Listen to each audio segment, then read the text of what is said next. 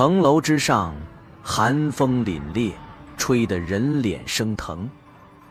江南枝与嫡姐江滩心都被反手绑着。哟，真是小看了沈世子啊，竟然能够搬来救兵。不过你们想要攻城，那就看你们有没有这个本事了。此等事情与女眷无关，你先把他们给放了。你若不放人，我就杀了你弟弟。大哥，救我！这太子妃绝不能放，我只能放一个沈夫人。这哪位是你的夫人呢？沈彻一愣，看到他犹豫的那一刻，江南枝就知道，不管他5年来在侯府中如何劳苦功高，原来都比不上沈彻心头的白月光啊。芝芝啊，你且看吧，阿彻肯定会选我的，毕竟我已经有了阿彻的骨肉啊。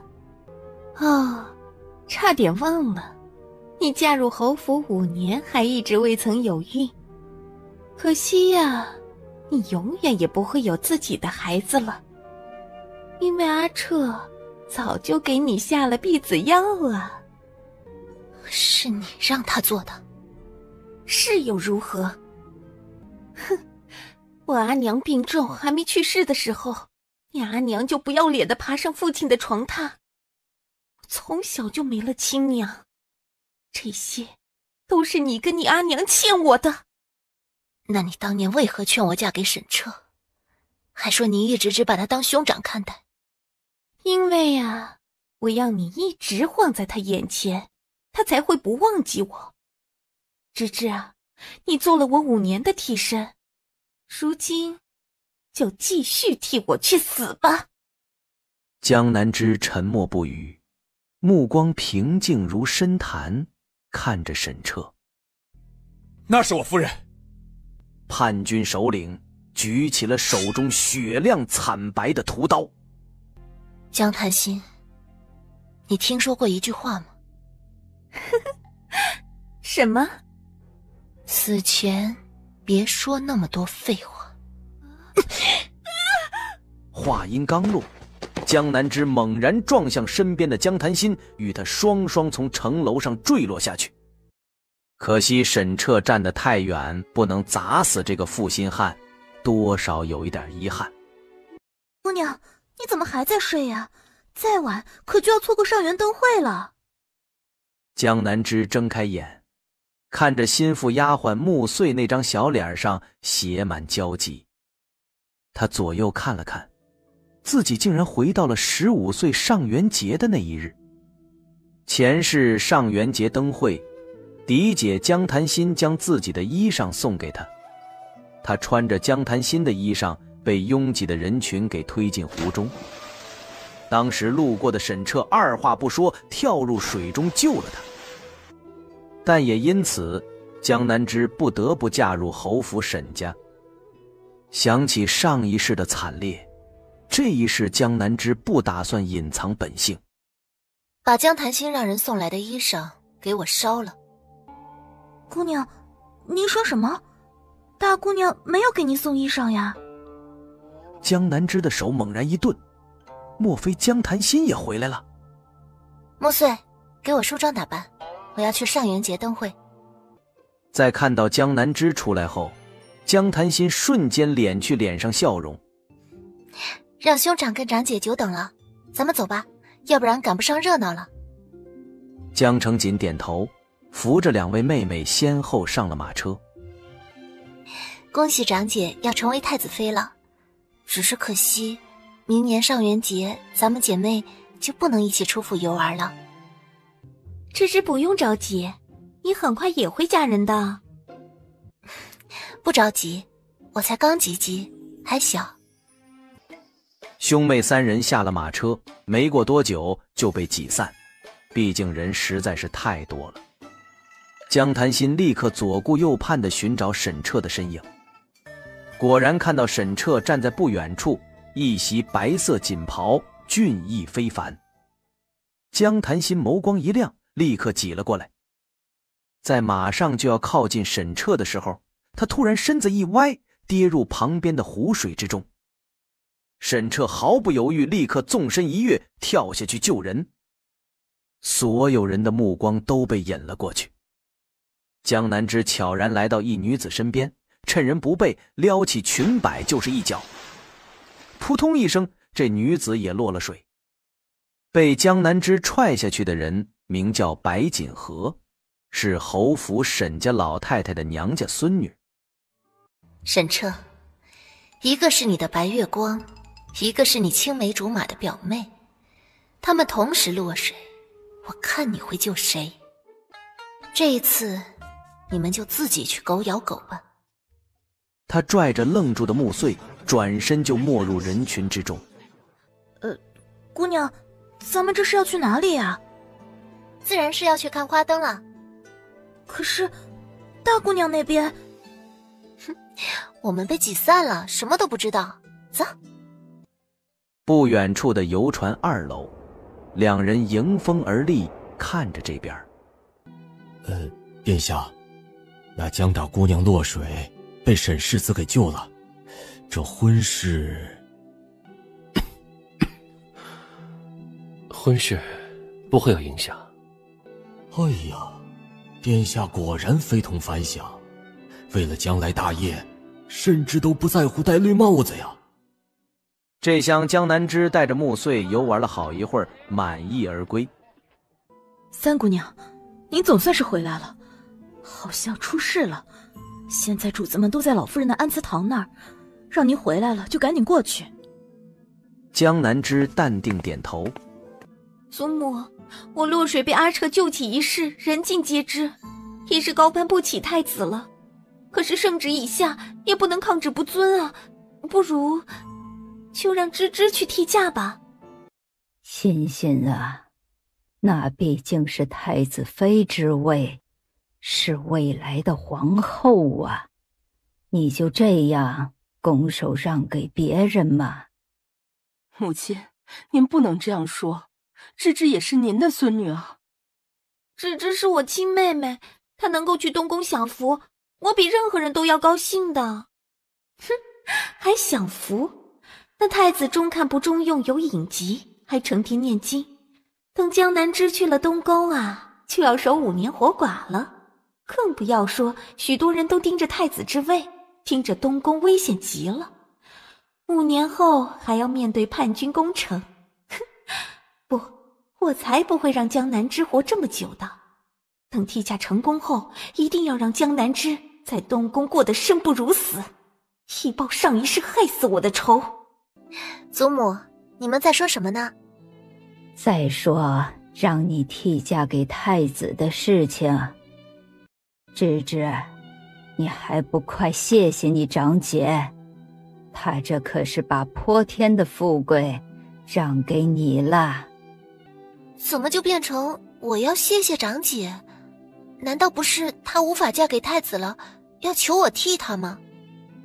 芝芝，你这话是什么意思？难不成以为我是故意不想嫁给太子殿下吗？如若不是意外落水，这等好事怎么会轮到你呢？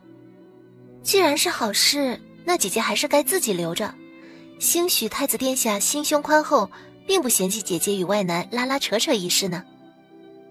你行了，欣欣落水这件事虽是意外，但也是我们江家理亏。明日静卿与我进宫，去给太子殿下赔不是，看看太子殿下打算如何。天色已晚，众人纷纷从老太太的安祠堂散去。你是不是也回来了？江南之的脸上露出恰如其分的迷惑。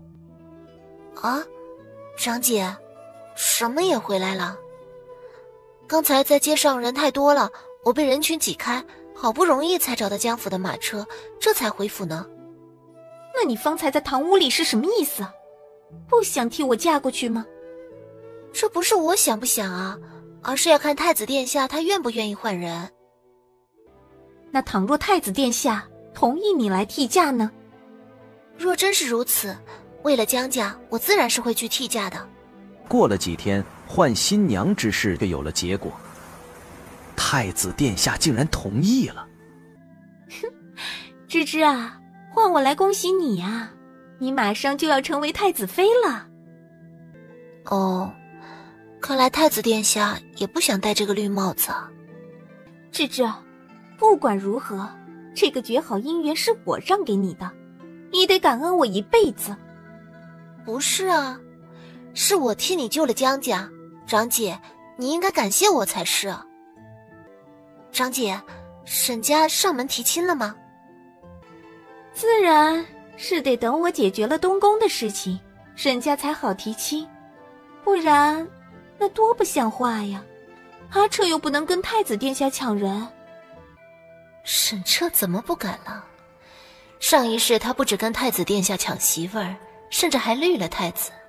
这一世嘛，倒要看看顺利结为夫妻的你们，感情还会不会这么深。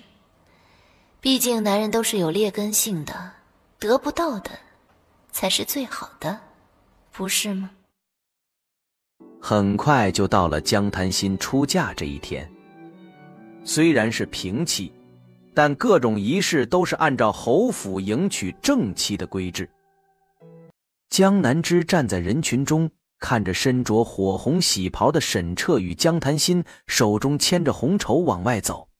下一刻，江南之却发现一身喜袍的沈彻竟然眼神复杂地看向他。接亲队伍走远了，锣鼓喧天，热闹非凡。江南之转过身，也开始准备自己的婚事。光阴荏苒，3月初9，转瞬就到。芝芝啊，明天你可就要成为太子妃了，紧张吗？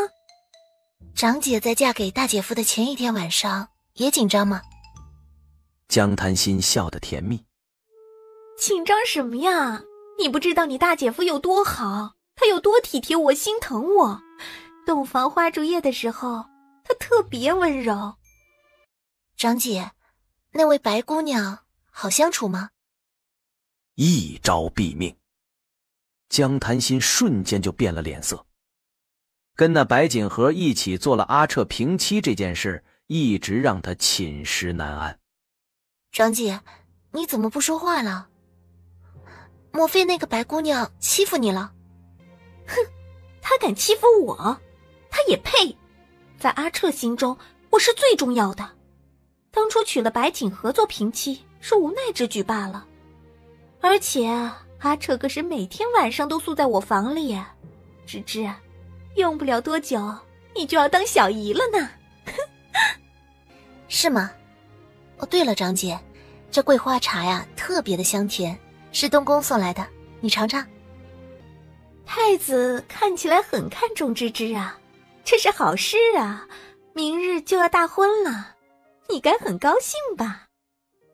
上一世，江潭心跟太子殿下大婚当日，病弱的太子突然昏倒，仪式当场中断，新嫁娘被仓促狼狈送进东宫新房之中。江潭心气得差点发疯。这一世这些折辱，都要你江南之来受了。是啊，我很高兴。哦，对了，既然长姐喜欢这茶，回头我命人给你送去一些。这一世，你们也休想有自己的子嗣了呀。太子殿下怎么还没有晕倒？虽然太子殿下没晕倒，不过全程都可以听到他那断断续续的咳嗽声，听得江南之心惊肉跳。等到俩人进入洞房后，那咳嗽声更加剧烈。江南之差点没忍住，伸手要去把这红盖头给掀了。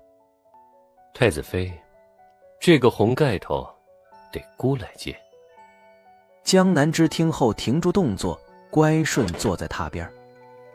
等到蒙着的红盖头被掀起来后，这才看清楚眼前的男人。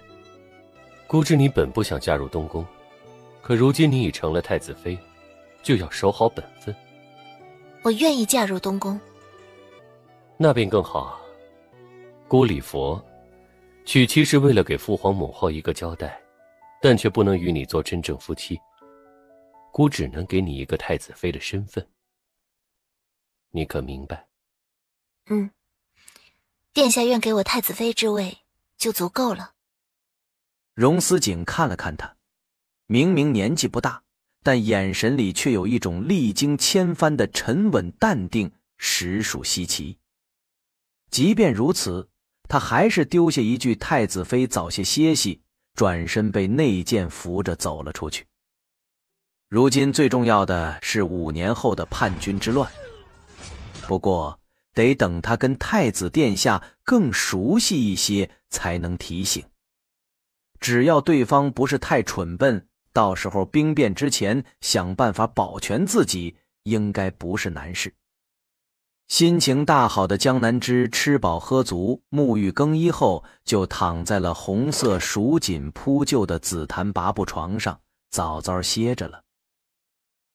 太子妃娘娘，殿下身体有恙，今日就让您自己进宫去给帝后敬茶请安了。好。这也欺人太甚了吧！东方花烛夜冷遇，这如今要去给帝后请安，不应该夫妻俩一起去的吗？等到了坤宁宫，帝后已经坐在那儿说着话。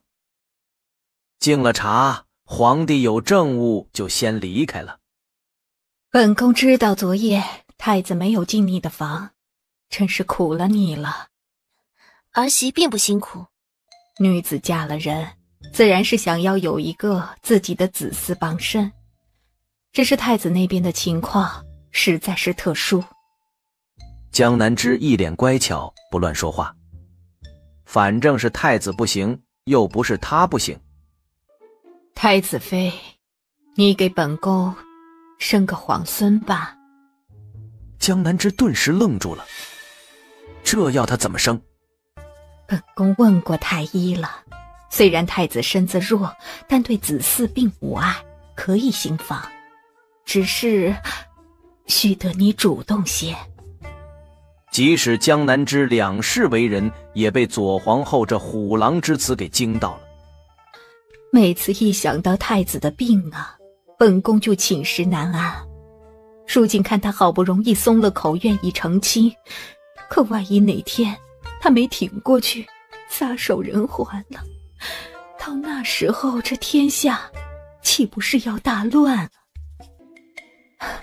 所以太子妃，你一定会帮本宫的，对吗？母后，可是我……母后懂，你年纪小，脸皮薄，不太懂如何主动。等回头啊，本宫让人送一些书籍画册给你，或者是找人去教导你也行啊。只给书籍画册就行了。左皇后也是没有法子了，只能死马当活马医。又说了一会儿话，江南枝就带着左皇后的赏赐退下了。太子妃娘娘何时给我跟岑姐姐册封？这件事本宫做不得主，稍后会去请示太子。娘娘，如今您入主东宫，那以后每天我们几个都过来给您请安吧。既然如此，那就按照你说的来吧。这个妻妾见面大会在一派看似祥和的气氛中结束了。去把冷嬷嬷请来。是。不一会儿，冷嬷嬷就过来了。她好像知道江南枝要看东宫的账目似的，主动让人带来了一箱子的账本。之前东宫没有女主人，太子殿下身子又弱，信任老身，就给老身处理了。如今娘娘入住东宫，这些账目跟库房钥匙都是自然要交给娘娘来管着。虽然太子殿下信任我，但我有不懂的地方，可能还会要劳烦冷嬷嬷。啊，说不上劳烦，这些都是奴婢该做的。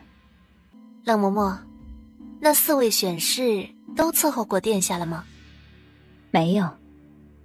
江南枝点了点头，却也不再继续问。冷嬷嬷扶了扶身，这才离开。殿下，陛下寿辰将至，估计各地藩王会趁机生事。荣思景没有说话，冷嬷嬷就是这个时候敲门进来的。殿下，奴婢按照您的吩咐，将府中的1/3庶务都交给了太子妃娘娘。只不过，这1/3也是很多，不知道太子妃娘娘能否胜任。不用理会，倘若她出了差错，你伸把手就是了。殿下，太子妃娘娘还问奴婢，那4位选侍是否都伺候过您？她问这件事做什么？奴婢不知道太子妃娘娘是什么意思。奴婢如实回答后，太子妃也没有说什么。太子妃娘娘肯定是吃醋了，内宅之中都是如此。荣思景却并不认为，那个看着乖巧懂事，实际上却表里不一的小妻子会真的爱慕自己。妾身见过太子殿下。我们上车吧。江南之上来后，就坐在了太子的身侧。太子妃，在东宫的生活还习惯吧？习惯的，多谢太子殿下挂念。后院事务等事情，倘若有不熟悉的，可以问冷嬷嬷。是。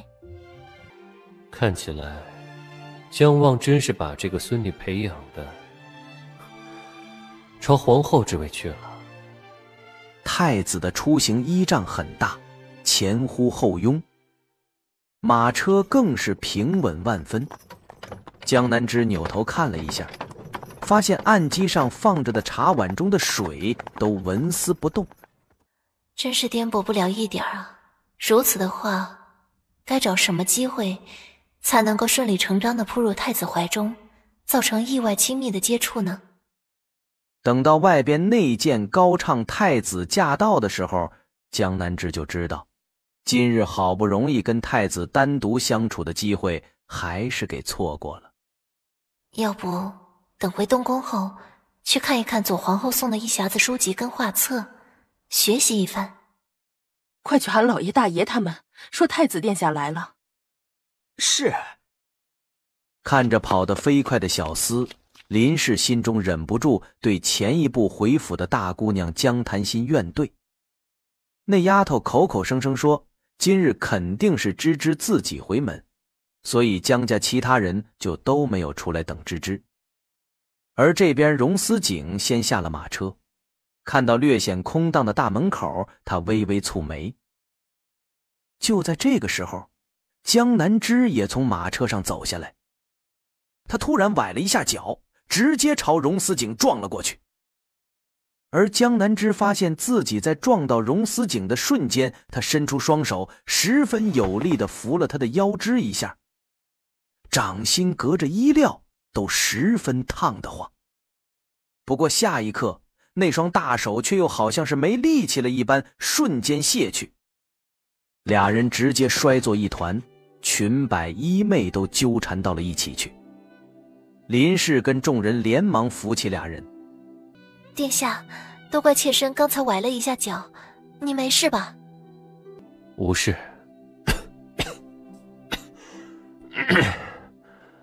太子妃不用挂怀。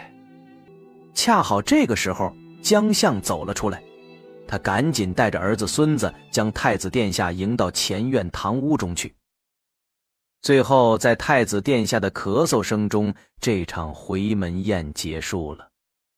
坐上马车离开之前，江南之掀起帘子，看了看满眼担忧的阿娘，他微微蹙眉，自己还没有办法，该查出当年阿娘的事情是不是有人刻意为之，而且已经过了10几年，怕是更难查。就在这个时候，耳边又传来了太子殿下惊天动地的咳嗽声。殿下，你没事吧？怎么今日回门，太子妃好像不太高兴？没有，今日妾身十分高兴，而且还很惊喜，太子殿下会愿意陪妾身一起回门。回门本就是夫妇俩一起的。我担心你身子太弱，直接在江家绝过去了。江家是不是只有你母亲待你好啊？其实，当初我阿娘本不想嫁给我父亲做继室的，可是……他说不下去了，微微哽咽。抱歉，殿下，妾身不该跟您说这些的。没事。虽然这样说，但荣思景也没有追问那后半句的可是是什么。江南枝攥着帕子，也没有再开口。马车中又安静了下来，只是偶尔会传来荣思景的咳嗽声。等回了东宫，荣思景自然又是去了佛堂，而江南枝独自一人回到寝宫。他想起来今日在江府门口自己那故意的一跌了，难道太子会武功？也不知道刚才在马车上他故意那般说太子殿下会不会帮忙去查当年的事。此时佛堂里面的内室，荣思景已经脱下外袍，在小太监的伺候下沐浴更衣。殿下，西南藩王荣不封的义女荣华已经化名，跟着林将军林宇回京了。他们竟选中了林家？目前看起来的确是的，不确定林家在得知那女子的身份后，是否会帮助西南藩王。那女子应该会在林家潜伏一阵子。不过，据属下所知，林与林将军家中已有发妻。让人去盯着林家，另外去查一下当年江应清为何娶那林氏做继室。是。启禀娘娘，殿下明日要去皇家温泉疗养行宫去，会离开10余天。那温泉行宫距离京城远吗？说来惭愧，长这么大，本宫还没有泡过温泉呢。温泉行宫距离京城不远，1日车程就可以抵达。那边温泉的确不错，还有一些有药用作用。白芷说完后就拱手离开了。这边白芷回去禀告荣思景的时候，也同时把江南枝那句长这么大没泡过温泉的话给说了。你去问问太子妃，明日是否愿意同去？愿意去就提前把东西收拾好。是，殿下。白芷去江南枝那传话的时候，江南枝听闻可以去后，脸上露出十分欣喜的表情。除了本宫以外，这次还有哪位选侍同行啊？回娘娘，殿下的饮食一向是白选侍负责的。江南枝懂了，那位白选侍可是左皇后的心腹，更是眼前这位白总管的义妹。看来之前去温泉行宫也是那位选侍同行了。晚上沐浴更衣后，江南枝还是从之前左皇后给的箱子中随便拿了2本画册出来。画册上面都是各种2个小人互动的小图，旁边还会有一些对话，十分露骨。谁家好婆婆会给儿媳这等东西啊？不过也足以见得太子殿下的身子真的坚持不了多久了吧。袅袅水汽弥漫着的温泉之中，荣思景只着一层银白色中衣浸泡在其中。他微微闭着眼，想着这段时间朝堂上的事情。突然就听到了哗啦啦的水声。荣思景不悦地睁开眼，刚要责备闯进来的工人，结果却看到了他家小太子妃，只穿着轻薄的罗裙，长发用一根玉雕簪子轻挽着，提裙走进温泉池中，迷茫地左顾右盼。他好像还没有发现他，那本就轻薄的纱裙被水浸泡后都贴在了身上，婀娜尽现。啊，原来泡温泉是这么舒服啊！哼，果然还是很孩子气，没有泡过温泉就这般天真浪漫。想着那丫头自己泡好后就会主动离开，荣思景最终还是没有出声，打算先由着她去好了。非礼勿视，俩人应该可以相安无事吧。约莫过了半个时辰，江南枝才站了起来，打算踩着台阶离开。突然眼前一黑，发出一声惊叫，一头栽入了水中。荣思景本来心都静了下来，结果听到那声惊呼，他立刻冲了过来，连忙把太子妃从水中捞了出来。小太子妃双眼紧闭，唇角泛白，睫毛轻颤，很显然是受到了惊吓。强大的求生欲让他紧紧地抱住了荣思景。两人本来就都只穿一件薄如蝉翼的中衣，又都进了水，如今这般紧紧贴在一起，更是能够清晰真切地感受到彼此。江南之感受到那强势的存在后，他终于相信左皇后诚不欺他。他迷茫地睁开眼，在看清楚眼前的人后，猛然瞪大了美目。太子殿下，您怎么会在琳琅池啊？这里是龙泉池。江南之一脸懵的模样，好像不知道自己怎么会走错了。不过下一刻，他后知后觉地发现自己被太子抱着，连忙用力地推开了他。结果没推动。江南之抬起头，正好跟太子殿下四目相对。下一刻，他眼睁睁地看着太子殿下突然朝后边仰了过去，随后身体落入池子中，飞溅起巨大水花。江南之已经快速地把太子殿下扶了起来。殿下，您没事吧？您快说说话呀！您别吓唬妾身，殿下。太子双眼紧闭，一言不发。结果荣思景闭着眼，突然发现一双柔软的唇贴在了他的嘴角上，而他整个人几乎被那樱唇的主人给圈到怀中，全方位地感受各种柔软。荣思景突然装昏装得十分辛苦，心中涌起一股子戾气，打算将此时不成体统的小太子妃给揉进怀中，吃入腹中，然后再……他装不下去了。你在做什么？殿下，你醒了。妾身刚才见您溺水了，听说可以渡气让人醒过来，妾身就试了试。殿下，您果然就醒了。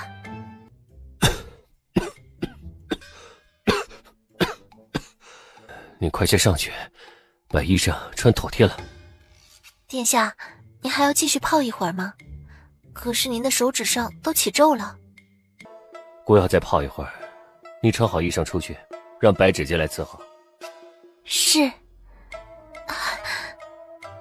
江南之突然低头，看着自己身上的模样，突然呀了一声，耳根瞬间变红。他转身就上了台阶，赶紧去屏风那边把自己裹得严严实实。江南之临走的时候，甚至都忘记跟荣思景禀告一声了，可见十分惊慌。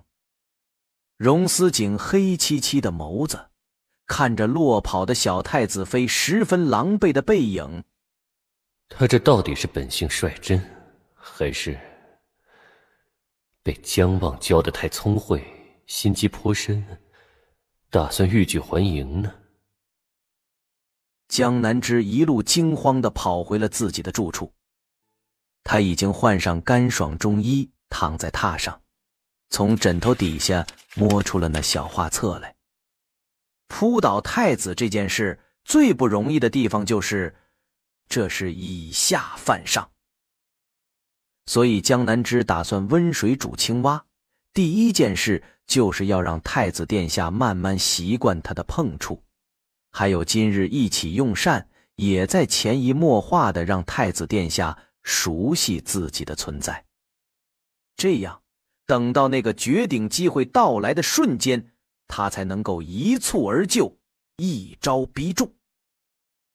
王家温泉行宫，江南之泡着温泉，有一些昏昏欲睡。突然听到了一连串踉跄杂乱的脚步声，江南之一惊，刚想要去屏风那把衣袍拿来披上，结果一个人就这样直接闯了进来。江南之跟双眼猩红的荣思景四目相对，两人都有瞬间的沉默。不过很显然，荣思景的状态不容得他继续沉默下去。他一脚迈进温泉池中，在江南之来不及反应的瞬间，竟然直接把上面的衣服都剥了。太子，嘘，太子妃，帮公一个忙可好啊？啊，殿下要我做什么？继续泡澡，假装什么事情都没有发生，更没有见到过。江南之漂亮的杏眸微愣怔，就这，他还以为看着太子殿下面红耳赤的模样，想要让他手动帮一些小忙。可还不等江南之再开口，荣思景竟然一头扎进了水池之中。要不要提醒太子殿下，这次泡温泉可是什么都没有穿。白雪氏，太子妃娘娘在里面泡温泉，您不可以闯进去。我看到太子殿下进去了，他好像是喝多了酒，身子不适，我得给太子殿下送醒酒汤。可是里面的确只有我家娘娘自己，太子殿下没有来啊。我看到殿下进去了，怎么你一直拦着？莫非里面有什么见不得人的？他用力将木穗推倒在地，快步走了进去。白选氏，你不是有自己的池子吗？怎么跑到本宫这里了？娘娘，太子殿下喝醉了酒，妾室看到他来到了这里，给他送一杯醒酒汤来。江南之神情微顿，突然脚心痒了一下，他忍不住发出一声闷哼，差点没控制住，把水中某个正挠自己脚心的太子给一脚踹开。谁家好太子挠别人脚心啊？哼，白选氏，你该不会是故意来嘲弄本宫吧？太子殿下怎么会来这儿呢？当初我们大婚的洞房花烛夜他都没来，你说他会来这里，到底是什么意思啊？白选氏，你好大的胆子！到底是谁让你来讽刺本宫的？还有，方才你说的什么见不得人的勾当，如此诽谤本宫，你是活腻歪了吗？娘娘，妾不是这个意思。你还记得你是妾啊？就算是你之前出自坤宁宫，信不信本宫也敢打你的板子？是妾看错了，妾这就走，不再打扰娘娘泡池子了。算了，今日本宫心情好，你归安吧。是。这女人竟然都胆子大到给太子殿下用药，怎么被呵斥2句就被吓到这般模样，真是没用。江南之突然后知后觉，太子殿下在水中也憋了太长时间了，可别憋死了。赶紧伸手去把人给捞了出来。不出意外的，浑身湿漉漉的太子殿下高挺的鼻梁下面正流着鼻血。太子，荣思景眼睛猩红，却突然猛然一把推开了他，转过身就要往外走。可刚走几步就发现了自己身体的异常，身子一僵。娘娘，用奴婢进去伺候您吗？不用了，把门口守好，不许任何人进来。再有敢扰乱本宫泡池子雅兴的，直接去打板子。是。门外终于静了下来。江南之发现太子殿下竟然背对着他，盘膝而坐在池子边，双手合十，口中念念有词。哼，这是打算用念经把那股邪火给压制下去。这么好的机会，如果不趁机做点什么，那可就太蠢了。毕竟唐僧肉都送到嘴边了，不是吗？可就在他刚从池子里走出来，发出哗啦啦水声的时候，不许动！殿下，臣妾在池子里泡太长时间，手指都起褶皱了。荣思景一噎，没有再说话。江南之赶紧走到屏风旁，拿起自己的衣裳。虽然背对着他，但荣思景几乎可以想象得到他是如何惊慌的手忙脚乱穿衣裳，让华丽的衣袍慢慢地覆盖上了那雪白的肌肤。他轻咬舌尖，也不知道白选氏是从哪里弄来了这种药，竟然如此蛮横。不过看样子是不能留他了。但是看在对方跟着自己多年的份上，荣思景倒也没有起杀心。回头找一个由头，将人打发回坤宁宫好了。什么由头呢？就说他对太子妃不敬吧。就在荣思景心中闪过这个念头的时候，一只白嫩的小手突然探了过来，轻抚上了他滚烫的脸颊。殿下，你的脸好烫啊，真的没事吗？荣思景闭上眼，身体愈发热。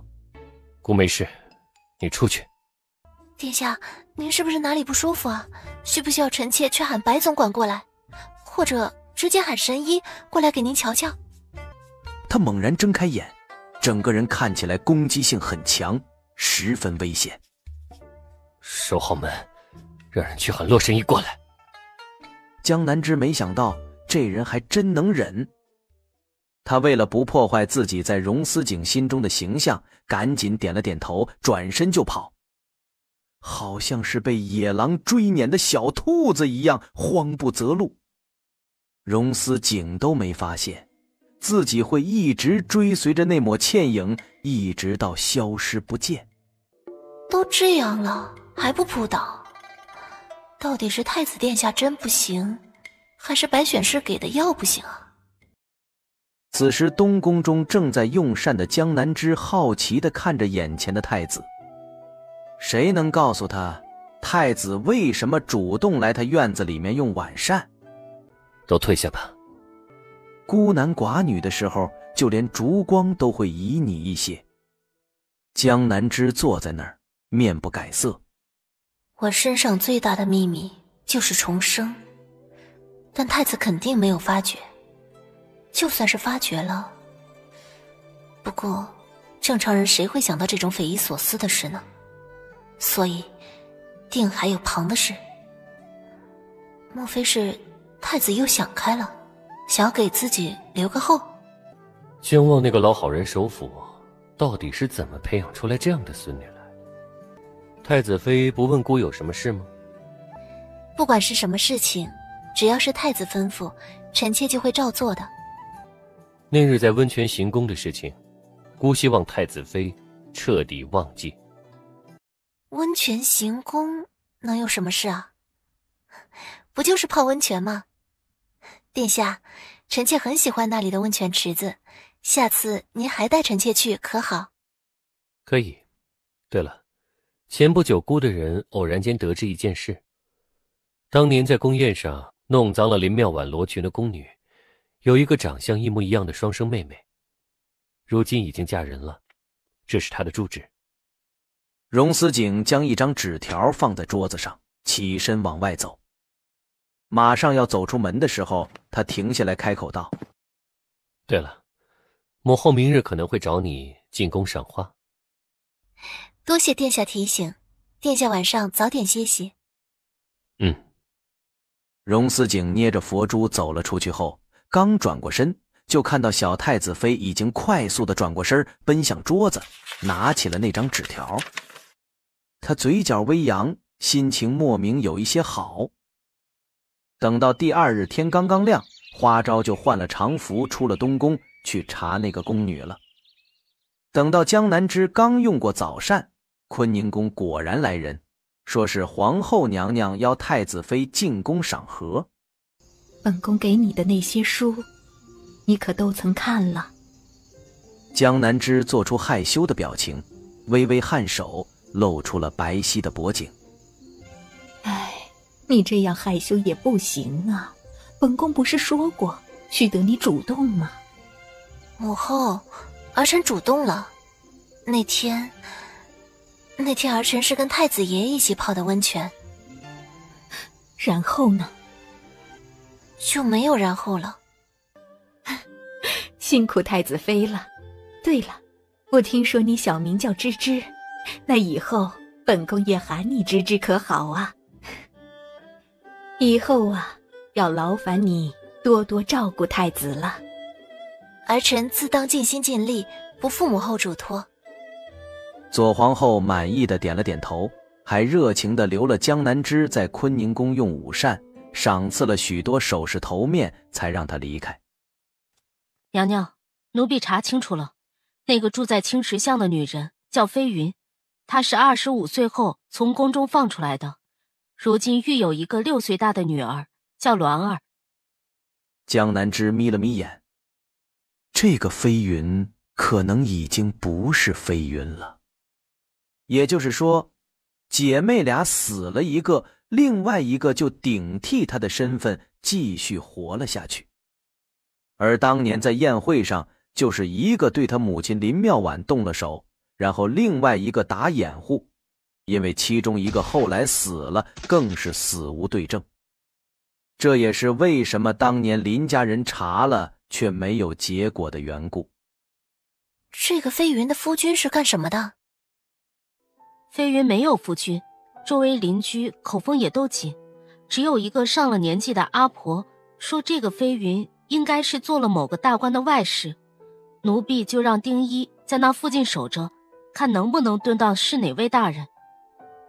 娘娘，这件事太子知道吧？奴婢是不是做错了什么？那个飞云的住处就是太子给我的。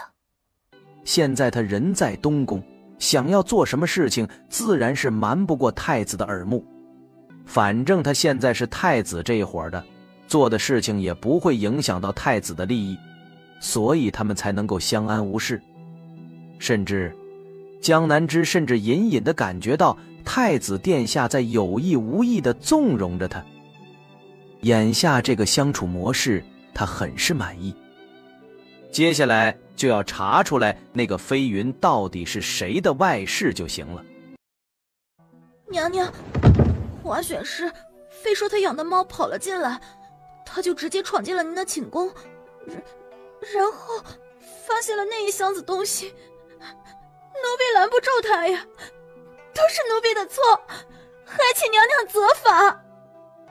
现在华选是人呢？回娘娘，华选师带人把那一箱子东西搬走了，说是去找太子殿下告您的状去了。江南枝一听是这样，反而松了一口气。他其实巴不得太子看到那一箱子的东西呢，能够给他开个蒙，也算是那华选师立功了。太子殿下，太子妃的寝宫竟然出现了一大箱子的污秽之物，这件事您可要管一管呀。荣思景听后也有点震惊，他家那小太子妃竟然有这等爱好。正想着，就听到宫人禀告说太子妃娘娘来了。让太子妃进来。臣妾见过殿下。太子妃来的可真是快，你来了正好，解释解释这箱子东西吧。啪的一声，在这空寂的佛堂上十分响亮，也同时把所有人都给镇住了。你凭什么打我？本宫是太子妃，管教你一个选侍，这不是理所应当的吗？这次你闯入本宫寝宫，殴打本宫的宫人，看在华老将军的面子上，念及你是初犯，只打一个耳光警示。但是你的宫人们不能轻饶。他的话音刚落，那边华选侍带来的几个宫人立刻都跪了下来求饶。娘娘饶命！娘娘饶命！救奴婢啊！奴婢啊！华选侍急得不行，他转过头想要去求助太子，结果却发现太子竟然盘膝坐了回去，拈着佛珠，一副置身事外的模样。白总管，宫人不守规矩，以下犯上，该如何处理？杖20，迁到浣衣局做粗使宫人。那就按照白总管说的来吧。白只知道殿下没有开口，就是默许的意思，立刻点头，让人把那6个宫人带走了。太子妃，这些东西你就不解释解释吗？要解释什么？你用这些污秽之物，有秽乱宫闱之嫌。荣思景也抬起头，好奇地看着小太子妃，想要看看他到底打算如何自圆其说。箱子里的东西，本宫待会儿自会跟太子解释。倒是你华选氏是如何准确地找到这箱子东西的？我的猫，猫可不认识字，猫也不能开箱子。所以华选氏还没有反应过来吗？有没有被谁给借刀杀人了？华选氏顿时愣在了那儿，想到了什么，表情慢慢变得犹疑。他好心点醒华选氏，然后就又对荣思景扶了扶身。殿下，可否让其他人等都下去，臣妾单独跟您解释这一箱子的东西。荣思景点头，挥手让所有人都下去了。江南枝走到箱子跟前，翻开盖子，随手取了一本，走到荣思景跟前，双手奉上。殿下，您看一看。荣思景目光中闪过2个交叠在一起的小人儿，就别过头去。你不必让姑看。可是殿下不拿进来看，怎会闻到上面的槐花熏香呢？荣思景还是接过了那画册子，放在鼻翼边闻了闻，的确是槐花熏香。他俊脸一沉，就是咱们大婚第2日，臣妾一个人去给皇后娘娘跟皇帝陛下敬茶，皇后娘娘私下里就给了臣妾这么一箱子的东西。这件事儿姑知道了，听说母后让你准备中秋宫宴，接下来要很忙，你去忙碌吧。是。殿下，那这一箱子东西，臣妾能不能带回去了？你还要带回去啊？毕竟是皇后娘娘赏的，万一她以后问起来，那臣妾总不能说东西被您给没收了吧？东西留下，这件事儿姑会跟母后去说。那好吧。那个贱人，他凭什么先生下阿彻的儿子？上一世的白锦和并没有成为阿彻的平妻，只是表小姐的身份客居在广平侯府。那白锦和甚至都不是阿彻的女人，更没有怀上过他的孩子。为什么不一样啊？为什么呀？还有办法，我可以去找江南枝。打定主意后，江滩心立刻就命人送了拜帖去东宫。长姐怎么突然想起要见本宫了？是有什么事吗？咱们姐妹俩一直感情很好，这么久不见了，自然是想你想得紧了。啊，原来如此，还以为长姐在广平侯府多了好几个妹妹，就不在乎本宫这个亲妹妹了。芝芝啊，你可是我唯一的嫡亲妹妹，任凭谁也无法越过你去啊。啊，是吗？长姐对本宫如此关怀，倒是本宫这个做妹妹的不够关心长姐了。江南枝抬手喝了一口茶，笑容璀璨。听闻侯府那位白氏有孕了，如今侯府应该是长姐当家吧？木穗，去库房拿一些燕窝补品，等长姐走的时候带上。是。芝芝啊，听说你前段时间陪着母亲去了林家。那是本宫的外祖家，回去有什么问题吗？没有问题，就是你也知道阿彻年轻有为，如今正好在林宇手下做精武卫，只要你跟林宇开个口，他肯定会给你这个面子的。开什么口？就是让林将军帮忙提拔阿彻呀。芝芝，阿彻怎么说也是你的姐夫，他好了以后广平侯府就会好，以后广平侯府也是你的助力呀。这等胡话，长姐以后还是不要说了，咱们可都是后宅之人，不要掺和朝堂之事。这不是朝堂之事啊，阿彻是你姐夫呀，这是家务事。芝芝，你就当帮帮长姐不行吗？倘若你帮我这个忙，我就会告诉你东宫后院那4个女人的弱点。江南枝感觉好笑，明明上一世江潭心就被那4个女人都欺负得不行，这一世还假装来指导自己。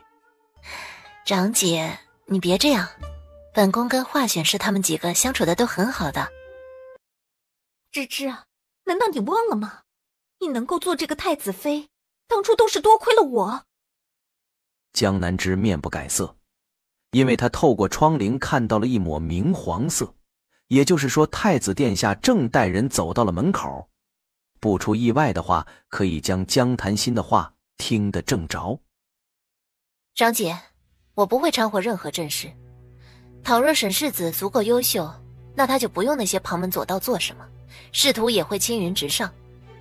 倘若你今日就是来说这件事的，那请回吧。江南枝，你真以为自己做了太子妃就高我一等了吗？当初如果不是我让你替嫁，你能够有机会坐在这里吗？你实在是太忘恩负义了。所以说，江家大姑娘这是后悔了？臣妇见过太子殿下。荣思景却从他眼前直接越过，来到了江南枝的身边。他看到小姑娘微抿嘴角，眼眶红红的，一看就是被人给欺负了。荣思景的眸光沉了下来。江大姑娘，姑问你话，你是不是后悔嫁给那沈彻了？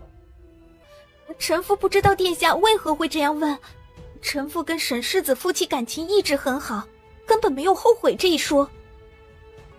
不管你有没有后悔，姑倒是感谢你的悔婚，这样芝芝才能够嫁给姑，姑很是心悦芝芝。这话可真是杀人诛心呢。江潭心极恨地用指甲抠住了地毯，而江南枝也有一些受宠若惊地看着荣思景。刚才江南枝故意让太子听到江潭心说的那些话，是希望太子会厌恶江潭心，但没想到竟然还有意外惊喜，太子殿下竟会护着自己。江南枝心中欣慰，想着或许用不了多久，他就可以提醒太子5年后叛军乱党之事了。想到这里，他回握着太子的大手，眼神璀璨，明亮如星子。荣思景眉角微挑，他家小太子妃实在是太懂顺杆爬了，该不会误会什么了吧？时日不早了，臣妇告退。对了，长姐，你回广平侯府的时候，记得把那些补品给白氏带上。好。等江潭心离开后，这边荣思景已经自若地收回了手。你做得对，如何用人选嫁，林雨心中自有算计，你千万不要掺和其中。怪不得方才殿下护着臣妾，原来都是做给长姐看的。但这也不怪殿下，毕竟当初本该嫁给殿下的人是长姐，臣妾只是一个替身。他站起来扶了扶身就要离开，荣思景想都没想，一把攥住了他纤细的手腕。刚才姑的确是故意与你亲近，也的确是做给江大姑娘看的，但是却不是为了她，而是为了你。江南枝抬起头，漂亮的杏眸微眨，卷翘浓密的睫毛更是随着他的疑惑而轻颤着。荣思景感觉一阵心痒，当初在温泉池里的记忆猛然朝他袭来，好像是烫手一般。他再次松了手。臣妾懂了，臣妾还要去核对中秋宫宴相关事宜，先告退了。等到江南枝的身影彻底消失后，荣思景突然心中升腾起了一种烦躁，感觉小太子妃好像并没有懂他的意思。殿下，待会儿您要跟明慧大师手谈。要怎么哄女人？殿下是要哄太子妃娘娘。他刚才误会了，以为姑还在意那江家大姑娘，姑只是不想让他误会。哄人开心要诚心一些，比如亲自做什么东西送给对方。之前太子妃娘娘亲手给您做菜，你也很是高兴。荣思景微微皱眉，他亲自做的东西？娘娘，刚才丁一回来禀告，宫女飞云那边有消息了。那人是谁啊？丁一看到老爷进了那个宅子，不过还不确定什么，奴婢让丁一继续盯着了，许是这个时候老爷已经回府了。丁一能做到让两个人滴血认亲吗？奴婢去问问他。不过娘娘，现在下定论还为时过早，或许您父亲只是偶然间认识了那个飞云。江南枝摇了摇头。如果当年中秋宫宴的意外都是他父亲策划的话，那该如何取舍，就得交由母亲来定夺了。这个女人开始变得贪心了，去把她们母女处理掉，我再也不要看到她们出现在京城里。是。本来在屋顶上打瞌睡的丁一，突然听到屋内传来女人的惨叫跟孩童的哭声，他顿时一个机灵，从屋顶跳了下去，刀下救人。而这边的江应清还不知道杀人灭口失败了。夫人歇下了吗？夫人今日累了，已经歇下了。等到第二天天亮了，他想着今日有空可以多陪陪妙婉，却突然得知一大早妙婉竟然就进了宫。是太子妃娘娘想夫人了，就一大早派人来接走了夫人。唉，芝芝怎么这么不懂事，怎么老让妙婉进宫？江南枝连夜见了那个叫翡翠的女人。你叫栾儿吧？我跟江檀心长得像，你跟我们也有几分相似啊。太子妃娘娘，我不知道您是什么意思。江应清都要杀你们母女俩灭口了，你还在为他袒护什么？对了，你可知道他为何突然今天决定要杀你们了？是因为我母亲彻底放下了10几年前那场宫宴，他也就认为不该留着你这个隐患了。太子妃娘娘，我是什么都不会说的。哦，不说可以，但可以滴血认亲。江南枝看了看那个怯怯的小姑娘，一滴血不够，那就多滴一些。就算这个孩子不是我父亲的，那我就把怀疑的对方都试一遍。你能眼睁睁看着你女儿的血流光了吗？娘娘，求您放了栾儿吧，她什么都不知道。当年的事情是我鬼迷心窍，为了能够跟江大人在一起，就帮忙设计了你母亲，一切都是我的错。你有错，但最有错的是那个始作俑者。待明日见了我母亲，你再把这些话说一遍。娘娘，把他们带下去。是。这件事很快就传到了荣思景的耳朵里，荣思景手中的佛珠直接滑落了下来。丁一，你听错了吧？这些话不可能是太子妃娘娘说的。白大人，你怎么能这样说？难不成我还会骗殿下不成啊？太子妃娘娘可不是什么小白兔，她可能是一条美女蛇。太子妃说这些话的时候，有避开你吗？没有，她连一眼都没多看属下，感觉就像是因为她亲生父亲这件事情给气到了，不再隐藏本性了。不，她是故意让姑知道的。芝芝，你阿娘我是不是太傻了？江南枝抱住哭泣的阿娘，轻轻地拍着她的后背。这件事不怪你，都怪父亲居心叵测。他的发妻还病着，他竟然就想着算计你，娶你过门了。我恨他。我知道的，阿娘，我都知道。芝芝，我暂时不想见他，我可以留在你这儿吗？阿娘，你自然可以留下来，想要住多久都是可以的。至于接下来如何做，就看你自己的想法。不管是什么选择，芝芝都支持你。这事要如何处理，你只要完全顺从自己内心的想法就好。人活一世不容易，万不可委曲求全，最后将所有的不开心都憋闷在心中，那是会憋出毛病来的。我不想跟江映清继续过下去了。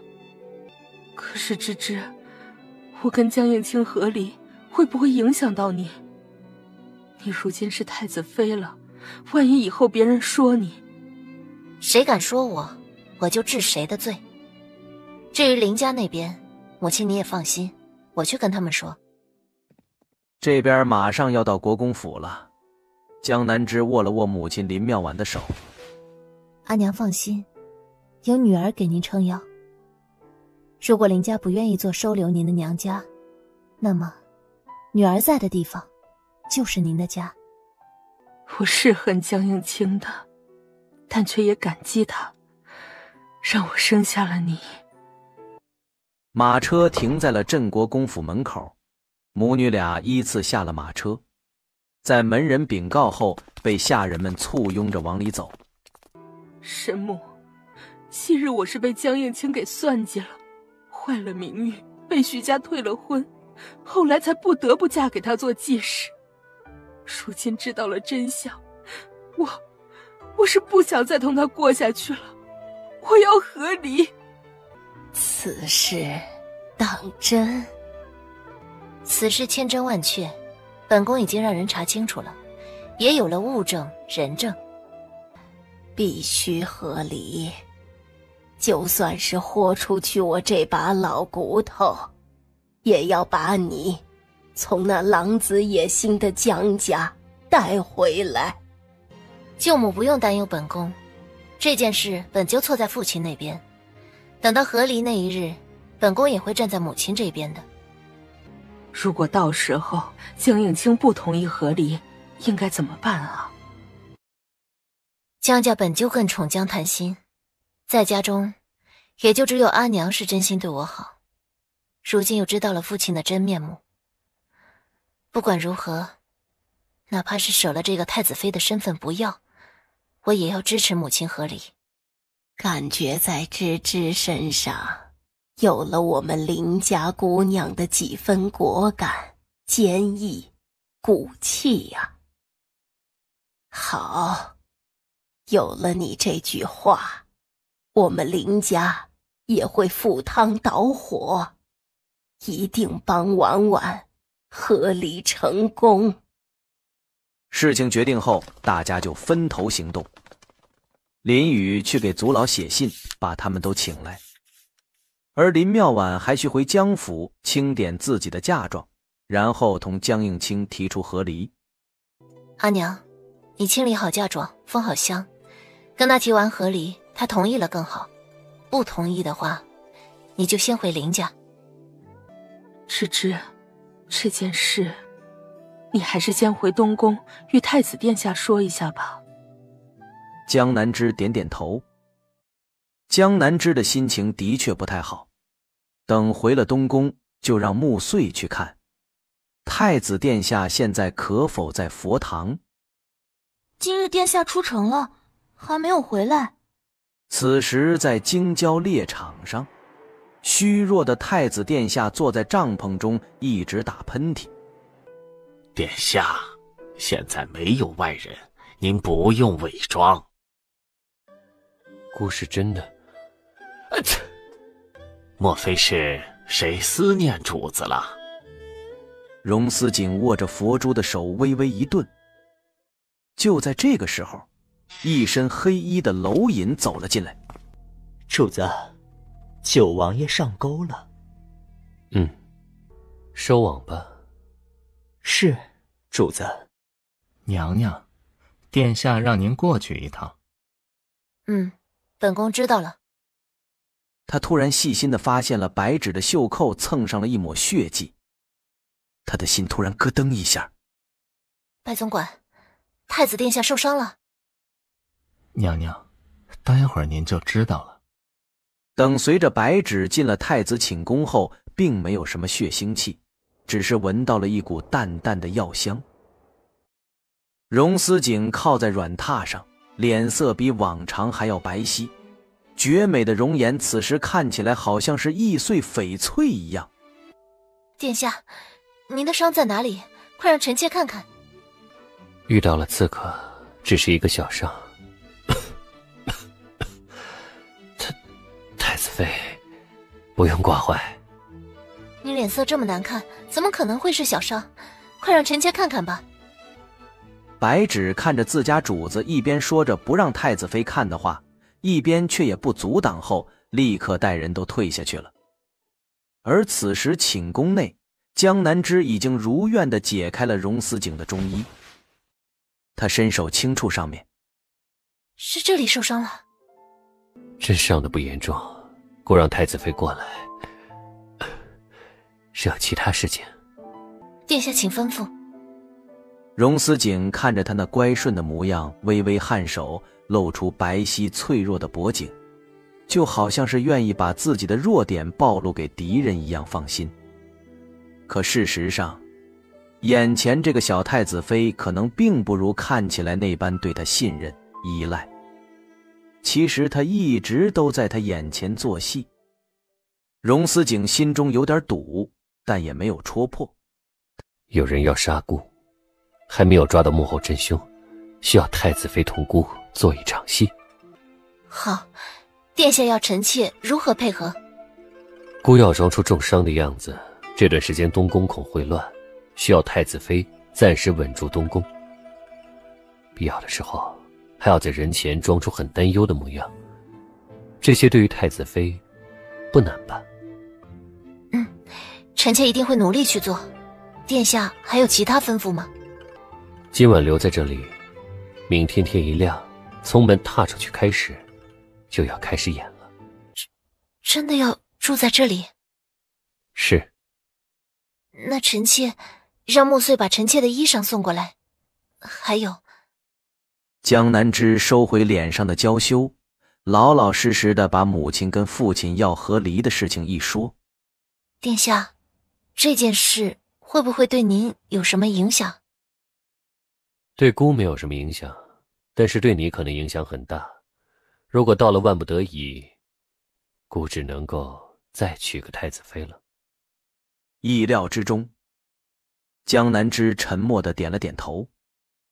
怎么，你都不担心丢掉这个太子妃之位吗？在姑看来，你应该很喜欢这个位置。其实我很喜欢殿下，只不过我更想要为阿娘伸张正义。阿娘是我这辈子最珍重的人。丢开那些虚伪的谦称，荣思景发现对方眼神中的认真，突然就明白过来，这句话怕不是认真的，所以他是真喜欢他。恰好这个时候，穆穗站在门外，恭敬地送来了江南枝的换洗衣物。江南枝接过后，就没有让穆穗伺候了，关上门，隔绝了小姑娘担忧的眼神。江南枝深吸一口气，转过身朝床榻走去。推倒太子这种事情难度很高，既然如今机会大好，要不择日不如撞日。一大早，江南枝拖着发软的双腿，脸颊泛红，十分疲倦地从太子寝宫出来。回到自己寝宫还没坐稳，三位选侍就来了。江南枝却没有对他们解释，他们是误会了。昨天晚上他跟太子什么都没有发生。不止如此，他还陪在榻边，真的衣不解带地照顾了太子一晚上。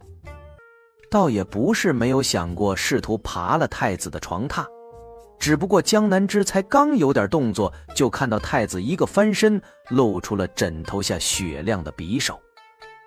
太子没有事，你们就不要胡乱猜测了，都回自己的院子里去吧。太子妃娘娘，你不能这样，如果太子真的出了事，我们该怎么办？我们有权知道事实。来人，华选侍顶撞本宫，还诅咒太子，送回院子关1个月禁闭，不许出来。是。剩下俩人自然也不敢再提这件事儿，说了几句不轻不痒的话，连忙就都告退了。江南枝就忍不住担心母亲的事情来，父亲应该是不想跟母亲和离的。突然的，他想起了一个被称为大厨冷面阎王的男人。想到这里，江南枝立刻写了一封信，让花昭送到了大理寺，亲自交到商大人手中。九王爷的儿子昨天被我们抓了，今天他又听说您受了重伤，今日一早已经穿戴整齐进了宫。不是说为了儿子谋求皇位吗？怎么感觉好像是他自己更想坐那个位置呢？他才50多岁，肯定是想要自己坐上去的。暂且盯着，等着他把事情闹起来，看哪些人站在他那一边。这一次要把这些人给连根拔除。是。殿下放心，太子妃娘娘表演得很好，东宫其他人都信了，属下让人去盯着看哪些人有小动作。太子妃有什么动作？太子妃娘娘今天出了您的寝宫，都表现出伤心难受的模样，也去警告了那些选侍。不过他让花昭送了一封信去大理寺给商大人。他怎么会认识商池呢？白芷正想着需不需要去拦截花昭那封信，就听到自家殿下突然开口道：白芷，你说孤与商池谁更英俊一些？他怎么配跟殿下相提并论？殿下茂盛潘安，才高8斗，年轻英俊，又是大主身份最尊贵的男人。荣思景微微揉了揉额头，表情暗晦不明。殿下需要去拦截那封信吗？不必了。芝芝此时正一脸乖顺地在太子床榻边给他喂药。你是怎么认识商池的？商大人刚正不阿，公正严明，大楚谁人不知，谁人不晓。可他从来不会管闲事。那就要看他认为什么是闲事，什么不是闲事了。殿下，来，喝药吧。荣思景发现自己真是越发看不懂这个小太子妃了。他其实明明最讨厌女人近身服侍，可他还是上身前倾，张嘴喝下了那未来的滋补药。接下来会有人盯着东宫，你就暂时不要出去了。是，殿下。如果有十分紧急的事情，你让白芷派人去做。殿下，那这几日还会有人来刺杀您吗？想要刺杀姑没那么容易，但他们会派细作进东宫来，看姑死没死。江南枝一时间也不知道如何评价，但是看着这一世江潭心迫不及待的换亲，就知道上一世这个东宫肯定也不是那么好带的。荣思景攥住了手中的佛珠。太子妃怕死吗？江南枝摇了摇头，又点了点头。这是什么意思？其实感觉死并不可怕，但还是怕死的。毕竟还有很多想要做的事没有做。这一世江潭心和沈彻都还活得好好的，我怎么能轻易死去呢？太子妃有什么想做的事情？殿下，臣妾想做一个母亲了。她是真的很想做一个母亲，但是上一世却被那俩烂人给剥夺了，成了奢望。不过如今这话听到了荣思景的耳朵里，却让他白皙的脸庞微微泛红，捏着佛珠的手都跟着一紧。他狠狠地别过头去。时间不早了，你下去吧。殿下，您不是让臣妾今晚还宿在您这儿吗？不然的话，对方可能不会认为您受了很重的伤。今晚你去睡在那边。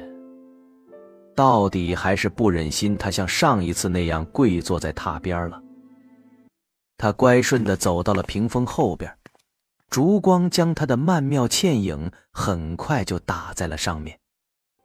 殿下，若是今晚真有刺客造访的话，臣妾是不是该跟您歇在一处啊？荣思景半垂眼，手中的佛珠转得更快了，但却很轻地嗯了一声。屏风后的人立刻就下榻穿鞋了。荣思景感觉心蓦然一快，他补了一句：“你把衣裳穿妥帖了。”江南枝乖巧地应了一声，他拢好衣襟，几步来到了床榻边。殿下，臣妾在外侧躺着吧，这样才能演得更逼真一些。荣思景嗯了一声，往里挪了挪，江南枝就躺在他靠坐过的地方。他拉起了被子，搁置在嘴角。殿下假装宠爱臣妾，是不是因为江家也在殿下的怀疑名单之上？太子妃能够保证江家没有异心吗？我不知道他们有没有异心，因为祖父跟父亲从来不会在我们跟前谈及朝堂政事，家中也就只有兄长知道一些。他以为小太子妃又想起来在江家只有母亲庇护的日子了，正想着是否要安慰安慰，结果身边的人竟然一个侧身，面朝向他。荣思景赶紧闭上了眼。殿下，倘若我祖父他们真的有了不轨之心，我拿到证据给你，算不算是大义灭亲，可以立个功？荣思景听后都诡异地沉默了一瞬，想着江家人果然对小太子妃不太好，不然他也不会这样毫不犹豫，甚至摩拳霍霍地想要大义灭亲吧。就在他想着这些事情的时候，一只柔弱无骨的小手突然探了过来，在马上要碰触到荣思景胸膛的时候，他一把攥着。你要干什么？殿下，臣妾见您半天没有出声，想看看您是不是睡着了。荣思景嘴角一抽，想要看他是不是睡着了，怎么会直接朝他胸膛探了过来？不过他却下意识地松了手中的力道，刚要让小太子妃老实一些，突然听到了咔嗒一声响，有人从窗户那儿跳进来了。荣思景下意识的就拽着小太子妃的手腕，把人一个旋身给拉到自己身后，调换两个人的位置。江南枝却反应更快的挣扎了一下，这也导致他没有如愿的被调换到荣思景身后，而是一下子摔在了他的身上。看着影影绰绰上下交叠的俩人，门口进来的杀手也愣住了。不是说太子殿下受伤了吗？怎么还这么有兴致？荣思景额间青筋直绷，想着要不这次就算了，把这个人杀了算了，下次再做戏。殿下，您的伤口都崩开了，您的伤还没有好，等好了以后，臣妾再给你。荣思景听后身子更是一僵。不止如此，外边潜入进来那黑衣人也是十分震撼。太子殿下的伤已经严重到不能人事了吗？芝芝，姑可能时日不多了，本想给你留个孩子，但却力不从心。江南枝感受到腰间的那只大手炙热无比，身子下意识地跟着轻颤了一下。那就继续演下去呗，总归吃亏的是某个不能破戒的人。他突然俯身下来，整个人靠在他怀中，亲吻着他的脖子，声音却夹杂着哭腔，哽咽道：殿下，您不许这么说，你肯定会好起来的。什么？你还要继续？你要臣妾自己来？啊！荣思景强撑着没有直接把怀中的人丢出去，他下意识地掐了他的腰肢一下。江南枝再次发出一声娇嗔：殿下，您轻点。芝芝，姑好像还是不行。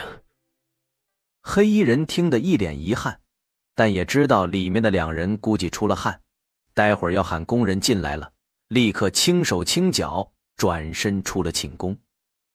确定那人走了后，荣思景咬牙就要把怀中的人推下去，但对方比他的速度更快，已经手脚并用，十分利落地从他怀中挣脱开，规规矩矩地跪坐在了床榻尾。殿下，那人走了吧？荣思景身体中的火就这样不上不下地卡住，他只得很是低沉地了一声。那殿下，臣妾回屏风后的暖榻上歇着了。荣思景不知道为何自己本该松了一口气，可空荡荡的怀抱连带着小太子妃的话，愣是让他升起了一抹空虚感。最终他情绪不明的又了一声。可外边太黑了，刚才2个人纠缠的时候衣袂都搅到了一起，所以在江南枝打算站起来越过太子下榻的时候，突然衣袂被扯开，他也跟着踉跄了一下，再次摔到了荣思景的怀中。殿下，荣思景只感觉那压制着的血突然直接冲向了天灵盖，他等到反应过来的时候，一只大手狠狠地扣着他的腰肢，把人压向了自己。江南之英宁犹如被凶狠狠的灰狼抓住的小兔子一般，因为太恐惧或者是太震惊而忘记了挣扎，而下意识的动作都变成了欲拒还迎的呜咽。黑暗之中的亲吻持续了多长时间，谁都不记得了。可某些情愫却因为黑暗无形被放大，甚至比当初在温泉行宫的时候还要让人情难自已。就在江南之以为对方打算破戒了的时候，却猛然戛然而止。下一刻，带着淡淡檀木香的锦被突然迎面落下，把他整个人包得严严实实。殿下，姑去佛堂，接下来不会有危险了。太子妃早点歇息。说完之后，他立刻起身下榻，披上了大氅，直接迈步离开。好，做戏的时候喊人家芝芝，不做戏了就喊太子妃。江南枝从被子卷中挣扎了出来，看了看那不知道什么时候竟然套在了自己腿上的佛珠手串。哎，真遗憾，就差那么一点点。既然机会已经错过，他也不再多思绪，整理好衣裳，翻个身，很快就沉沉睡去。可荣思景却睡不着了，他下意识地想要念经文来让自己静静心，却发现手腕上空空如也。许是想到了什么，他的俊脸更黑了。那个黑衣人去了哪里？殿下，那个黑衣人去了岑选氏的院子，待了半个时辰才离开东宫。属下已经让贾满追上去了。去把李氏给姑缝制的衣裳跟香囊都找出来，交给洛神医查一查。殿下，您怀疑李选氏？岑家暂时没有站队，岑选氏是为了争宠，至于太子妃，不提也罢。白芷一时间有点弄不清楚，殿下这到底是偏袒着太子妃呢，还是被太子妃惹恼了？他倒也没有去细究，立刻领命去办事了。而荣思景则是一夜未眠，挨到天亮的时候，他才回了自己的寝宫。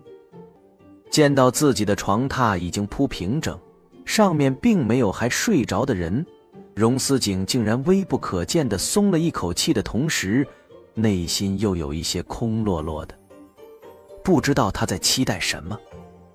荣思景伸手去探了探枕头底下，如愿地摸到了自己平常随身佩戴的那串手串。可不知道为何，这手串好像跟往日不同似的。荣思景鬼使神差地把手串放在鼻翼间闻了闻，上面满是他家小太子妃身上的香甜味道。芝芝啊，不管如何，倘若这件事情闹大了，对咱们都不好。咱们都是江家人，自然是一荣俱荣，一损俱损。所以还希望你可以去劝一劝母亲，别让她再钻牛角尖了。大哥，你认为当年母亲被父亲算计这件事，她不该计较？也没有说不该计较，但不希望闹得这么大呀。林家虽然站在他那边，但是真的闹大了，林家的其他人会同意继续支持他吗？还有芝芝啊，你可是江家的女儿，这件事情闹大了，皇家也会责怪于你，所以你懂事一些，去劝一劝母亲吧。这件事关上门，咱们自家人处理就好。怎么处理？大事化小，小事化了。既然不想把事情闹大，为何不让父亲痛快地跟母亲和离呢？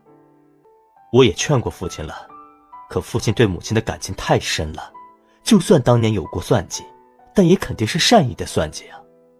当年母亲被毁了名声，在林家都待不下去了，整个京城的人都对他指指点点，他差点活不下去，寻了短见，这就是父亲的爱。大哥，你回去劝父亲放手吧，对谁都好，对江家也好。至于我，如今你也知道，太子殿下身子不适，我无法离开。那你给母亲写一封信也好啊。我该对母亲说过的话都说过了，也不会再写什么信。大哥也不用在其中做什么文章了。娘娘，殿下喊您过去。江承锦还欲再说什么，但东宫已经送客，他只好点头离开。多谢白总管帮忙解围。娘娘，殿下真的喊您过去。好，本宫这就过去。江南枝去寝宫的时候，看到太子靠卧在那儿，手中捻着的佛珠竟然换了一串。他啧了一声，太子是认为他弄脏了他本来那一串佛珠吗？殿下喊臣妾过来，是有什么事吗？明日一些皇亲女眷会去探望母后，你到时候去旁边作陪，记得表现出一些伤心。他们中间会有人借此试探我？不止如此，他们还会就你父母要和离的事情发问。总之，你提前做一些准备，用不了多久，这件事儿就会有一个结果了。是。江南枝却是知道，这次事情只是暂时告一段落。太子殿下的敌人可有好几个，他也想着借着这次事情自己表现好了，或许用不了多久就可以提醒太子殿下关于5年后叛军攻城的事情。太子妃在想什么？啊，臣妾在想，殿下怎么不戴原来那串手串了？气氛在一瞬间凝固，果然没过多久，江南枝就被无情地下了逐客令。江南枝倒是一点都不在意，他能够感觉得到荣思景的态度变化。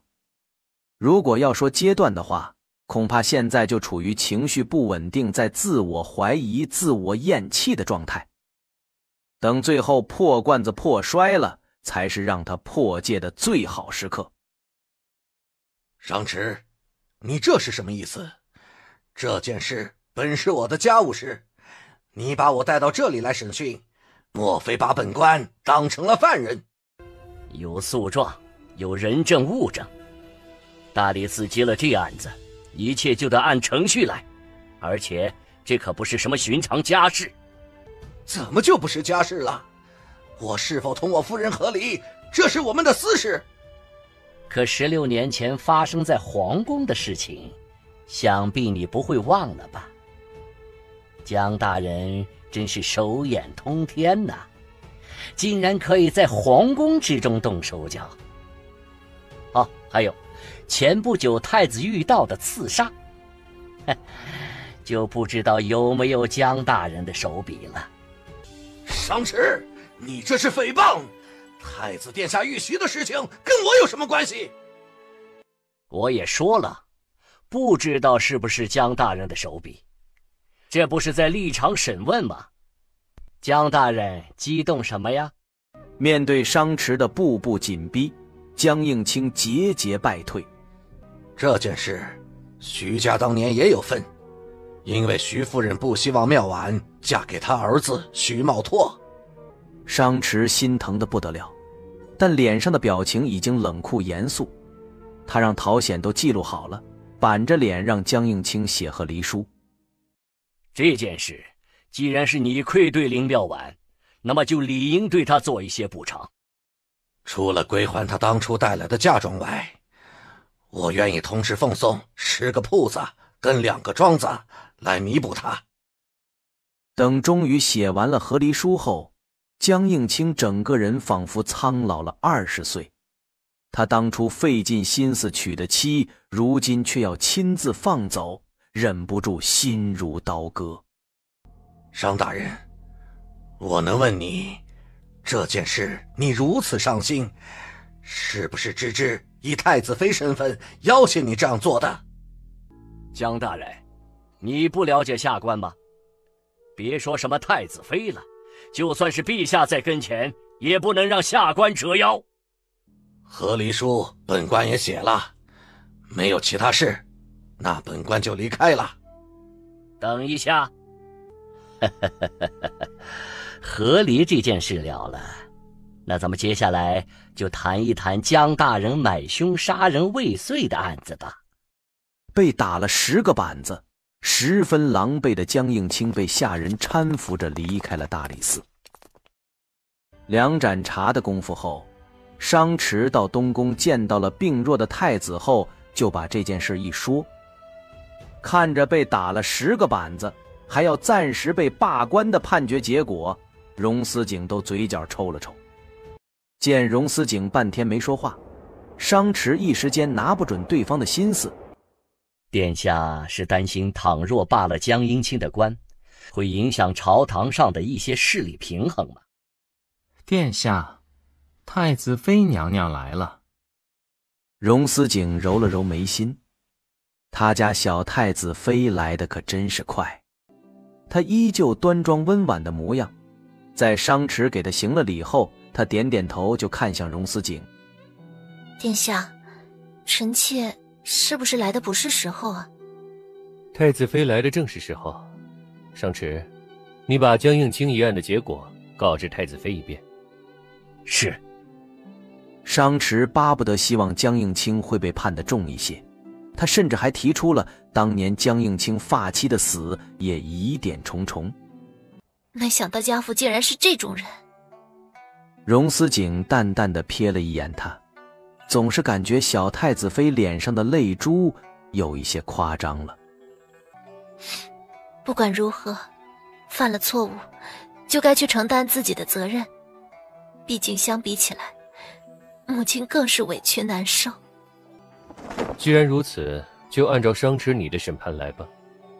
就是不知道到时候江相会不会告到陛下那里去。父皇不会管这件事儿，到时候他肯定会来找姑。姑如今受了重伤，正在排查刺客，江相这个时候怕是不会到姑跟前来。再次对荣思景跟江南之扶了扶身，起身离开了。听闻太子妃家中出事了，可是真的？九婶竟然这样挂念我，真让我不知道该如何是好。啊！九王妃一愣，江南之动容道：都说家家有本难念的经，但还有其他家人这样关怀，我倒也不该一直的自怨自艾了。说起来当年那事可真是让人唏嘘，不然我家芸娘也不会跟徐茂托喜结连理。江南之眉角轻动一下，而这个时候孙氏也帮腔，可见礼部尚书季洛以及徐国公应该已经都是站在了九王爷那边。江南之捏紧了帕子，他抬起头，突然眼神锐利地看向孙氏。夫人这样说，未免有些得了便宜还卖乖的嫌疑啊。那是不是当年中秋宫宴那件事，季家也有份儿啊？太子妃娘娘，这是完全没有的事情，你可不要这样说啊。如果真的没有，那夫人你紧张什么？孙氏顿时哑了，九王妃的脸色又黑了一点。接下来还有几个夫人若有似无的试探，但都被江南枝4两拨千斤的挡了回去。而看着自家儿媳滴水不漏的应对法子，左皇后眼底的赞赏之色越来越浓郁。江南枝带着宫人回到了东宫，先去佛堂见太子。殿下，那孙氏也帮着九王妃套我话，他们肯定都是一伙的，说不定礼部尚书跟徐国公都站在了九王爷那边。孤会让人去调查的。殿下还有事吗？倘若没有的话，臣妾先回寝宫了。荣思景见对方迫不及待想要离开的样子后，不悦地微微皱起了俊眉，刚要开口让他留下，突然就想到小太子妃是不是在欲拒还迎？短短几个呼吸间，荣思景头脑中闪过许多事情，最后他摆了摆手：太子妃既然累了，那就回去歇息吧。太子明明是不希望我这样离开的，他怎么就不开口挽留呢？他心中虽然有遗憾，但还是扶了扶身，转身离开了佛堂。只是在他走后，荣思景却发现经文诵读不下去了，只好去看公务折子了。哈哈哈，我终于升官了。之前他只是在金吾卫上职，但也不知道为何却无法继续升官了，做不成上一世的指挥使。好在白家人出面给帮了忙，让沈彻进了吏部。景和，今日感觉怎么样？孩子有没有踢你？孩子可闹了，每次我一睡觉他就会闹我，都让我睡不踏实。那今晚我就去你院子里陪你，孩子应该会害怕我这个爹，他肯定就不敢闹你了。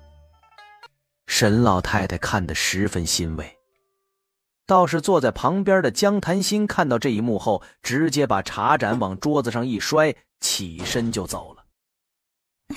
哥，你还不过去看看那个嫂子呀？你去晚了，她不知道又要砸了多少古董家具呢。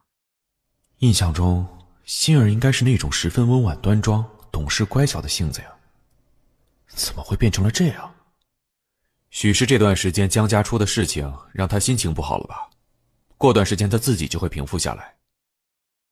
表哥，大夫说我肚子比寻常的大，可能是怀了双胎呢。那今日可真是双喜临门啊！阿彻突然对白景和那个贱人好，肯定是因为她怀了孩子，而且白家帮忙给阿彻升了官。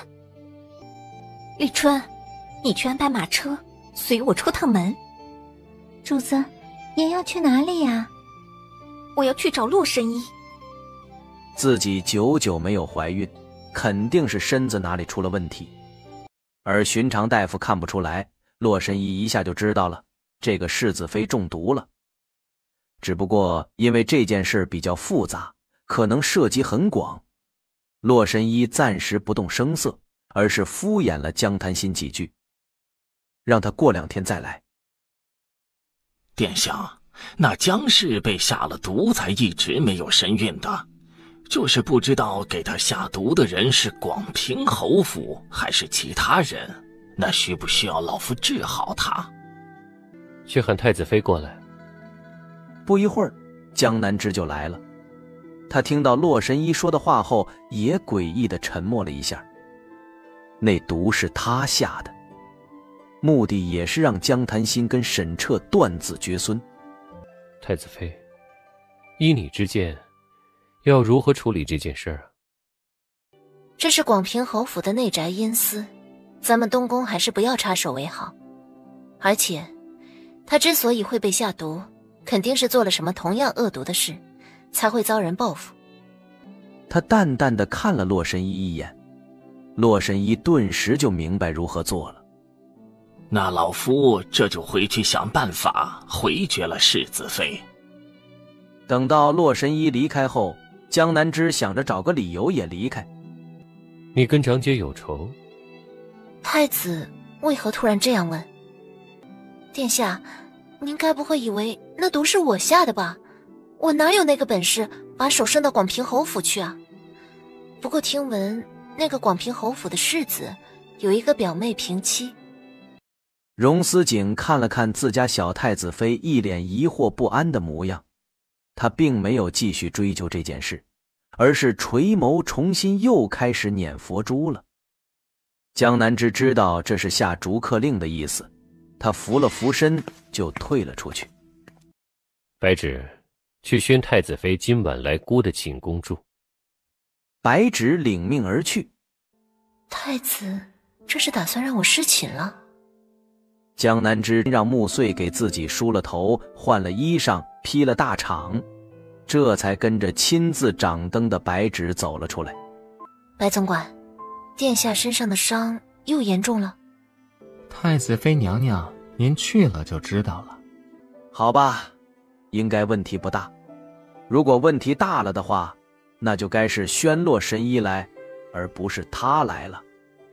江南之迈进门槛的时候，白芷在身后将门给合上了。殿下，您找臣妾是什么事？您是身子哪里不舒服吗？太子妃，你过来一些，姑有重要的事情跟你说。是。江南之乖巧地坐在床榻边，脸上的娇羞跟温柔都恰到好处。太子殿下，你有什么事就直说吧。太子妃，你大义灭亲的时机到了。江家打算谋反了？不应该啊，我祖父他们3个都没有这个本事。如今朝堂之上，很多人都开始倒戈站在九王爷那边，江家也动摇了。哦，也就是说，江家心中最后的犹豫就是我这个太子妃，所以这2日他们可能会来东宫找我。太子妃打算如何做？当然是大义灭亲了。荣思景被他的笑容晃了一下，突然想起了一件事儿，他立刻转过身，从床榻旁的暗格中摸出了一个锦盒，递给了江南之。殿下，这是……你打开看看就知道了。江南之深吸一口气，小心翼翼地打开了那个盒子，看着那个雕刻的栩栩如生的玉石狐狸，顿时愣在了那儿。荣思景表面上毫不在意，但是手中捻佛珠的速度却在不断加快。江南之很快回过神来，多谢殿下的礼物。并不是故意给你刻的，只不过是随意雕出来的玩意儿罢了。臣妾很喜欢。荣思景不再开口了，他捻动佛珠的速度更加快了。这一晚上，江南之自然是留宿在了太子寝宫，隔着屏风的暖榻上。为何一直不让我们见太子殿下？是不是你们这些狗奴才有什么阴谋？是谁大胆在这里喧哗，惊扰了太子休息？江南之领口刚系好最后一个扣子，他迈步走出来的时候，脸颊上还残留着一抹淡淡的红晕。太子都伤得那样了，太子妃你竟然这样不知检点，还拉着太子做那种事，你是妖精转世吗？华选氏是夸本宫美吗？太子妃娘娘，妾等无意顶撞，只是太过于担心太子殿下了，所以特地来看看，希望可以见到太子殿下一面。本宫没有办法答应你们，但可以替你们去问一问太子殿下的想法。你们先在这里候着吧。他转身就走，淡金色的衣袂轻扫过台阶，而这边荣思景抬眸，看到江南之去而复返，俊眉微挑。太子妃怎么回来了？殿下，3位选士来打探您的状况，您是见还是不见？让他们进来吧，不过隔着屏风，等他们进来后，你来姑身边，贴身照顾姑。江南之其实知道太子是在利用自己，不过反正没事儿，他也没少利用太子。是，臣妾这就叫几位妹妹进来。不一会儿，3位选侍进来了。他们看到一道屏风，都是一愣。尤其是看到江南之丢下他们，越过屏风走到后边，直接坐在了太子殿下的身侧，温柔地扶着他，顿时心中又是一阵暗急。太子殿下，您身子好些了吗？荣思景靠在江南之的肩上，随意敷衍着那几个女人，同时发现自家小太子妃在走神。他有一些心不在焉地咳嗽着，身子突然朝太子妃的怀中砸了过去。江南之虽然在想着上一世的事情，但还是立刻扶住了太子。俩人的姿势瞬间变成了太子整个人躺在了江南之柔软的怀中。殿下，殿下不行了，快去喊洛神医。立刻有机灵的小太监去喊人了，白芷也快速地赶过来了。3个选侍反而成了整个寝宫之中最多余的人，不一会儿就都被赶了出去。这边闲杂人等离开后，荣思景躺在床榻上，挥挥手都让人下去了，结果发现小太子妃还在。殿下，臣妾的阿娘已经和离，但是臣妾不确定她在林家如何，所以想要见一见她，可以吗？让洛神医去趟镇国公府，你可以跟着一起去。谢谢殿下，那臣妾回去准备了。等到小太子妃离开后，荣思景已经收起了脸上的笑容，他喊来了洛神医。你明日去镇国公府，看看那个柳如烟最近有什么动作。所有人都以为，如今对荣思景的太子之位虎视眈眈的人是九王爷，但实际上，西南藩王荣不封才是对荣思景威胁最大的那个人，而那个柳如烟就是荣不封最重要的一颗棋子。芝芝，你放心好了，阿娘在这里很好，尤其是神母病好了之后，这里就跟我未出阁一样了。阿娘，以后日子会越来越好的。其实林家其他人我倒是都放心，只是之前见过几次面的那个柳如烟，让我有些放心不下。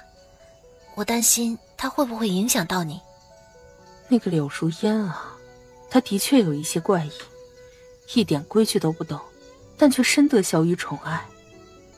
不过芝芝你放心吧，我跟那柳如烟又没有冲突，而且她还为我说过话呢。她为您说了什么？我刚回来那阵子，府上有下人嚼舌根，说我是什么下堂妻。当时那柳如烟在场，她听后竟然比我还生气，还说不就是和离了吗？有什么大不了的？女子有选择婚嫁的自由，日子过不下去了，自然也有和离的自由。她噼里啪啦的把那个下人好一顿说。啊，那个下人之前是你舅母院子里的。舅母对您和离回娘家肯定是有些微词的，她担心影响到表哥吧。不过那个柳如烟的说法确实有些新颖奇怪。阿娘，那下一步您打算怎么办？林妙婉沉默下来。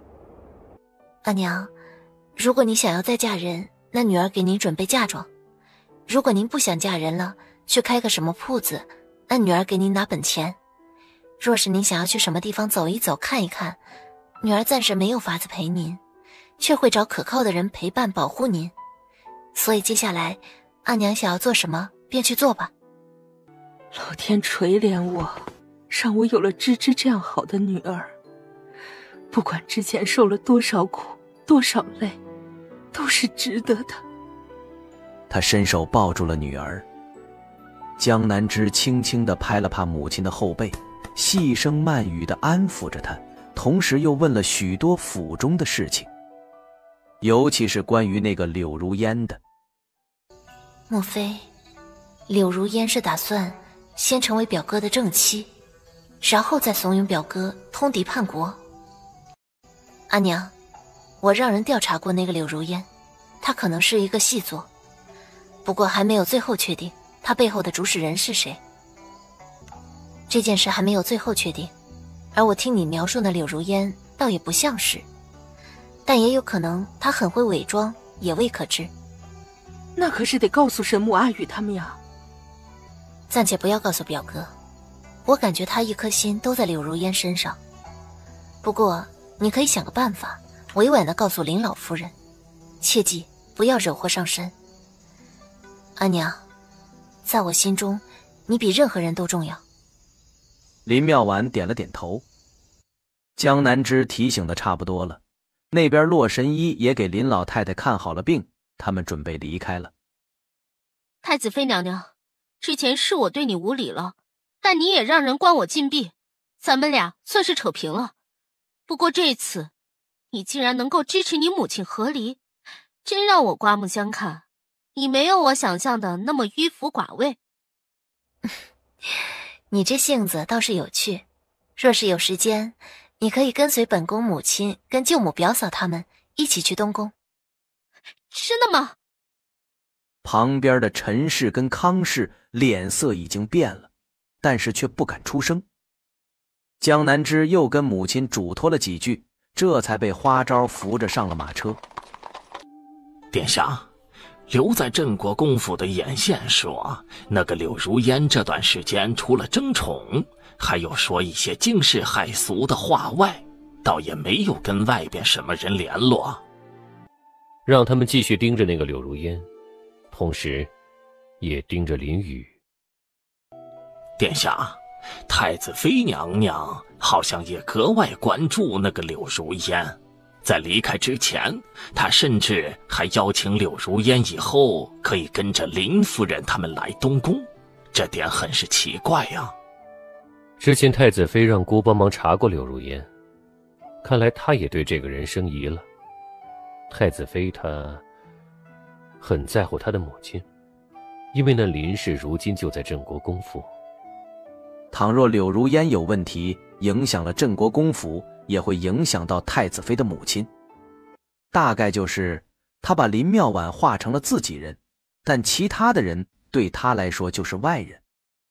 荣思景一瞬间有点出神，小太子妃把他当成什么人？什么时候可以让太子破戒啊？江南之回到寝宫，忍不住兀自出神。主子，岑选侍来了。哼，他到底还是坐不住了。太子妃娘娘，求你给妾指一条生路吧。别急，到底发生什么事了？你慢慢说。岑家送了一个未出阁的嫡女给九王爷，他们打算放弃我了。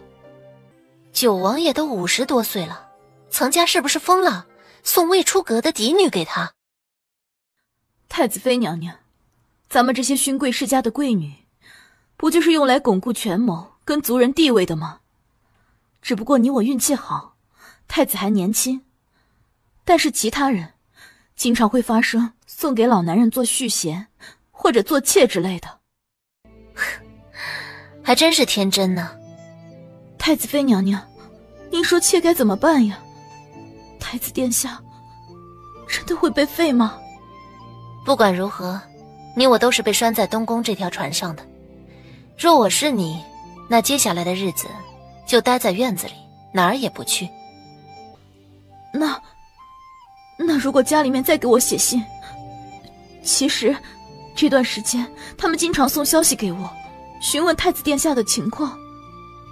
说到最后，他的声音慢慢低了下去，满是愧疚。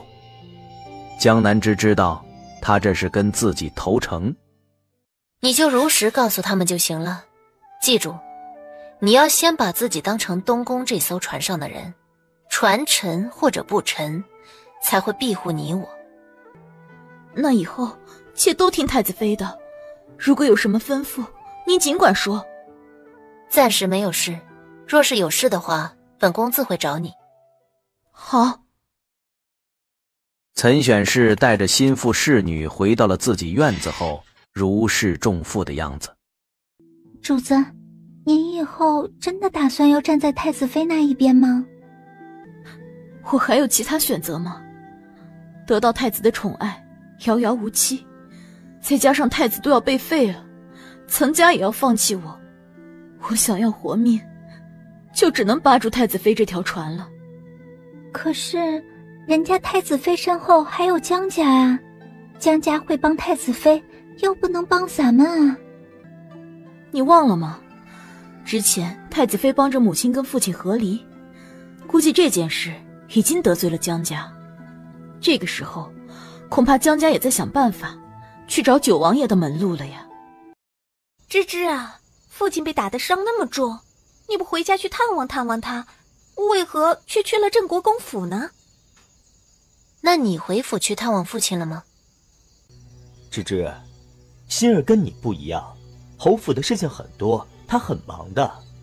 而且如果你都不去也就算了，偏偏去了镇国公府看林氏，却不回来看望父亲，父亲他很是心寒的。可是父亲当年对母亲做的事，也让本宫对他很心寒呢。另外，据本宫所知，如今广平侯府是广平侯夫人主持中馈，而且那白氏也要生了，所以姐姐，你在府中又忙碌一些什么呢？休要管我！不管如何，我跟阿彻感情独深，不像是你。芝芝啊，恐怕到现在你还是处子之身吧。太子就算是对你不错，他也是有心无力吧。大胆，竟然敢妄议太子殿下！江檀心因为上一世就在冷嬷嬷手上吃了许多亏，所以被呵斥后条件反射般的惧怕起来，身子都跟着抖了一下。哎，冷嬷嬷，我长姐不是那个意思。长姐，你快解释解释，说你不是有意的，只是一时口无遮拦，这才说话没有过脑子的。江南诗这个贱人，竟然说我没有脑子。是我错了，我口不择言，我也是为了芝芝好呀。对了，长姐，你方才还说你跟世子感情独深，那为何白氏的孩子都要生了，你这肚子还没有动静呢？这是江檀心的痛处，听后他的脸色果然十分难看。而有冷嬷嬷在这里杵着，江檀心不敢再说那些讥讽的话，江承瑾更是不敢多试探。等到兄妹俩离开东宫后，坐在了马车上。江南之，我看你还会嘴硬多久，以后你哭都来不及。也不知道太子是不是真病重的不行了，不过刚才看东宫上下的气氛倒是十分沉重。江檀心冷静下来，他可是记得上一世九王爷并没有坐上龙椅，最后是叛军攻城，而那个时候阿彻成了大将军，自然是跟着阿彻，他跟他们江家才有出路。不过我看那九王爷不像是能坐上龙椅之人，所以你回去跟祖父父亲好好说说，押宝也不能太过于随意了，要谨慎为之。那件事虽不急，不过咱们近期都不要去东宫了。芝芝这次支持林氏跟咱们父亲和离这件事实在是太过分了，祖父很是生气。哼，我才不屑理他呢。江檀心本来这段时间心情都不好，不过一想到江南之要倒大霉，他的心情竟然明媚了起来。不过他的好心情只持续到了广平侯府门口。当江檀心提着裙下马车的时候，嘴角的笑容还没有散去，就听到下人说白锦河要生了。听说你长姐羞辱你了？江檀心那是在羞辱我吗？明明是羞辱你呀，太子殿下。长姐自小丧母，我打记事起，江家所有人都让我让着长姐，说我有阿娘疼，长姐却没有。荣思景的眼底闪过一抹疼惜。你不用忧伤，那江檀心远远不如你。太好了，臣妾也是这样认为的。荣思景哑然失笑，后知后觉发现自己的笑容落入了太子妃的眼中，嘴角微微一僵。好在小太子妃已经低下去研墨了，荣思景微舒了一口气。就在这个时候，白芷敲门进来。殿下，广平侯府出事了，说是那白氏孩子没生下来，大人也要不行了。说这件事跟太子妃有关，说要让洛神医出面去救人。白氏孩子生不出来，跟本宫有关？他们可真是好大的胆子，以为东宫不行了，所以就信口雌黄。上次江檀新来，我赏赐给那白锦和一些补品，但那些补品的数量，我特意去问过太医，并不会让孕妇补的胎儿太大，除非白锦和又加倍的用了许多别的补品。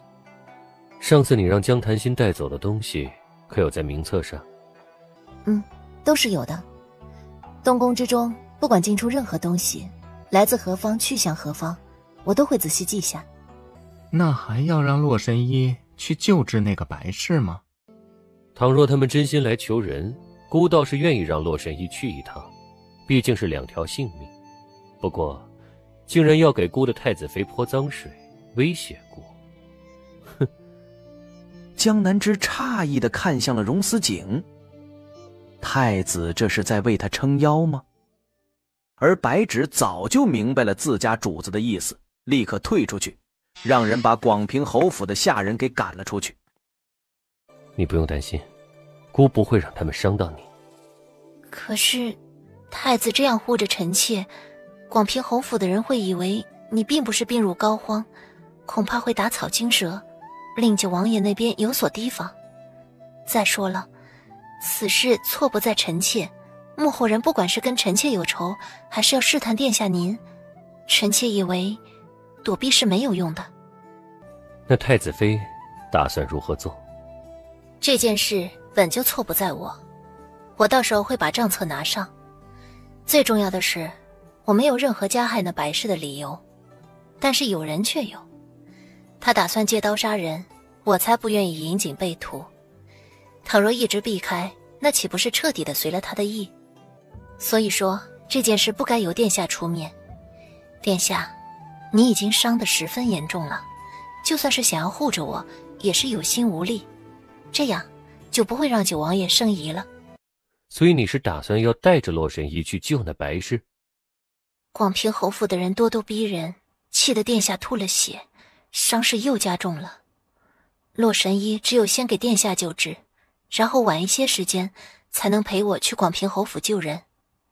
所以如果白氏没有挺到那个时候，也怪不得我们，要怪就怪那个想要把脏水泼我身上的人。荣思景愣了一下，最后嘴角也跟着微微上扬，竟然有一种小太子妃也把他给归纳到了他自己人这边。这种想法莫名的让他感觉舒坦。殿下，您不会认为我这样很坏吧？的确有一些。口是心非的臭男人，明明这个做法是做到你心坎里去了，你就不能夸夸我啊？接下来要按照江南之的设计开始做戏了。谁说他对那白锦和没有恶意啊？其实之前江南之是有过一次身孕的，可当时孩子流掉的原因却是因为白锦和把他推入了湖中。你不就是用了这一手才逼迫表哥娶了你吗？既然你这么喜欢落水，那么就多落几次吧。所以重生归来后的江南之可不单单只给江檀新设局啊，他要利用江檀新的嫉妒跟愚蠢，将白锦和也给拉入万劫不复之地。娘娘，待会儿老夫是不是要摆出一副臭脸啊？待会儿你对任何人都没有好脸色，包括本宫。娘娘，倘若那白氏还有气，要救活吗？要。不，我才不是什么菩萨心肠。如果让白锦和就这样简简单单的死了，谁来跟江潭心一起让广平侯府乌烟瘴气呢？谁来让沈彻郁结难安呢？看着窗外一闪而过的繁华房市景致，很快马车就抵达了广平侯府。广平侯府的门人见到江南枝跟洛神医来了后，立刻跑着进去禀告了。不一会儿，第一个冲出来的人竟然是眼底泛着红的沈彻。芝芝，你为何要害锦和？江南枝迅速地抽回自己的手，反手就甩了沈彻一个耳光。大胆！你要对本宫做什么？抱歉，太子妃娘娘，是微臣关心则乱了。不管如何，还请先让洛神医去救人吧。救人要紧，不过你对本宫的不敬之罪，稍后再与你论。说罢，他下巴微抬，带着洛神医等人走了进去。这样好的芝芝，怎么就便宜了那个病秧子太子？太子妃，你终于舍得来了。老身还以为你要等锦和疼死了才来。那你们可知为何洛神医现在才来？哼，不就是你不想救锦和吗？害了锦和又不想救他，可真是恶毒。老夫人，就算你有诰命在身，这样随意诬陷皇家之人，也是可以给你治罪的。白锦和难产跟本宫无关，但却因为你们给本宫泼脏水，害得太子殿下吐了血。洛神医先救了太子，这才晚到这里的。沈老夫人急了，你竟然矢口否认？怎么，那些补品不是你赏赐给锦和的？花昭立刻把手中的册子砸在了广平侯府众人跟前。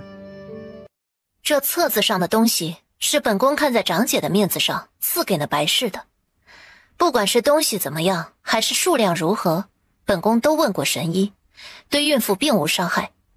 你们敢说你们只给了白锦和吃了这些东西？母亲，这到底是怎么回事？白夫人直接喊来白锦和的贴身侍女，问道：这段时间锦和吃的东西都是单子上的这些吗？这只是一部分，此外还有上次沈夫人从江氏库房那拿来的东西，哦，还有咱们白家自己送来的。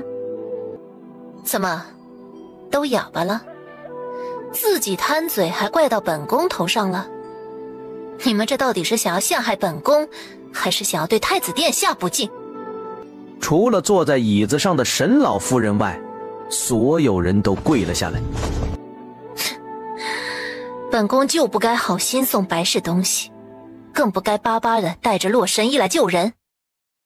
太子妃娘娘，我们都是被哄骗的，是您的长姐江檀心，她说了，东西都是你赐给的，肯定是你要为她出气，要害锦和，我们才信了的呀。太子妃娘娘，刚才我们都是关心则乱了，还请你不要责怪。沈彻更是满眼深情地看着他。对于你们广平侯府人冲撞本宫、侮辱本宫之事，本宫都会记得，以后再跟你们算计。不过现在，让江檀心过来，本宫要与他当面对质。本宫何曾说过要害那白锦和？倘若要害他，为何又带了洛神医来救他？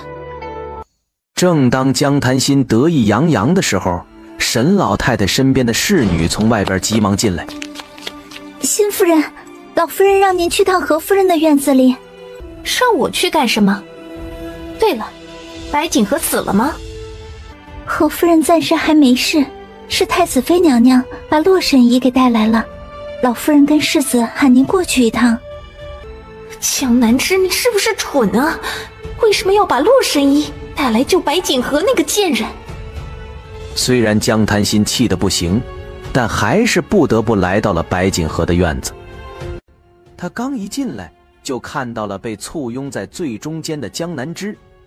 让他最生气的是，阿彻竟然亲自给那江南枝倒茶，眼神中的柔情蜜意都好像是要溢出来了似的。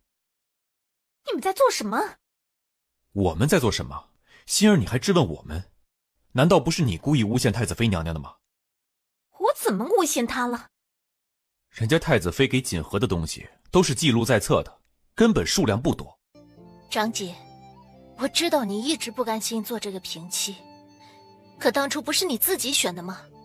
怎么如今你自己害了白氏，反过来还要推到我的身上？我没有。你若不是心虚，为何要推到我身上？我之前一直记着咱们两姐妹的情谊，你让我替嫁去东宫，我也照做了。可你都做了什么？你还哄骗了广平侯府跟白家的人，让他们差点冒犯了太子啊！江潭心踉跄着后退了2步，不知道事情为什么变成了这样。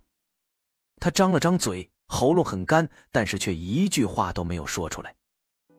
刚才芝芝说是江潭心故意要跟他换亲的，所以江潭心也跟我一样重生了。就在这个时候，洛神医板着脸从里面走了出来。白氏的情况不大好啊，只有一个法子才能救他的性命。不管用什么法子都可以，麻烦洛神医快点救我的女儿啊！孩子太大，已经被憋死了，而且白氏也没力气了，继续耽搁下去，只能让他血流尽而亡。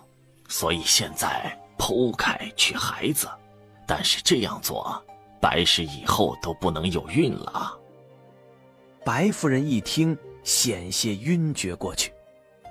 沈老太太平时最疼爱白锦和了，她已经直接晕厥过去了。沈彻是真情实感的难受了一些，他抬起头，却看到了江潭心嘴角一闪而过的笑容，心往下一沉。莫非这一世他还故技重施，不会让我的任何其他女人有孕？心儿什么时候变得这样恶毒了？快点做决定，再晚了，大人可就救不了了。洛神医，求您救救我的女儿吧，不管用什么法子都行，没有孩子也无所谓，我只要她能够活下来。行吧。洛神医点点头，转身又进去了。1个时辰后，白锦和终于被救了回来。太子妃娘娘，这是最后一次，老夫再也不会给沈家人跟白家人看病了。哦，还有江家人。说完之后，他愤怒地转身就走了。江南之眉间都是愁绪跟自责，他带着花招等人起身往外走。江潭心，本宫以后没有你这个姐姐了。江南之，你什么意思？你竟然还要与我断亲吗？江氏直呼本宫姓名，该如何惩戒？长实，小惩大戒。话音刚落，花招就迈步来到了江潭心跟前。沈彻下意识的要阻拦。沈世子，这次你们广平侯府对本宫多次冒犯，尤其是沈老夫人，本宫念及你们是关心则乱，暂且不予追究，但下不为例。沈彻要去拦着花招的手就僵在了那儿。就在这个时候，花招已经扬手就给江潭心扇了一个响亮的耳光。你这个贱婢，竟然敢打我！你知道我是谁吗？你冲撞太子妃娘娘，打的就是你。花招立刻让人按住了江潭心，咣咣咣把剩下的耳光都扇完了。这件事让所有人都震惊不已，整个广平侯府院子里都静悄悄的。等到他们反应过来后，10个耳光都扇完了。太子妃娘娘已经摆驾回东宫了。江南之，你个贱人，你竟然敢让人打我，我绝不饶你！荣思景听到洛神医禀告后，眼底沁着玩味的神色。没想到小太子妃还是挺厉害的，主要是对方欺人太甚了。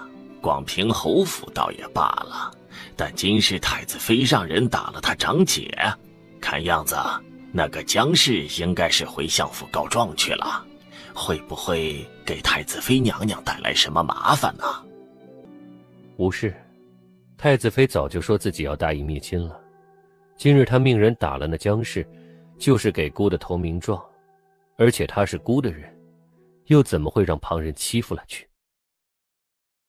芝芝竟然敢让人打你，莫非太子殿下并不如外界传闻的那般要被废了？这跟太子殿下有什么关系啊？明明是江南之仗着自己是太子妃身份，竟然不顾亲情了。他这哪里是打我呀？这分明是打咱们江家人的脸呀！去，让人送信去东宫，让他回来给你认错。都别吵，得先确定一下，他这样狂妄，是不是有太子在背后撑腰？倘若太子真的庇护他，就不会只让他一个人来了。另外，今天的洛神医虽然来了，但是全程都摆臭脸，对江南之也十分不耐烦。倘若太子护着江南之，那洛神医又怎会朝江南之吼呢？我猜呀，太子殿下肯定也是不行了，但为了不让外界发觉，江南之才故意这样外强中干，只敢欺负我，才有了今日这一出的。见江潭心分析的头头是道，江相若有所思。让人送消息去东宫，让那死丫头赶紧回府一趟。这万一她不来怎么办？之前不是说过要跟江南之断亲吗？这正好是一个绝佳的机会。如果她乖乖回来给杏儿道歉，我们就趁机教育教育她。倘若她拒绝了，那么就正好宣布江家再也没有这个女儿，正好也跟东宫划清了界限。那万一太子没有被废？如果太子没有被废，并且坐稳了皇位后，那就劳烦祖父祖母上门说一些软话。你们是长辈，都这样低声下气了，倘若江南之不肯原谅端着的话，哼，他不孝的名声让他以后也无法坐上皇后之位。那就这样办，而且这样做才能够最大可能的保全我们江家。江家派人来请太子妃回江府一趟，江南之想都没想就回绝了，把人打发走。主子，您就这样回绝了江家，会不会不太好呀？有什么不好？江家毕竟是您的母族，以后有什么事情还得他们帮衬着。主子，今天的事情大姑娘确实太过分了，但您也不能意气用事，因小失大呀。但前提是本宫若是有事，他们真会愿意帮忙。木穗，你且看吧，用不了多久，江家就会与本宫断亲了。但事实证明，江南之猜的没有错。没过2天，江家人就以太子妃江南之不顾亲情殴打亲姐，害得亲姐险些小产为由，江家打算将江南之从族谱上除掉。此事一出，全京城哗然。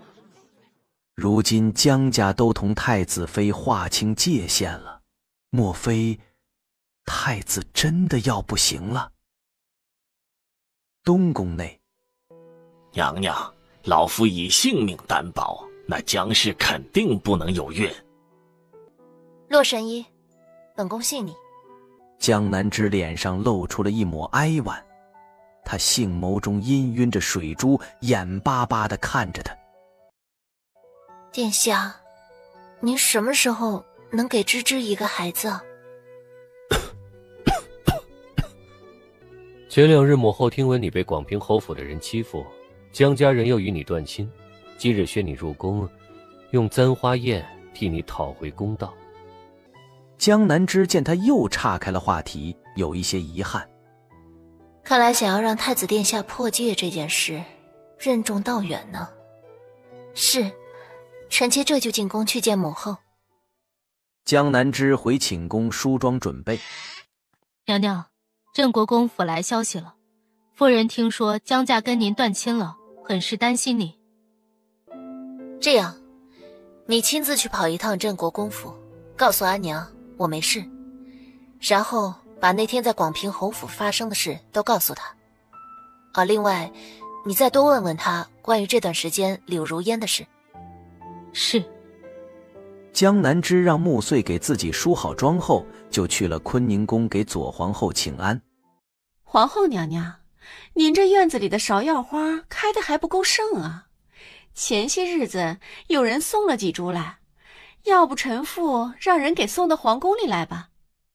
左皇后眼神都发冷了，她刚要开口，那边江南枝被簇拥着走了过来。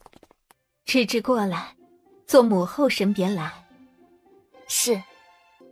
母后，方才听闻九王婶说什么她府上的芍药比皇宫中御花园的还要好看，是真的吗？太子妃如果喜欢，回头我命人送到东宫几盆。不必了，有国色天香的牡丹了，还要芍药花做甚？太子妃年纪轻轻的，怎么说起话来夹枪带棒的，这么难听？有的人年纪大了，说话更难听呢。左皇后没忍住笑出了声。太子妃娘娘啊，你好歹也是晚辈，怎好这样说九王妃？而且大家都是女人，谁没有老了的那一天呢？原来是岑老夫人，你说的对，这人嘛都有老了的一天，女子岁数大了，人老珠黄在所难免，所以你们岑家才会给九王叔送了一个才及笄的嫡女做妾。我们岑家女是仰慕王爷，怎么到了太子妃口中就成了这般不堪了？别的不说，我们岑家贵女都是乖巧懂事的，可不像是那种咄咄逼人、残害手足，然后被断亲赶出家门的。哼，你们岑家女前一刻仰慕太子，下一刻就仰慕九王爷，可真是很擅长仰慕男人啊。这种在本宫看来可不是什么乖巧懂事儿，完全就是提线木偶而已。在本宫看来，芝芝才是这京城顶好的贵女，任何人都比不上。多谢母后体恤儿臣，其实江家要跟儿臣断亲是有缘由的，这一切跟广平侯府的家丑有关。太子妃娘娘，那日我们广平侯府也是被人误导了，您不是说不怪广平侯府了吗？哦，原来广平侯夫人在啊。那方才他们误解本宫的时候，你怎么一直都不出声啊？而江南枝却不想再给冯氏留面子了，简单的把当初发生的广平侯府事情一说，他目光落向众位命妇，周围命妇们更是低声交流着，指指点点。但这还没有完。母后，那一日我让人打了长姐，其实也是为了她好。这事不妥善解决，她估计都没有脸继续在侯府待了吧。可她非但不记着我的好，还回去跟家人告状了。也罢，他们一向更宠长姐，如今为了长姐，更是要把我从族谱上除掉，这也是不意外了。芝芝，不要难过，皇宫永远是你的家，我们永远是你的家人，那些不值得的家人不要也罢。冯氏，你那个儿媳妇江氏有孕的事情可是事实？的确是有这件事，已经让大夫把锅卖了，只不过月份还浅，才1个多月。那也就是说，不管如何，太子妃打得自己亲姐姐险些小产也是真的了。哼，如果真是这样，江家提出断亲，倒也不冤枉太子妃吧？这是人家江家的事情，九王妃怎么如此伤心？还是九王妃很在乎江家？皇后娘娘，我这也是为了你好啊，你也不想有一个心狠手辣的儿媳妇吧？你儿媳妇儿才心狠手辣。哦，本宫忘记了，你没有儿媳妇儿。母后，您可千万别生气，气得长了一条皱纹，可就不美了。您不像其他人，都长了那么多皱纹了，肯定也就不在意了。太子妃休要转移话题，你残害手足，可是板上钉钉的事情。本宫的确是让人打了江檀心10个耳光，而且打完之后，他除了脸肿得像猪头之外，一点事情都没有，甚至还有精气神转身就去江家告状了。广平侯府的人可都看在眼里，毕竟有那么多双眼睛呢，是不是，广平侯夫人？是后来江氏又回了，然后突然喊肚子疼，请了大夫来，才发现她有孕了的。在场可都是命妇主母，谁都知道10个耳光哪里算是残害了，得多金贵的孩子能够被10个耳光打掉。至于江家要跟太子妃断亲，谁不知道都是因为太子要被废了的事情而要放弃太子妃江南枝罢了。今日这场簪花宴终于落下了帷幕。侯夫人，请留步。侯夫人，我家娘娘突然想起来一件事，前不久江檀心还特意找了洛神医诊治无法有孕的病症，怎么还不到1个月，她就有了1个多月的身孕了呢？太子妃娘娘说的可是实情？娘娘说也有可能是她记错了，要不侯夫人让人去查一查吧，毕竟有关侯府子嗣，兹事甚大。江南枝看了看花招，转过身亲手给左皇后倒了一杯茶。母后，多谢您维护儿臣。本宫哪里维护你了？其实你都有本事护住自己。唉，本宫一直以为你是柔弱单纯的小白兔，哪里知道你却是有爪子的小狐狸呀。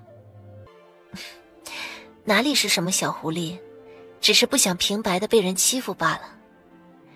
这些个世家勋贵命妇们可都是见风使舵呀。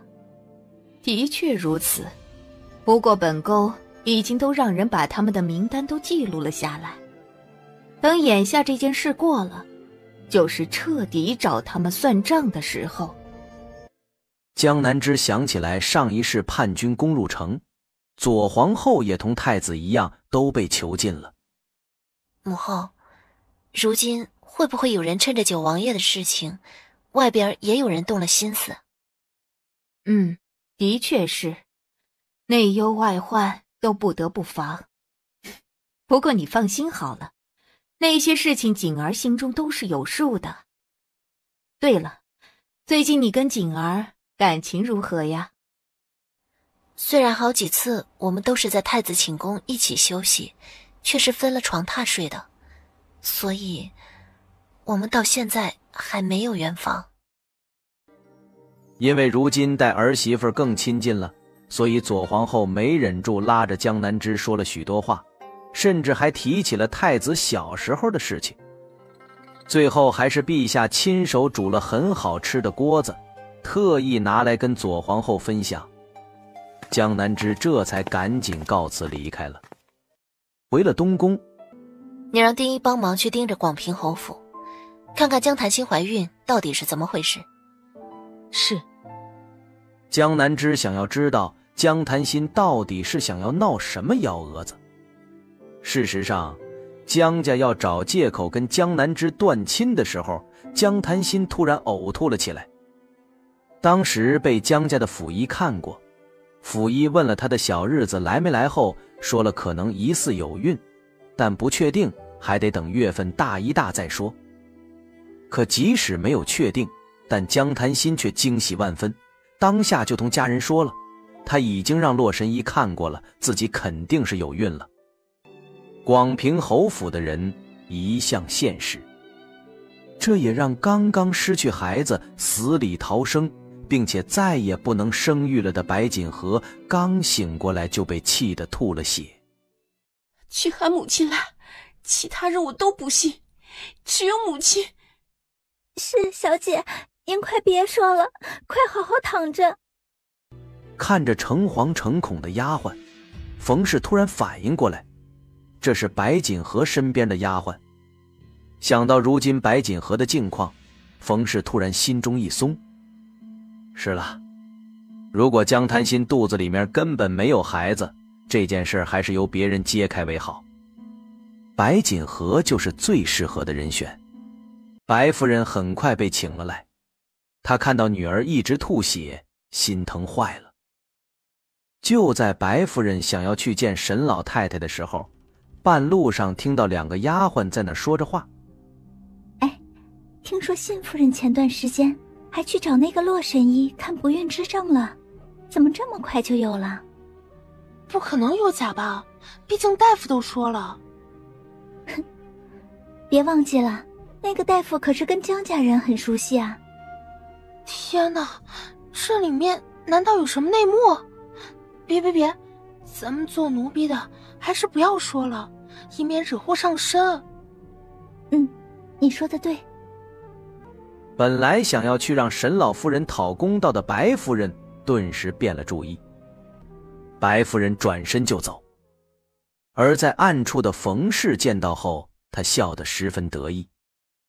彻儿这平妻娶得好啊，2个蠢女人互相争斗，那么就没有谁能够来抢夺她手中这钟馗之权了。丁一从树上跳了下来，把侯府发生的一切尽收眼底，转过身就回了东宫，把这一切都禀告给了江南枝。还真是让人不意外啊。而这边的荣思景却是在想，之前的长线已经都布得差不多了，鱼儿应该也最后忍耐不住会开始动手了。他抬起头看向窗外的皎洁月光，嘴角微扬。明天应该是一个大晴天，应该也会是九王爷最后一个晴天了。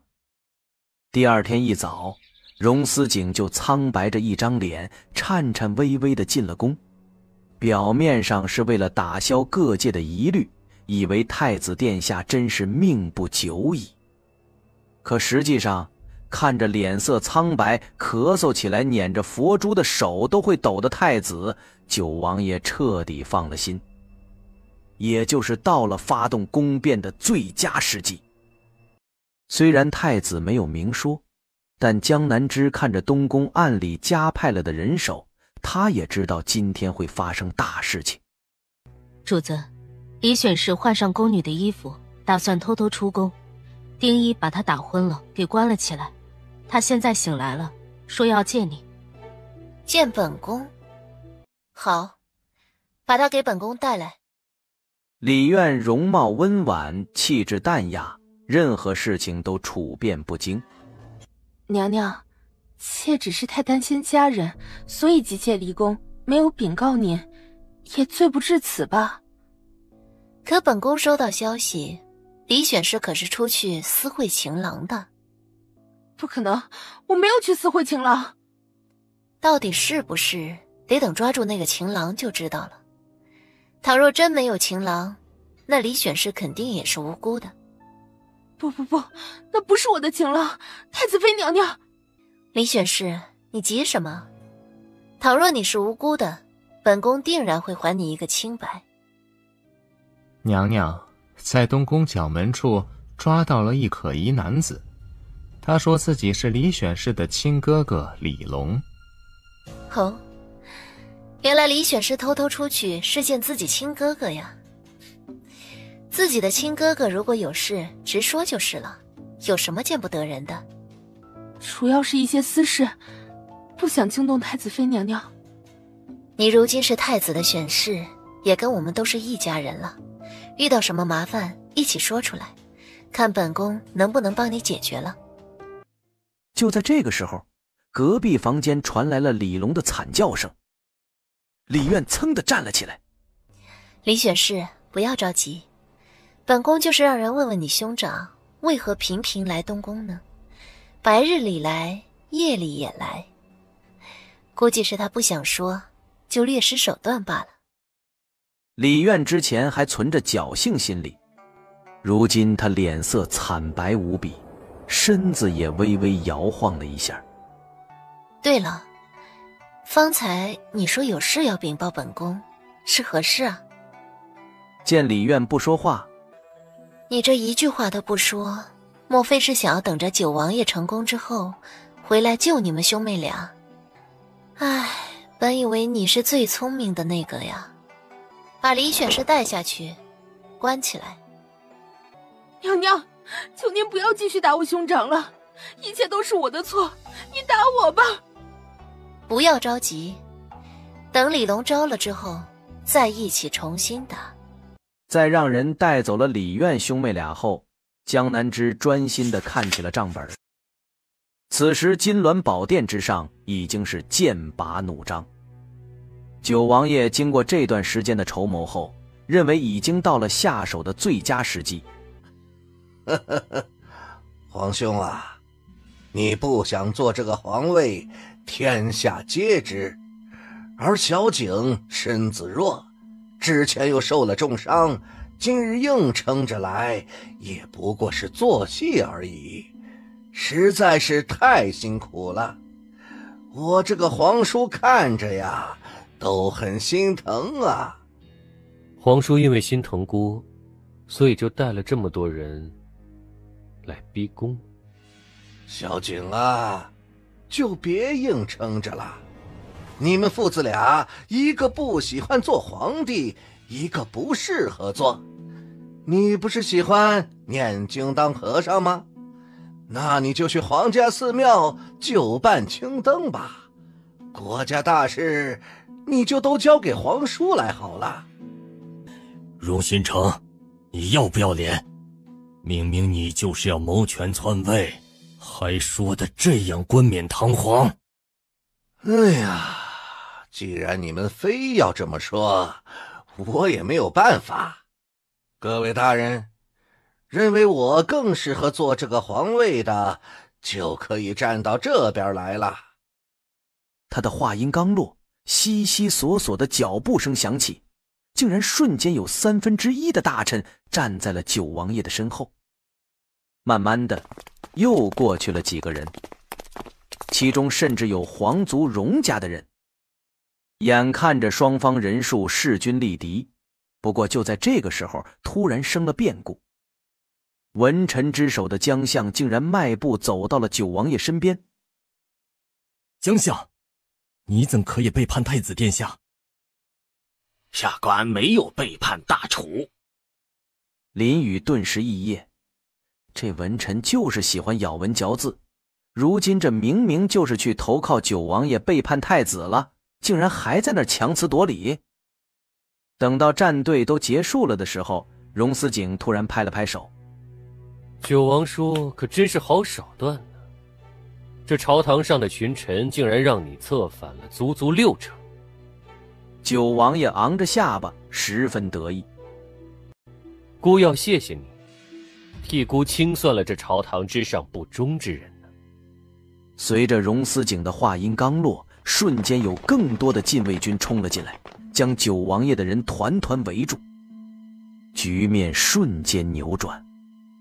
九王爷不信邪，想要做最后挣扎，但却很快被制服了。双手被反剪后压着跪在地上的时候，九王爷彻底怂了。皇兄啊，弟弟都是为了咱们大楚好啊！你看你也没有其他儿子，小景身子又不好，谁知道哪天说没就没了。姑怎么听闻九皇叔也没有儿子？我没有儿子，小景你不是知道吗？说，你把名儿给关到哪儿去了？怎么还不放出来？荣思景没说话，拍了拍手。不一会儿，就有人押着荣明跟一对男女走了进来。陈善，你自己跟九王叔说，你是谁？小人，小人是荣明的亲爹。什么？滴血认亲，人证物证俱在。九王爷得知这一切都是李氏跟陈善合谋算计自己，直接怒火攻心，撅了过去。荣思景让人把九王爷给抬下去，目光落在了这些大臣身上。江相，你现在还有什么话说？九王爷虽然这样不义，但陛下没有其他子嗣，殿下身子不好也是事实。莫非殿下的身子已经好了？你饱读诗书，是不是都用来强词夺理了？凌瑜，你不用针对老夫。老夫如果真的要谋反，又怎会把亲孙女嫁给太子殿下？江相忘记了吗？你已经把太子妃赶出江家了。可是，来人，把这些乱党都给押下去，严加审问，问他们到底是为何要跟着九王爷一起谋逆。一场宫变有惊无险地结束了，但是因为九王爷这次谋逆，朝堂上要进行的大清洗才刚刚开始。看着十分忙碌的儿子，荣商愧疚道：小景啊，辛苦你了。不辛苦，这些都在我的意料之中。那你先忙着，我得回坤宁宫陪陪你母后，以免她担心呐。在这一刻，荣思景突然想到，自己什么都没有交代，小太子妃在东宫会不会也担惊受怕？太子妃这段时间除了主持东宫钟会，还做了什么其他事？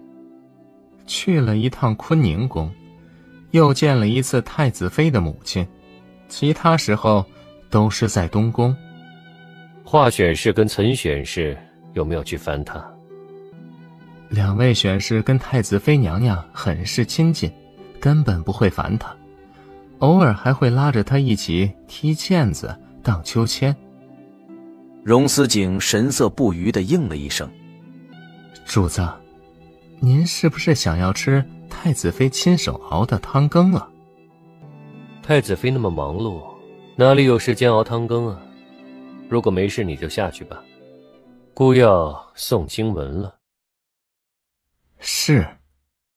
白芷转身离开佛堂，抬脚就去了太子妃的寝宫。启禀娘娘，殿下近日忙碌，日渐消瘦，许多东西都吃不下去。记得之前您亲手熬的汤羹很得殿下喜欢，能否劳烦娘娘再做一次？江南之不知道这是白芷的意思还是太子的意思，其实他这段时间是有意故意晾着太子的，这也是温水煮青蛙最重要的一步。这段时间本宫忙于这些，倒是疏忽了殿下的身子，待会儿等汤羹煮好了就亲自送过去。殿下在佛堂，那就劳烦娘娘了。江南之放下手头的一切，就去了小厨房。素鸡山药羹终于熬好了。江南之端着羹敲门进来的时候，荣思景半垂眼，手中拈着佛珠。太子妃怎么来了？想着殿下这段时日肯定很忙，就亲手给您做了汤羹，看看合胃口不？好。其实今日来，臣妾还有一件事想求殿下。什么事？说来听听。殿下，前些日子不是为了做戏，都让臣妾在您的寝宫中宿着吗？结果习惯了您寝宫中檀香的味道，这几日回了臣妾的寝宫，反倒是睡不着了呢。所以呢？所以臣妾厚着脸皮，能不能每隔3、5日就来您寝宫住上一晚？当然还是宿在屏风后面的软榻上，臣妾绝不会影响到殿下休息的。等慢慢习惯了以后，估计就不会失眠了。旁边的白芷听后都忍不住为太子妃娘娘竖起一只大拇指。论在殿下的底线旁边来回横跳十分成功的，太子妃实乃大楚第一人。果然，荣思景再次微微敛眉，但却没有立刻拒绝。是不是这么做会打扰殿下？那算了，臣妾不来了。倘若失眠，就多看看账本，许是看着看着就能睡着了呢。荣思景哭笑不得，他其实知道母后一直怂恿他们圆房，而小太子妃应该也是心悦他的。罢了，只是隔几日同住一室罢了，之前又不是没有过，甚至都还不是同床共枕。自是可以，5日过来一次吧。真的吗？多谢殿下，那臣妾今晚能不能就过来？荣思景都气笑了，这丫头实在是太会顺杆爬。他端起了手中的汤羹，又喝了一口，了一声。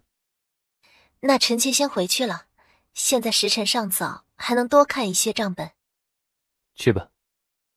荣思景看着小太子飞扶了扶身，迈着欢快的步子离开了。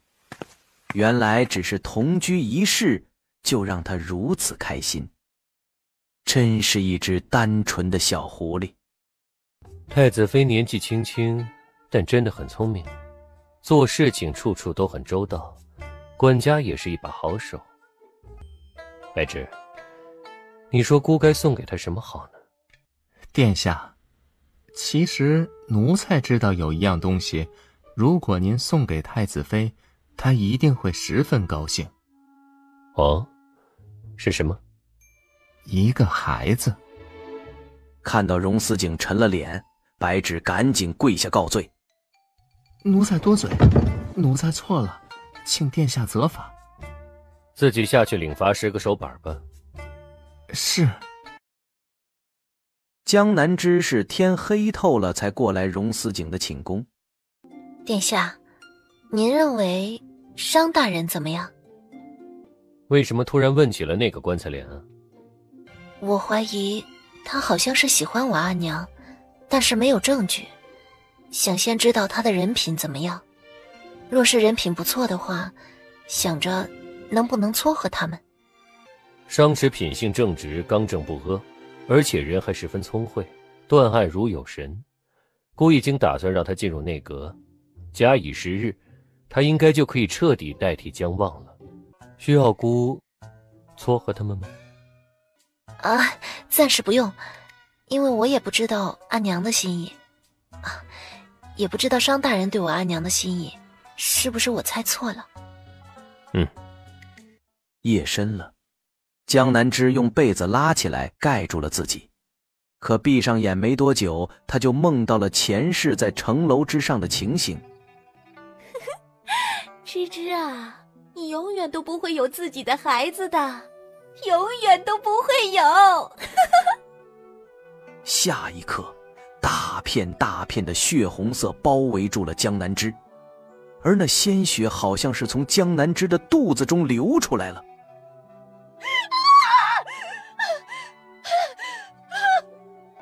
荣思景一直没有睡着，就在他打算入睡的时候，突然听到了一声惨叫。等到荣思景反应过来的时候，人已经冲到了屏风后。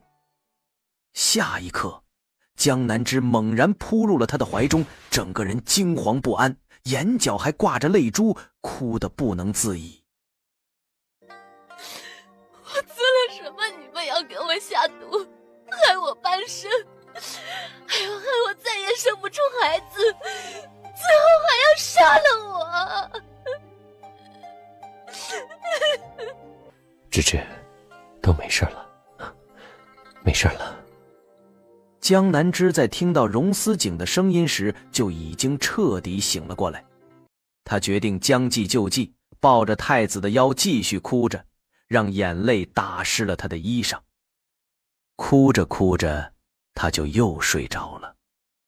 荣思景抱着睡着了的小太子妃，沉默了一会儿，想要推开对方，但是对方却好像是要溺水的人，紧紧地抓着一截浮木，死死地抱着自己的腰，不肯撒手。而江南之最开始是装睡的，他想自己都这样在太子怀中了，他还会无动于衷吗？事实上，是的。太子没有离开，但也中规中矩，除了帮他擦拭眼角的泪花后，竟然是什么都没有做。要么就是他没有魅力，要么就是太子真是不行。他到底也累了，没过多久就真的睡着了。等到第二天天亮了后，江南枝发现身边已经没了太子了，但却残留着一抹淡淡的檀香。所以太子竟然是抱着他就这样单纯的睡了一夜。算了，还是先回寝宫吧。芝芝啊，你如何看待你阿娘再嫁之事？商大人深得殿下看重，说明他是靠得住的。以后有商大人照顾阿娘，我也就更放心一些了。这个回答看似没有回答，但实际上都回答了。左皇后是愈发喜欢这个儿媳妇了。怎么样，最近你跟小景感情是不是又好了一些啊？听说你时不时就会去小景的寝宫留宿啊。殿下近期身子不便，都没有让我去他的寝宫留宿了。左皇后听得一阵失望，她想了想，就抬手让心腹嬷嬷端来了一个金色锦盒。芝芝啊，这个你拿回去，你回去就跟小景说是本宫赐的。母后，这是……小景之前身上有伤，可不能留了疤痕。这个凝露玉霜去疤痕十分好用，不过那些内奸都粗手粗脚的，一定得你给小景上药才行。万一殿下不让我给他上药呢？哼，你回去跟他说，倘若他不想让你给上药，那么本宫跟他父皇就一起给他上药，让他自己选吧。江南枝忍俊不禁，回了东宫后就如实跟荣思景说了。倘若他不让太子妃给自己上药，或者是不用这个药，母后还真的能够带着父皇一起来东宫给他上药。那就劳烦太子妃了。这么容易就答应了？他脸上却露出了一抹羞怯的神情来。等到宫人都退去后，他小心翼翼地伸出小手，就要去解荣思景的腰带。荣思景赶紧按住了他的手。我的伤在肩膀。可臣妾怎么记得殿下的腹部有伤啊？肩膀上的严重一些，先涂那里，看看有没有效果。如果反应不舒服，其他地方也就不用涂了。江南枝乖巧地应了一声，帮他褪去上衣，露出了宽阔的后背。太子是会武功的，而且也不如表面上病的那般严重。毕竟谁家病入膏肓的人，浑身都是结实的肉啊。江南枝心中思绪万千，但却已经将那膏药用手指挑出来一些，小心翼翼地涂抹到了荣思景的肩膀上。荣思景微微皱眉，不知道为什么，明明的指尖是凉的，药膏也是凉的，但是涂抹过后，肌肤上却开始阵阵泛热，甚至四肢百骸也都跟着暖洋洋的。本来荣思景就在努力克制那种诡异的温暖，偏偏就在这个时候，小太子妃突然靠近他的肩膀，吹了吹气。荣思景身上的肌肉都不受控制地紧绷了起来，他甚至情不自禁地从唇齿之间轻哼了一声。殿下，您怎么了？我没事。那是这药膏让您不舒服了吗？舒服的。那太好了，说明母后给的这药膏是真的好用。殿下，我给您其他地方也涂抹一些吧。他的话音刚落，小手已经伸了过来，竟然十分利落快速地扯开了荣思景的腰带。荣思紧抿着嘴角，眼底压着暗涌的光，他紧紧地扣住了那只捣乱的小手，微微一用力。江南枝下意识吃痛一声，抬起头，那双漂亮的杏眸中已经氤氲满了泪水。殿下，怎么了？江南之，你是故意的吗？殿下，臣妾不知道您在说什么。难道殿下是讳疾忌医了？荣思景都要气笑了，他这哪里是讳疾忌医，分明是眼前这只小狐狸在得寸进尺。明明应该直接把他给赶走的，但荣思景不知道为何突然浑身上下开始出汗，热得他有一些诡异的晕眩。等到反应过来的时候，一只凉冰冰的小手已经将那膏药都涂抹在了他小腹上的疤痕上，所过之处烫得惊人。偏偏眼前的人还是一脸正经淡定的涂药。到了这里，荣思景哪里也还不知道这药膏有问题。这到底是母后的意思，还是太子妃的意思？之前在温泉池中的时候还可以说是被热气蒸的，如今没了袅袅水汽遮掩，不只是肌肤上的粉色难以遮掩，其他的也就更是挡不住了。可即便是到了这个时候，太子竟然还能够忍得住，江南之都要佩服他了。所以他好像是无意间轻轻地碰触到了那儿，在被烫了一下发出一声惊叫的瞬间，整个人却好像是被饿狼扑食一般给压到了床榻之上。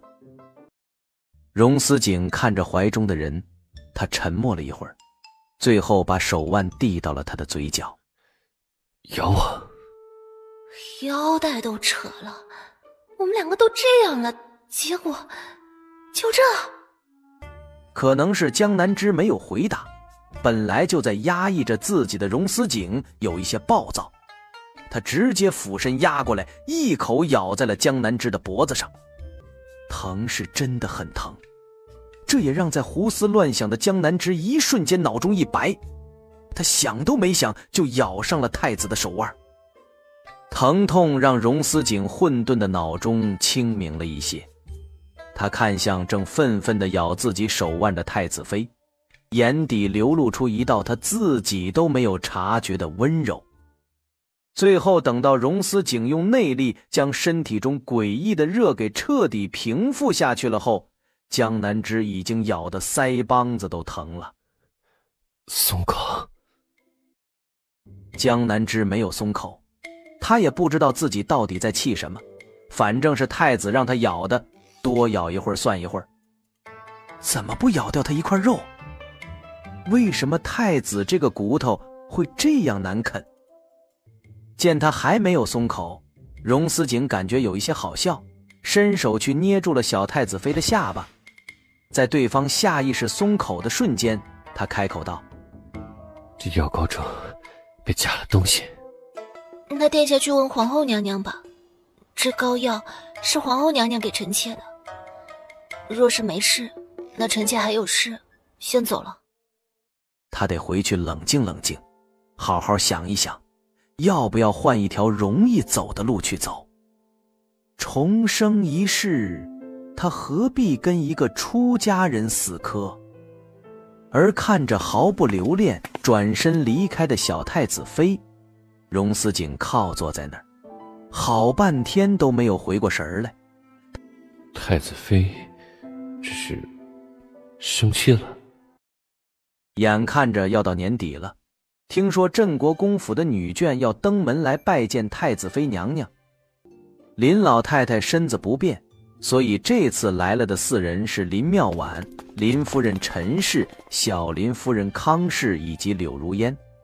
一行人被工人领着往里走，等来到了暖阁花厅中的时候，江南之已经端坐在那儿。阿娘、舅母，快里边坐。穆穗带着几个宫女赶紧给几个人看茶。阿娘，嫁妆的事情都准备的怎么样了？都准备的差不多了，就是嫁衣要缝制的时间久一些。这件事也多亏了嫂嫂，她一直帮我张罗着。都是自家人，这不是应该的吗？他想了想，还是把徐家的事情提了出来。因为小公爷的夫人一直没有孩子，而他房中也没有妾室通房，恰好这个时候得知妙婉和离，他就派人上门说要纳妙婉为妾。芝芝，你不用跟着困扰，我没有把徐家人放在心上，而且我马上要跟商池成亲了，平时也是深居简出的，不会在这个时候招惹是非。阿娘，你不用理会徐家，倘若他们敢做出什么事来，你直接让人给我送信就行了。你每天那么忙，我总不好打扰你啊。多大点事啊，直接让商大人去收拾那个小公爷不就完了吗？别人觊觎他老婆，他不做点什么护着自己未过门的媳妇儿，那还是不是男人了？柳氏，住口！你这话对也不对，商大人的确要护着我阿娘，但我阿娘应该也有自己解决事情的能力跟办法，而不是一味的只靠着男人。他话语刚落，所有人都愣怔住了。柳如烟震惊地看着他，眸子突然亮晶晶的，他激动得要按耐不住自己了。好在此时还有其他人，柳如烟硬生生地把到了嘴边的话又咽了下去。可是江南枝看得出来，他有一些话要单独跟自己说，所以也就给他制造了一个机会。在喝了一会儿茶，让工人去准备午膳的时候，江南枝回房换衣裳，让阿娘他们几个人可以在园子里随意逛逛。果然，江南枝在廊下站了一会儿的时候，就看到了柳如烟提着裙子十分激动地小跑了过来。你也跟我一样从现代来到的这里吗？现代是什么？我那天加班突然在地铁站昏倒了，再醒过来就成了这个柳如烟，我也是没有办法才死死地抓住了林雨。你说的对，女人不该一味依靠男人，可我当时真的吓坏了，没有其他法子了呀。看着哭得眼睛红彤彤的柳如烟，江南枝莫名的感觉，她虽然古怪，但真的不像是戏作。谁家戏作会哭得这样丑？如今你我相识了，你已经不用抓住林雨了，本宫可以帮你，如何？只要这个柳如烟离开了镇国公府，那么就可以避免上一世的惨剧了吧？柳如烟眼底闪过了一抹犹疑。就在这个时候，旁边一群人走了过来，为首的赫然就是一袭金纹白袍的太子殿下荣思景。臣妾见过太子殿下。见过太子殿下。荣思景看都没看他，而是目光在江南枝身上停顿了一瞬，微微颔首后迈步走远了。太子竟然长得这么帅。柳如烟喃喃道。江南枝狐疑地看了过去，发现对方的脸上闪过了一抹不自然，他假装没有发现，而是开口道：你在园子里再逛逛吧，本宫得回去换一件衣裳。好。江南枝回了寝宫，坐在圆椅上，不一会儿穆穗就回来了。主子，你都不知道那个柳氏野心有多大，他竟然跑去打听太子殿下的住处，莫非他还想去邂逅太子殿下？哼，怎么想的？你待会儿多盯着他，把他的一言一行都记下来。是。等到要离开东宫的时候，柳如烟再也顾不上什么了，就直接来到了江南枝跟前。太子妃娘娘，我很喜欢你，我以后还可以经常来东宫见你吗？可以啊。那你给我一块玉佩什么的信物吧，这样我想来见你就来了，不然我来一趟很麻烦。柳氏，你这样不合规矩。哪里那么多的规矩？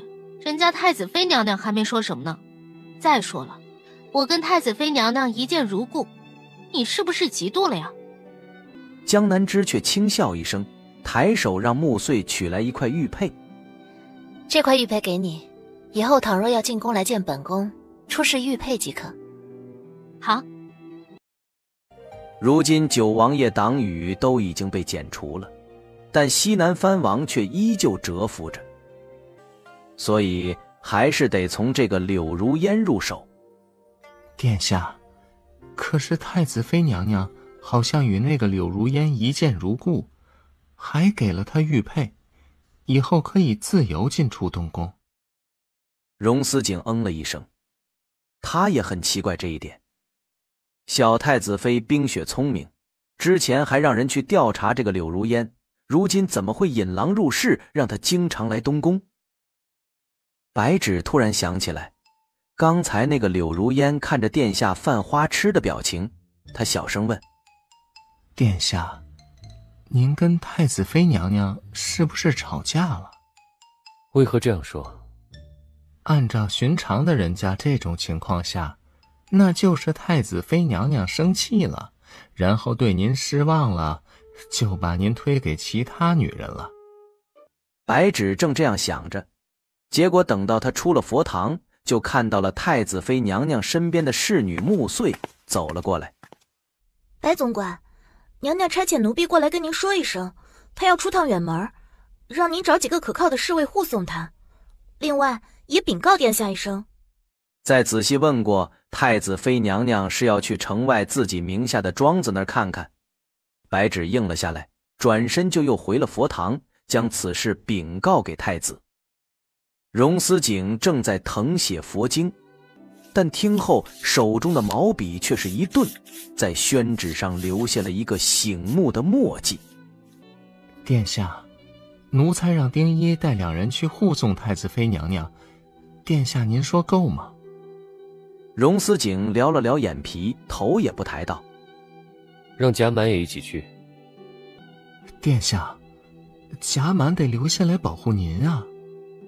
白芷，你认为太子妃是一个什么样的人？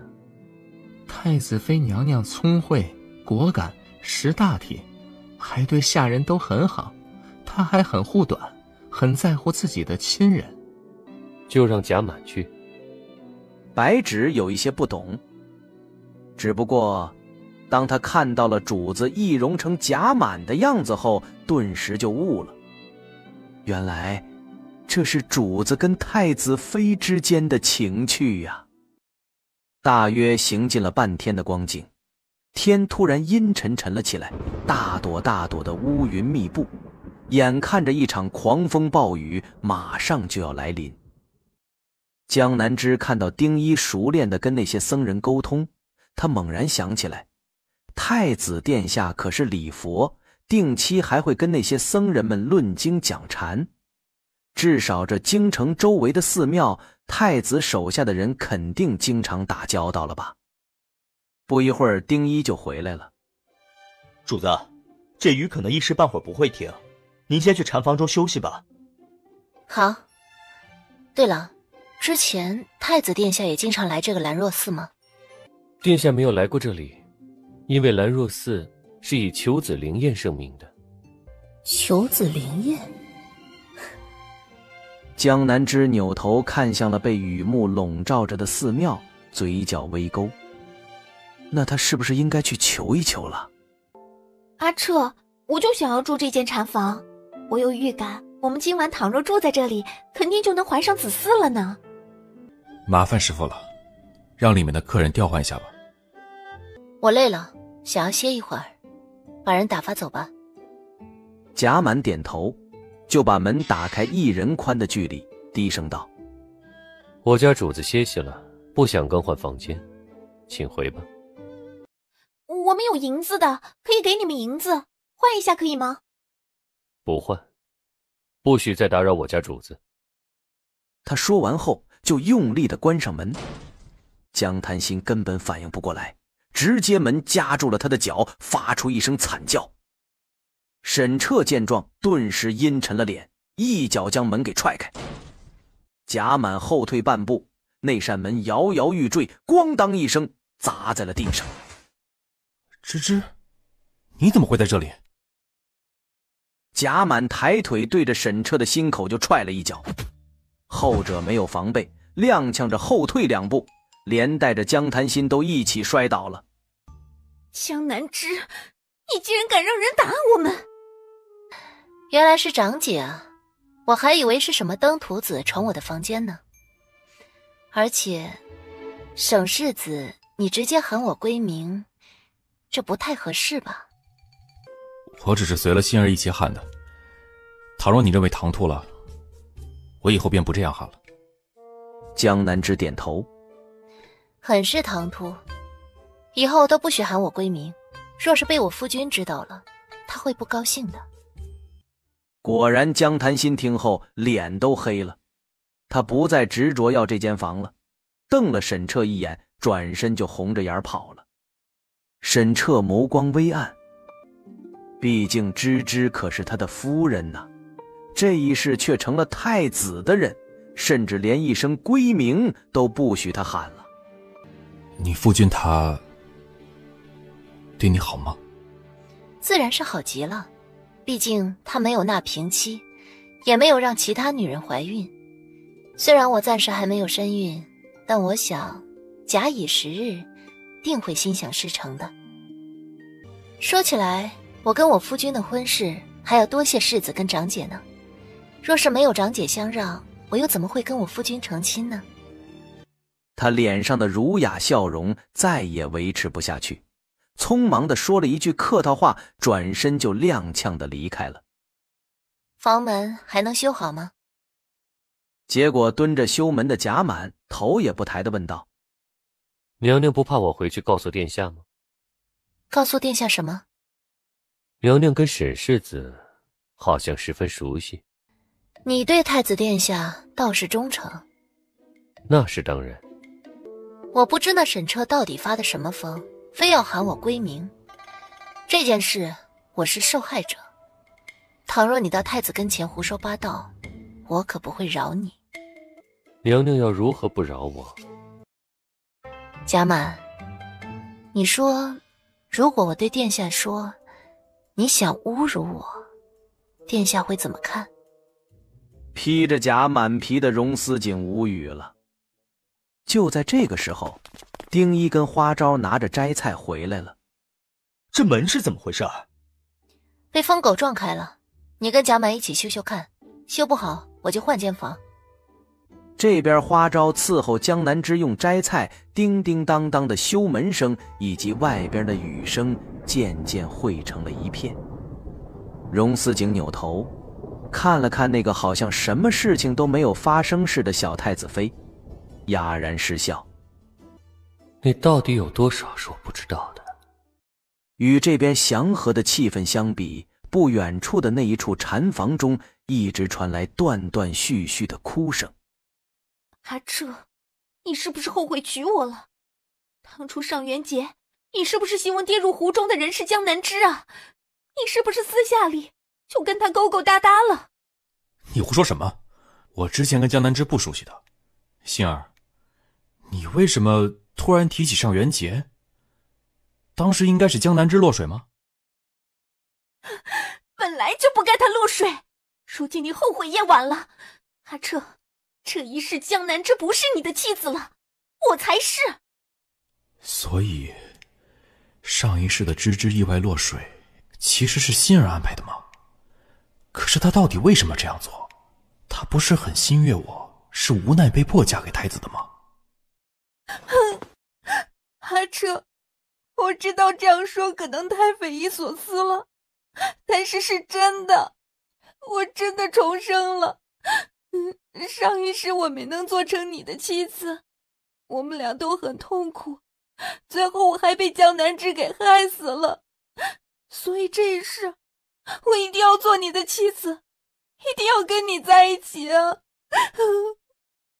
这一刻，沈彻心中对芝芝充满了愧疚跟心疼，但却也有一些庆幸，庆幸自己这一世终于可以跟心儿终成眷属了。心儿，我从小就喜欢你，所以我也相信你说的所有话。你放心好了，我们这一世要在一起，我们生生世世都要在一起。得到了沈彻允诺的江潭心十分高兴，他主动地搂住了沈彻的脖子，亲了上去。窗外电闪雷鸣，室内一片旖旎。可是直到痴缠到了最后，沈彻也没有告诉江潭心，其实他也是重生的。等到沈彻沉沉睡去后，江潭心却轻手轻脚地起来了，穿好衣裳出了禅房。上一世，这个兰若寺主持就是蛰伏了许久，最后在一次礼佛集会上刺杀太子。今日虽然太子没有来，但是太子妃来了呀。江潭心找到了一个小僧人，把太子妃娘娘来了的事情告诉他，让他转告主持，然后转身就走了。雨夜禅房总是有一种莫名的安宁，让人昏昏欲睡。就在江南之马上也要睡着了的时候，突然听到了一道十分细微的声响，有人在敲门。谁？花昭果断下榻，点起了蜡烛。他警惕地拿出匕首，走到了门口，可是左右看了看，但什么人都没有。等门口的花昭听到声响赶回来后，床板机关已经重新密合，哪里还有江南之的影子？为什么不把他跟他侍女都弄下来？这个太子妃咱们可不能随便碰，但是那个侍女也很漂亮啊。你懂什么呀？那个侍女会武功，只有提前把她引开了，才能够顺利捉到这个太子妃呀。哦，住持点名要太子妃，哎，会不会住持想要让太子做他儿子的爹啊？江南之的心猛然往下一沉，他把珠钗握在手中，在那两个僧人过来要拉扯他的时候，猛然朝其中一个僧人的掌心刺去。另外一个僧人见状，骂了一声，抬手就要扇江南之一个耳光。江南之咬唇，打算硬挺着挨了这一下，然后好趁机咬住这人的手。可那预料之中的巴掌并没有落下来。他愣怔地看着那个甲满好像从天而降一般突然出现，还把两个僧人三下两下都给扭断了脖子。你没事吧？甲满，这是怎么回事？看着他明明被吓得瑟瑟发抖，荣思景恨不得立刻把人给揽入怀中。不过一想到自己如今是甲满的模样，他这才努力克制住了。这个兰若寺有问题，密道修了许多年了，而且他们好像是有目的的，要抓你。方才听两个僧人说，是他们的住持点名要抓太子妃。应该是冲太子来的，你被牵连了。你是说那个住持跟太子殿下有仇？应该是。我先带你离开，已经让丁一放信号搬救兵了。你放心好了，不会让这个寺庙中任何一个歹人逃走的。江南之点了点头，他紧紧地扯着甲满的衣角，跟着他往外走。好在这密道有火把，能够看得清楚路。只不过一路上墙壁上的彩绘画让人十分无语。这哪里是寺庙啊，这分明是一个银窝。江南之多活一世，虽然不至于害羞，但此时身边跟着的人是太子殿下的暗卫，却感觉有点尴尬。他悄然地看了一眼身边的人，发现这人竟然耳根都红了。太子礼佛，他身旁的人也都这样纯情的？一种十分诡异的气氛在两人中间弥漫着。荣思景能够感觉得到小太子妃惊惶不安的模样，再看着墙壁上的那些画，他紧抿了嘴角。之前明明有不少女子想要爬上他床榻，但都被他给无情地丢了出去。偏偏这个小太子妃一而再，再而三地试探着他的底线，而他也知道自己快要抵抗不住了。两道温热的鼻血从鼻孔那儿流了下来。甲满，你受伤了。贾满不在意地抹掉了鼻孔上的血。刚才从密道下来的时候不小心磕到了，没有关系，娘娘不用担心我。江南枝点了点头，他可就指望贾满了，将自己平安地带出这个鬼地方，对方可不能出事了。好在半个时辰后，俩人终于走出了密道。贾满将江南枝给送到了山下马车上的时候，花昭已经整理好了他们的行李，在那儿等着了。娘娘，让他们先护送你继续赶路，接下来的交给我跟丁义。你们要多加小心啊。是。马车渐渐走远了，不一会儿，本来静谧的兰若寺突然火光冲天，喧闹声一片。这位官爷，到底发生什么事了？我们兰若寺是出了什么贼人吗？荣思景静静地看着他，一柄剑直指他的眉心。听说你还打算要给太子殿下戴绿帽子，染指太子妃？荣思景悲悯地看着他跪地求饶，猛然用剑刺中了他的眉心。静允临死前脸上的表情还十分错愕，没想到对方竟然都不审问自己，就这样了结了他。主子，有一个小和尚交代，是有一个女客告诉了他，那个房间中住的人是太子妃娘娘。哪个女客？广平侯府世子夫人江檀心。他们是冲着姑来的，去把他们夫妇俩跟那些僧人都一起扭送回大理寺严加拷问，看他们到底是怎么跟这个净允和尚勾结起来的。是。沈彻护着江檀心穿好衣裳后，看到其他香客都给放走了，但是他们却被留了下来。我乃广平侯世子，你们这是要做什么？因为你们都跟行刺太子妃一事有关，所以得带回大理寺接受调查审问。行刺太子妃？太子妃娘娘怎么样了？她没事吧？太子妃娘娘没事儿，已经被安全送走了。至于你们，赶紧上车，走得快一些，天亮我们就能回京了。我们可是太子妃娘娘的亲戚，怎么会行刺她？这件事是不是有什么误会？歹人说，可是沈世子的夫人特意给指的路，他们才找到太子妃的，所以沈世子还是好好的问一问你的夫人吧。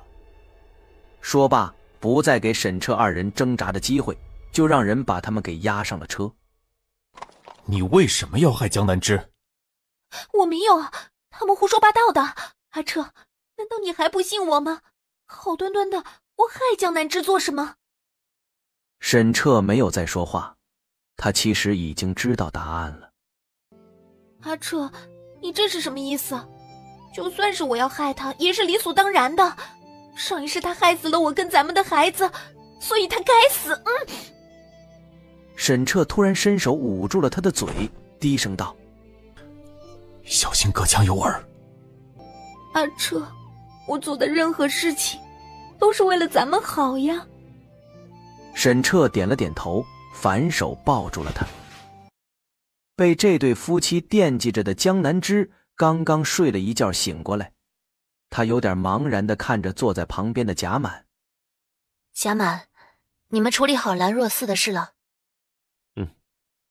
已经处理好了，娘娘放心，相关人等都被押送回大理寺严加拷问了。那就好。那江檀心跟沈彻呢？娘娘很关心沈彻。江南枝又感觉到了那种有点违和的感觉。贾满，莫非你倾慕本宫？这等大逆不道的话，娘娘可不能乱说。属下主要是看的沈世子夫妇俩都不是好人，提醒娘娘离他们远一点。你说的对，他们俩的确都不是好人。我之所以问，是希望他们能够在这次事情中倒霉一些。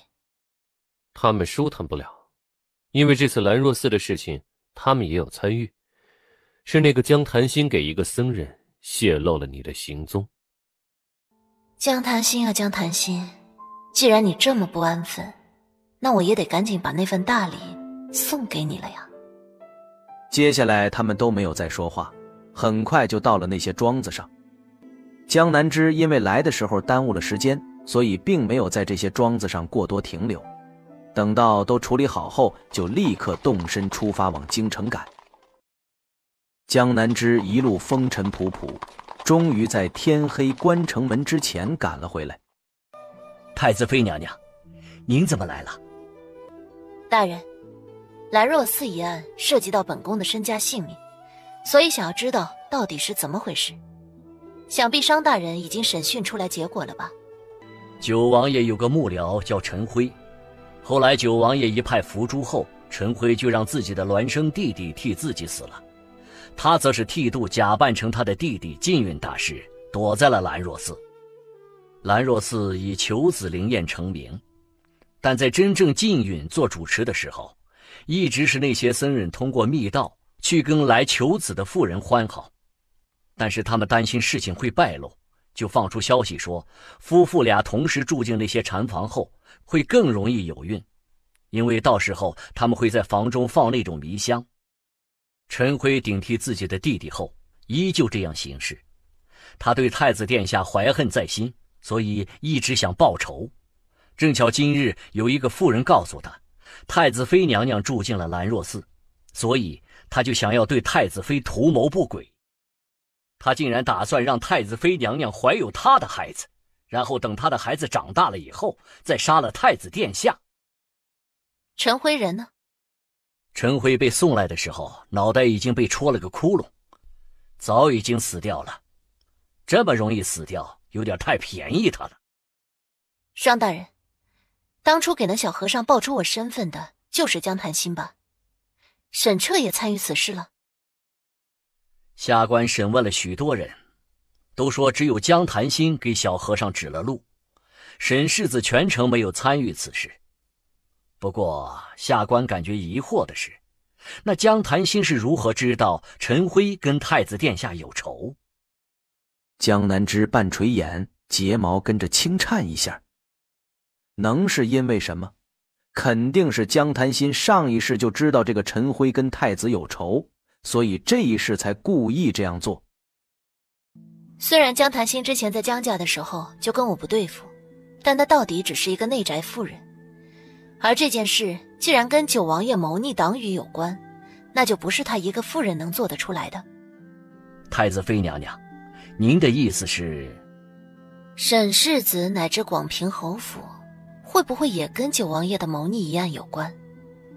当然这也只是我的怀疑，还希望商大人可以好好再查一查。你们不是情比金坚吗？那就让我看看你们的真感情在各种事情的折磨下会变得怎么样的面目全非。可我们各种手段都用过了，沈世子还是不开口，而且各种证据也表明他是没有嫌疑的。沈世子在永和巷养了一个外室叫锦玉，有了身孕，这几日害喜严重，状态十分不好。大人可以借此让沈世子快些招认。好，我会利用好这个话术。另外务必让江潭心也听到这些话，这样他们夫妻俩就会离心，反倒是一个更好的突破口。毕竟这件事也真的可能是江潭心一人所为。太子妃娘娘，您也学过审讯之术吗？我哪里懂什么审讯之术，不过是看的书多一些罢了。再加上这件事跟我身家性命有关，就不得不多关注一些了。他建议道：太子妃娘娘车马劳顿，先回东宫休息吧，等明日出了结果，下官去东宫一起禀告您和太子殿下。那就有劳商大人了。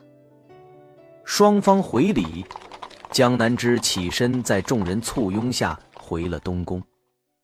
而这边商池立刻再次将沈彻跟江潭心提出来审讯，并且还在他们不知道的情况下将他们关在相邻的两个屋子里。商大人都审讯了一天，怎么又来审讯了？沈世子还是一口咬定这件事与你无关吧？那为何尊夫人会知道兰若寺的主持跟太子殿下有仇？这个问题，商大人你问过许多遍了，在下不清楚。不过我知道心儿跟她妹妹感情不太好，毕竟是两母所生，所以可能只是姐妹之间的局域，想要报复而已。但说谋逆一事，她一个深宅妇人，怎么懂得那些？这是沈彻跟江潭心说过的托词，毕竟是江潭心给那小和尚送了信息，只要推到只是姐妹不和尚，那么就算是有过错，也不会是什么大问题。沈世子好久没去永和巷看锦玉姑娘了吧？我不知道商大人的意思，也不认识什么锦玉姑娘。沈世子，你真不承认锦玉姑娘了吗？她可是怀了你的孩子，这几天害喜害得厉害，人不是很好。她让人去侯府找你，却被赶了出来。这怕是再耽搁下去，恐怕会一尸两命啊！商大人，你说什么？为了你的女人跟孩子，还请沈世子招了吧。可是商大人，我真的跟这件事情无关，我不认识那个贾主持，也不知道他是怎么跟太子殿下有仇的。兰若寺这个地方是江潭心选的，而且也是他通风报信给那和尚，我全程什么都不知道。大人，我敢对天发誓，如果说的这些话哪里有不实的话，就让我断子绝孙。所以这件事情从头至尾都是那江潭心一人所为，你半分都不知情？沈彻犹豫了一下，他才说道：在回京的路上，江潭心跟我承认了他是故意这样做的，就说是为了报复太子妃。至于其他的，我是真的不知道了。一墙之隔的江潭心见沈彻把所有事情都推到了自己身上，就为去见那个怀孕的贱人，他发疯似的挣扎了起来，可是却被女狱卒双手狠狠按住，嘴也堵得严严实实，一切挣扎都是徒劳。沈世子没有问题了，在这里按下你的手印，等天亮之后，你就可以离开大理寺了。不用等天亮，能否劳烦跟商大人借一辆马车？我要先去永和巷。可以。等到其他人都退下去后，荣思景坐在床榻边，他犹豫了一会儿，才伸出手轻轻地触碰了一下小太子妃柔嫩的脸颊。这个时候倒又像是一个不谙世事的小姑娘了。江南之虽然因为发高热后昏昏沉沉的，但是实际上外边发生的事情还是知道的。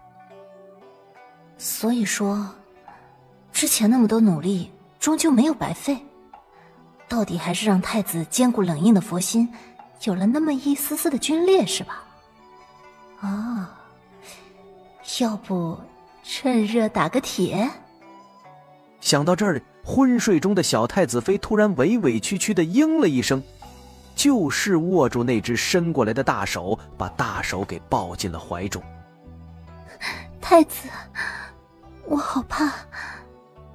饶是荣思景知道自己不会动情，这一刻还是心软得一塌糊涂。他不止没有收回手，还伸出另外一只手去轻轻地摸了摸小太子妃头上的软发。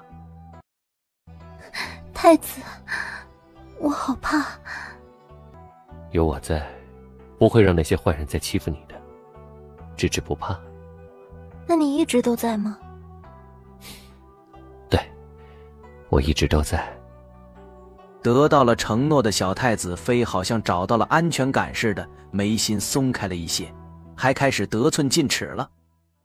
因为荣思景一手被他抱住，一只手还摸着他的头，所以江南之哪怕闭着眼，还是一头钻进了那带着淡淡檀香的怀抱之中。小手十分利落地搂住了荣思景的腰，还把红彤彤的小脸也埋入了他硬朗的怀中，跟受到惊吓的小动物似的蹭了蹭，蹭得荣思景心痒痒的。不知道为何，抱着怀中的人儿，这一刻他的心竟然比之前念经的时候还要感觉安宁，俩人已经在不知不觉间抱在了一起，相拥而眠。实际上，虽然江南枝跟太子几乎相拥而眠一整晚，但是俩人还真的没有做一些什么。江南枝病得时而糊涂，时而清醒，但是却跟小动物似的，双手双脚都死死地抱住了荣思景。不过他并没有立刻推开怀中的小太子妃，而是伸手摸了摸他的额头，又看了看他的状况，确定他此时睡得很平稳，只是因为浑身都有汗，反而不太舒服地动来动去。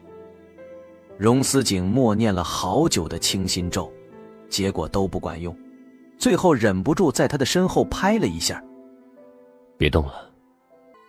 江南枝病刚好，脑子还不清楚，第一个反应就是不爽。他决定惩罚那个打他的太子。所以江南枝故意的一个翻身，就把荣思景给压在了身上，然后整个人就跟撒娇的猫似的，想要把浑身的毛都蹭到主人身上去。太子妃，你是不是已经醒了？江南枝才不搭他的话，他把自己滑嫩的小脸贴在了太子的脖颈处，反复摩挲着。荣思景一时间又好气又好笑，他索性直接起身，把小太子妃从腋窝那直接给架了起来，朝旁边的浴室走去。工人之前送的沐浴水也不知道冷没冷，不过冷了也好，太子妃不清醒的话，这个时候泡个澡定然会清醒许多。太子殿下，你是魔鬼吗？我可是病刚刚好，就要被丢到冷水浴桶中了吗？或者说，是你起火了？你自己想要冷水灭火？眼看着自己就要被丢到浴桶中了，江南枝一咬牙，用尽平生力气，直接将荣思景也给扯了进去。虽然荣思景也知道俩人此时共浴有一些危险，但他还是在跌入进来的瞬间，伸手护住了小太子妃的头跟腰。看着太子殿下复杂的表情，耳朵尖也是红彤彤的，江南枝很坏心思地动了动。荣思景立刻伸手按住了他的腰。太子妃，你是不是在恩将仇报啊？啊，殿下，您说什么呀？哦，对了，殿下，您为何会在臣妾的寝宫，还跟臣妾睡在了一处啊？我就不该担心你。江南枝想了许多，唯独没有想过一件事，那就是太子的心。毕竟他对他一直怀有目的的。荣思景看着愣住了的小太子妃，伸手把怀中的人压了过去，那娇嫩可口的小嘴儿瞬间被踩斜。江南枝猛然瞪大了美目，他的双手抵在了太子的胸膛，睫毛上的水珠都因为轻颤而在折射旖旎的光。跟之前的浅尝辄止不同，这一次两个人都有一些意乱情迷，甚至无师自通的更加深入了。不知不觉间，轻薄的衣衫都漂浮在了水面之上，可能是经验不足，所以一切都很小心翼翼，全靠本能在探索着。而就在这关键之时，那浴桶好像是再也不能承受了一般，突然皲裂开来，哗啦，水跟花瓣也都涌了出来。荣思景更是十分快速地把江南枝护在了怀中，俩人狼狈地跌坐在了地上，四目相对。那一刻的清醒顿时让两个人心中都涌起了一抹十分奇异的感觉。娘娘，怎么了？你没事吧？芝芝，怎么了？木碎也就算了，阿娘竟然也来了。而看着明显惊慌失措的小太子妃，荣思景莞尔，他起身捞过旁边的挂着的袍子，给小太子妃先裹上。我没事，你们暂时不用进来。娘娘，真的不用进来伺候您吗？不必。芝芝，听说你病了，我给你熬你最爱吃的那种甜粥吧。好，木穗，你带我阿娘去厨房吧。是。等到外边终于安静下来，确定他们都走了，江南枝才松了一口气，转过头看到了太子竟然把贴在身上湿透了的袍子给脱掉了。太子妃为何这样看着姑？上次在温泉行宫没有注意，殿下，您身上为何有这么多的伤啊？太子妃不用担心，姑不打紧的，没有致命伤。江南枝不再问了，具体的那些权谋诡计，太子不会告诉他。而且如果有致命伤，估计太子也不会站在他眼前了。殿下，臣妾这里没有准备您的衣袍，要不您还是先去床榻上躺着吧，臣妾让白总管来伺候您。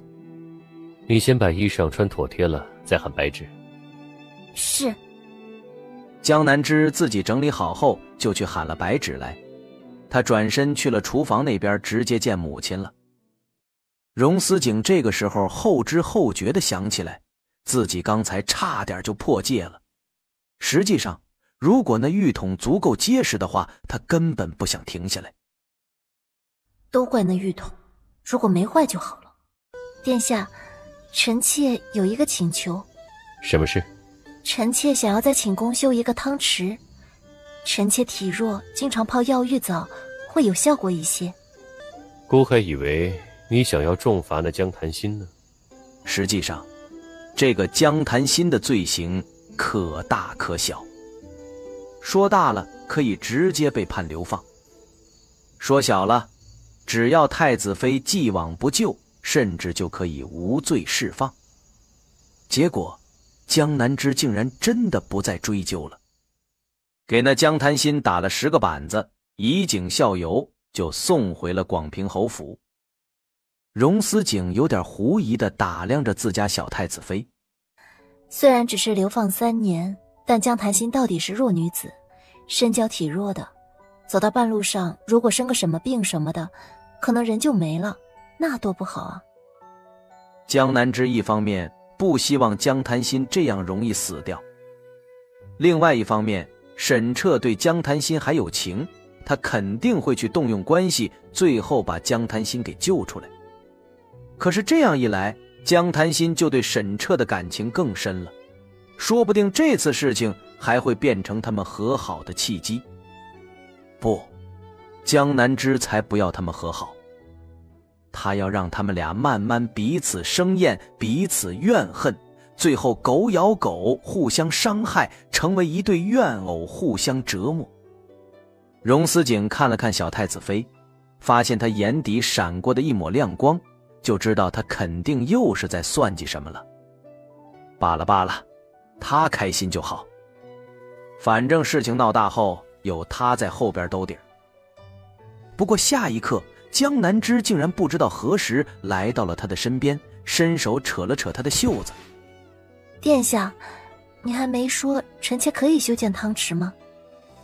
荣思景想起来早上的事情了，嘴角微抿，就知道这小狐狸是故意的。可以。殿下，到时候让人把汤池修建的大一些吧，倘若你有时间了，也可以一起来泡泡。荣思景最后还是纵容了江南枝。沈老夫人让沈世子休了大姑娘，但是沈世子十分不舍。可是接下来这段时间，大姑娘相当于被困在院子里，哪里也去不了。沈世子也没有去探望她。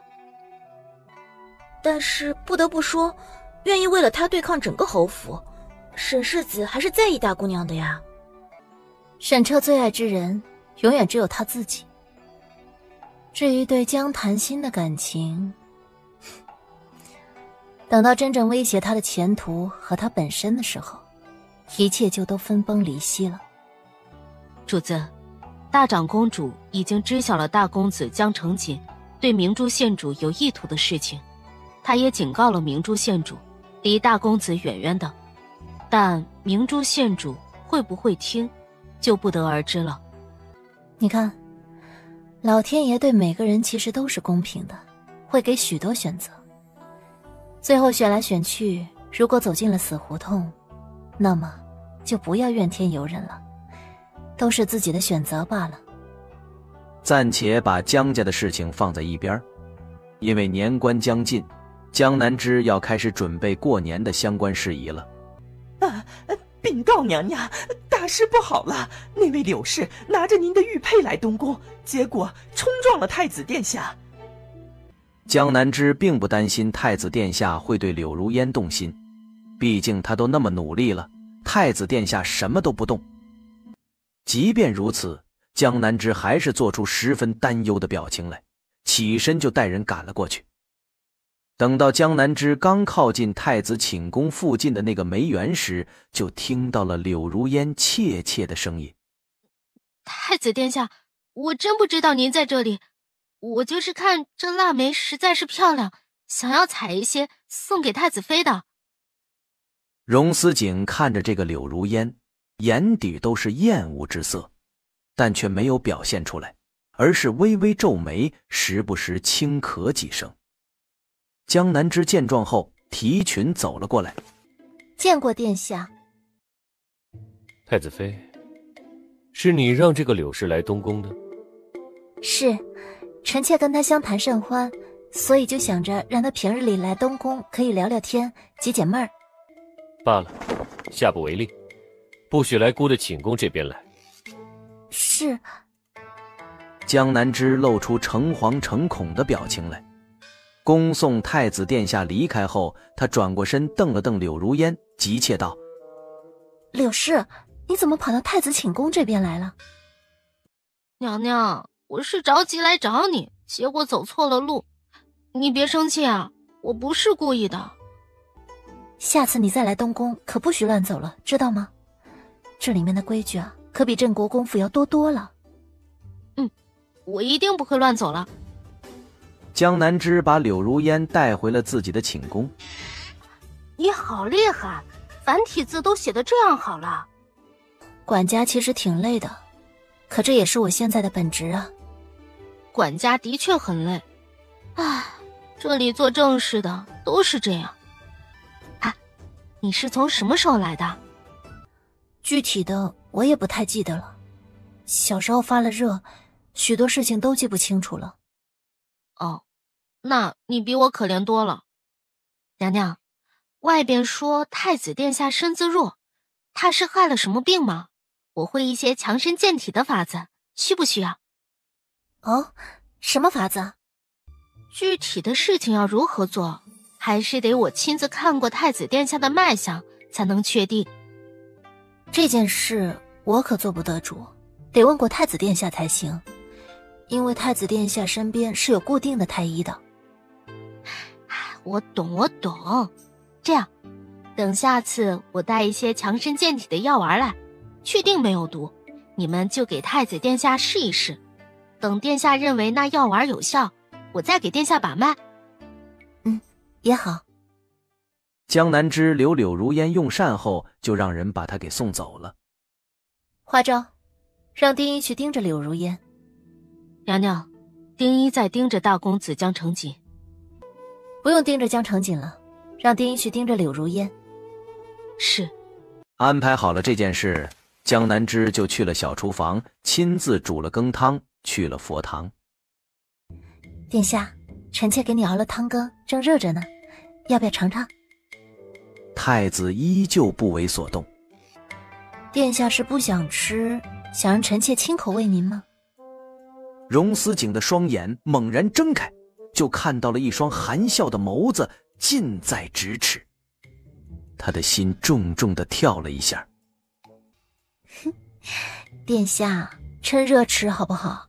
臣妾是专门替你熬的。”荣思景之前一直坚信小太子妃是爱慕他的，可是当那个柳如烟出现在东宫的时候，反而不那么确定了。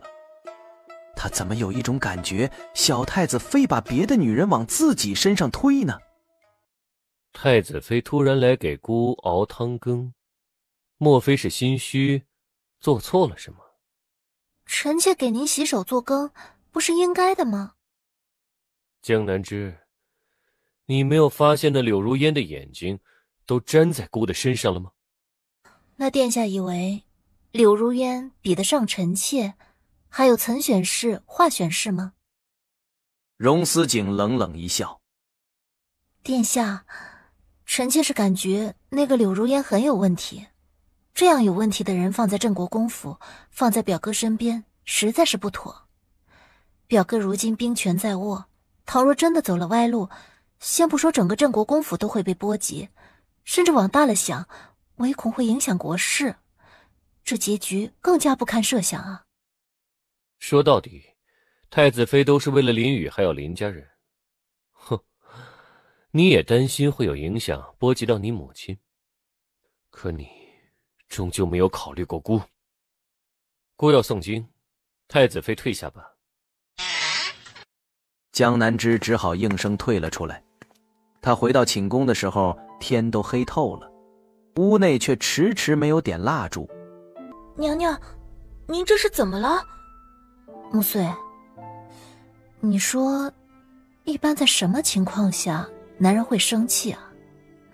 我的意思是，不是朝堂大事那种。那就是家务事了吧？家务事的话，那就是妻妾争宠，儿孙不好好读书，不务正业，还有就是长辈是非不分。莫非太子殿下吃醋了？这不太可能，毕竟太子又不喜欢他，而且他又不是真的给太子安排女人，在知道柳如烟不安分后，就想着把这人给放在眼皮底下好了。所以太子殿下到底是怎么了？东宫这边因为柳如烟的事情陷入了一种诡异的气氛之中。快要煮熟的太子难道就这样飞了？首先得弄清楚太子为什么会生气，才能治标治本。他直接找到了左皇后，婆媳俩聊了一会儿过年宫宴的事情后，江南之突然叹了一口气，一脸愁容。芝芝啊，怎么了？我就是感觉郁闷，最近也不知道为什么，殿下他不理我了。江南之并没有说出柳如烟的真实身份，然后把那天的事情一说。我也不知道为何，从那天后，殿下就开始不理我了，平常也不见我，偶尔在东宫遇见了，他也是一句话都不说，就好像没有瞧见我似的。傻丫头，小景那是吃醋了，他不高兴你把别的女人推向他。当然了，我知道你没有给太子送女人的意思，但他不这么想。母后，您会不会想错了？殿下他怎么可能会喜欢我呀？哎呦，我的傻丫头呀，你这样好，之前小景一直不喜欢你，我才感觉意外呢。小景没有情动过，所以他不太善于表达。芝芝你也不要嫌弃他，陪着他慢慢来，好不好啊？我哪里会嫌弃太子殿下，就是有些受宠若惊。那母后，我接下来该怎么做啊？你得让他急起来，这段时间你也不要去主动找他了。哦对了，有时间就离开东宫，你母亲不是要出嫁了吗？你可以以这个名义多去陪伴陪伴你母亲。这样真的好吗？芝芝你信我，儿子是我生的，我敢保证不出7日，小景断然会坐不住了。如果还是不行，你之前有没有青梅竹马之类的，可以偶遇见个面，喝个茶之类的。母后大人，您知不知道您这法子多少有些坑你的亲儿子？虽然哭笑不得，又十分腹诽，江南之还是乖巧的点头应了。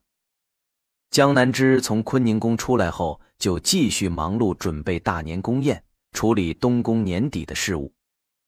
忙完这些后，他就出宫去镇国公府探望阿娘了。下雪了呀！竟然下雪了，怎么办呢？太子妃娘娘还没有回来啊。她去哪里了？太子妃娘娘去了镇国公府看望她母亲了。这么大的雪们，估计路上会不便利，今晚怕是回不来了吧？荣思景俊脸一沉，握着手炉的手微微用力。芝芝啊，外边下大雪了，今天你要不就不要回去了。待会儿再看看吧，如果雪下得太大了，我就让花招回去送信，明日再回去。过了一会儿，林妙婉被林老夫人喊走了。江南枝一个人站在窗前，不一会儿门被人推动，柳如烟鬼鬼祟祟地走了进来。今天下这么大的雪，你今晚不走了吧？要不你来我院子里住，我们彻夜长谈。不了，这里客房挺多，而且我也不习惯跟别人一起睡。也就是说，到现在你还没有跟太子睡？别说我了，说说你吧，为什么表哥突然要跟表嫂和离呀？我怎么知道啊？我又不希望他们和离，我就感觉这正妻吧，都太辛苦了，根本不像是男人的妻子，反而更像是一个大家族的管家。哦，还是那种吃力不讨好的管家。呀，对不起啊，我可没有内涵你的意思。娘娘，太子殿下来接您了。通知镇国公府其他人，让大家出来接太子。是。没看出来啊，太子殿下很在意你啊。一群人快步迎了出去。江南枝赶到的时候，表哥林宇已经站在了太子殿下的身边。殿下，您怎么来了？姑来接你回家。怎好劳烦殿下亲自来，派人传个话，臣妾不就归家了？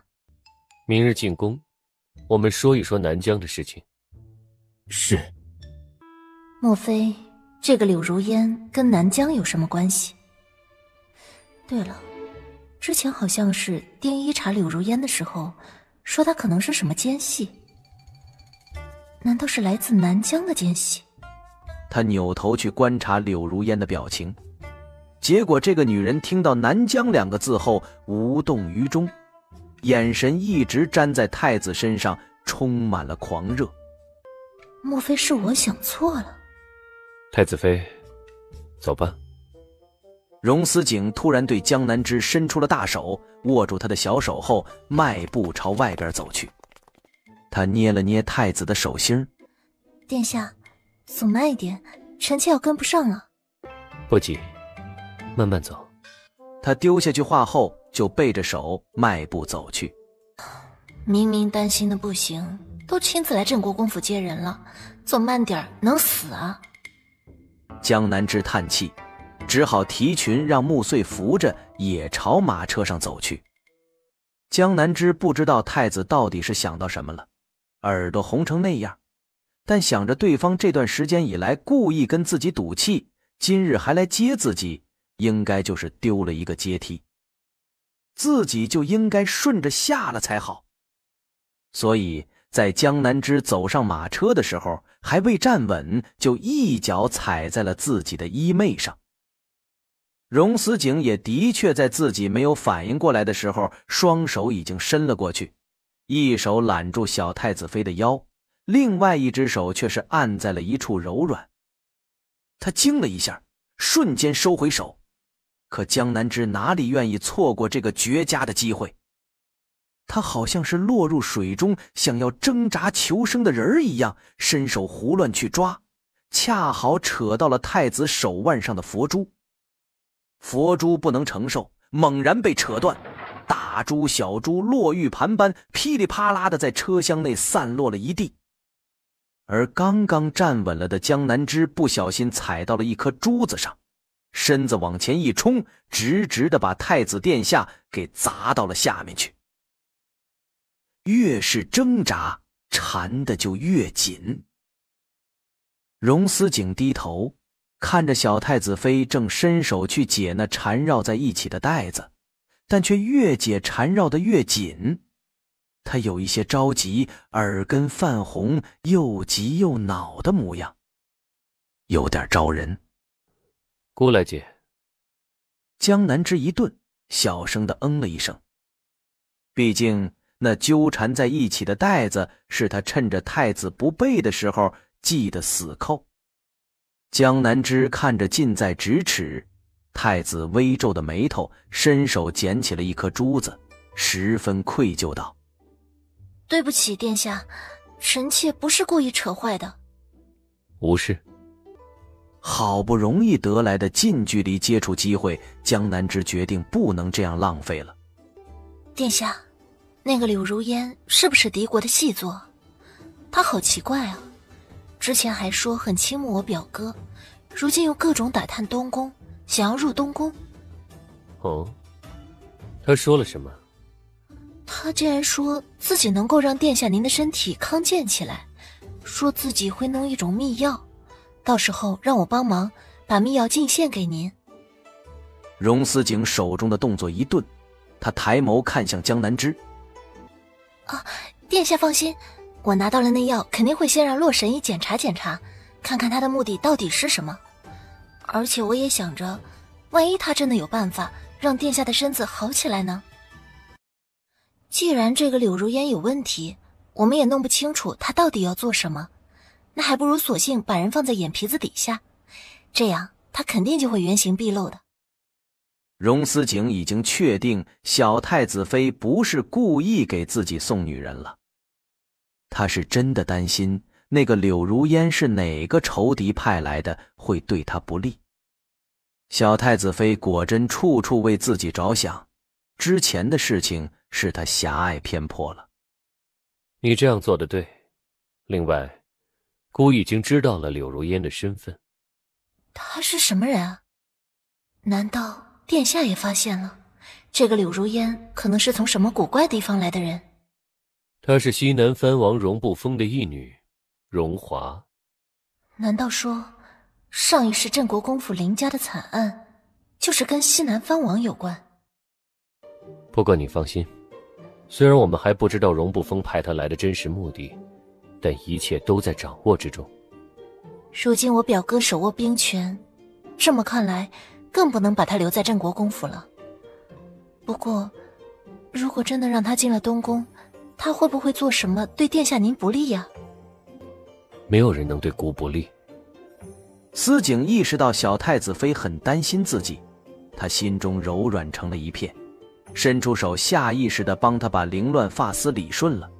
而后知后觉意识到自己做了什么后，荣思景的手僵在了那儿。殿下，您可真厉害！他突然伸出大手，将小太子妃那双璀璨的眸子给挡住了。殿下，怎么了？你别看着姑，你看着姑，这带子就解不开了。江南枝也知道见好就收，他们总不可能在马车中发生什么，所以他就乖巧地点了点头，然后趁机又让睫毛挠了挠太子的手心。这小狐狸怎么连睫毛都不安分？接下来俩人都没有再说什么，但马车内的气氛却十分旖旎温柔。直到马车停在东宫大门口的时候，那大氅的带子还是没有解开。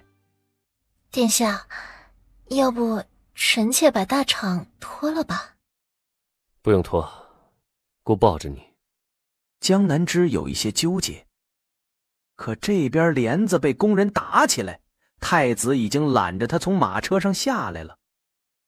江南枝是真担心累到太子，赶紧伸手搂住他的脖子，同时身体也在暗暗配合发力，努力让太子轻松一些。一路上黑色的锦靴踩在刚飘下来的雪片上，发出咯吱咯吱的声响。可是很快江南枝就被别的声音给吸引了注意力。咚咚咚，这是太子的心跳声。等到了太子寝宫后，江南枝才被放下来，他赶紧帮两人脱掉了大氅，交给了赶过来的白纸。只是没等江南枝再多说两句话，太子就丢下一句让他自便，自己换一件狐狸毛大氅，起身去了佛堂。江南枝看着他有点落荒而逃的背影，有点无语。怎么弄得自己好像是吃唐僧肉的妖精似的，这样唯恐避之不及吗？但江南之能够确定的是，自己在太子殿下心中肯定是占有了一席之地，接下来要做的就是把这一席之地慢慢扩大。冷嬷嬷，本宫这儿有一件事想要请教你。哦，说请教，老奴不敢当，娘娘有什么话就请直说吧。太子殿下之前是不是被男女之事刺激过？冷嬷嬷一愣。冷嬷嬷，我知道这件事是殿下的秘密，可我并不是外人，而是殿下的枕边人，更像是他的家人，所以我想要多了解殿下一些，好更能接近他一些。实不相瞒，上一次我们俩差点就行房了，可是关键时刻他却……我想知道是不是因为我的问题，所以殿下才会嫌弃我，不想碰我。哦，娘娘，这不是您的问题。那是因为什么？娘娘，您猜的没错，殿下并不是真正出家做了和尚，偶尔也会用一些荤菜，喝点酒，总归就是不用完全遵守清规戒律。至于这女色，殿下16岁那年，有人送了一个西域舞姬来。那个西域舞姬是被人专门培养出来的，很擅长房中术，会的花样极多。她女扮男装被送进了东宫。所以殿下是被她……那段时间正好殿下要去寺庙之中跟僧人论善讲法，恰好不在东宫。那个女人按耐不住，就蛊惑了几个侍卫。等到殿下回来的时候，恰好看到了床榻之上白花花的一片，就被恶心到了。当时气恼的把那个寝宫都给烧了。殿下至此以后再也不碰女色，哪怕后来皇后娘娘让白选侍跟李选侍过来，殿下也没有让他们侍寝，就只当东宫多2个人养着罢了。后来呢？那个舞姬跟那些侍卫自然都没有留，但不管怎么拷问，都没有查出来是何人指使了这个舞姬。冷嬷嬷说完后，拱手对江南之郑重行了一个大礼。娘娘，太子本是一个天性率真温柔的孩子，可是后来遭遇了那么多暗杀，还遇到了那个舞姬的事情，才让他开始对任何人任何事都冷清淡漠，但这些都不是他的本意，还请娘娘不要放弃殿下呀。江南之只得点了点头。等到冷嬷嬷退下去后，江南之一手扶额，眉宇微蹙。可是知道了真相后，他突然有点心疼对方了。江南之决定自己做点什么，好能帮上对方的忙。江南之拿出纸笔，努力回忆起那个叛军首领的模样，毛笔刷刷刷地扫过宣纸，不一会儿就勾勒出了一个魁梧大汉的模样来。对了，当初在城楼之上，那个叛军首领的右手手腕上还有一个月牙形的疤痕。如今得想个法子，把这东西合情合理地送到太子殿下手中。没过多久，这个理由就出现了。柳如烟终于做好了他所谓的神药，给江南之送来了。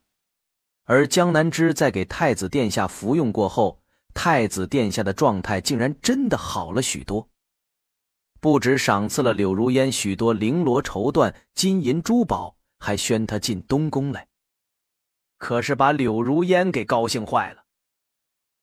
太子殿下，今日我表哥上朝的时候是个什么表情啊？当初太子妃怎么没有嫁入镇国公府，玉莲与定亲呢？这是又吃醋了？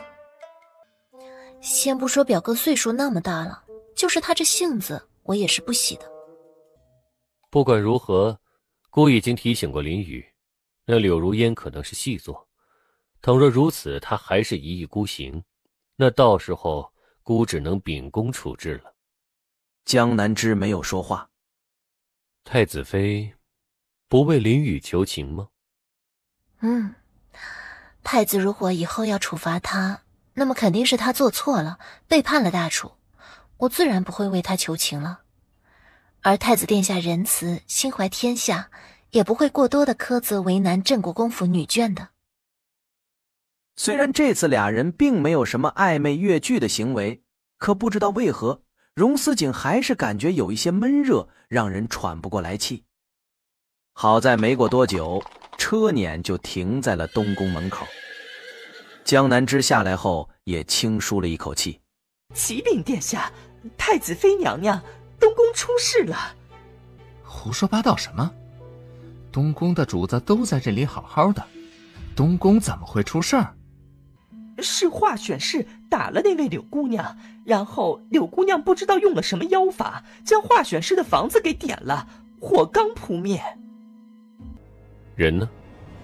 现在都在华选氏的院子里，说要等殿下跟娘娘回来，给他们主持公道。荣思景跟江南之对视一眼，俩人一起迈步朝里走。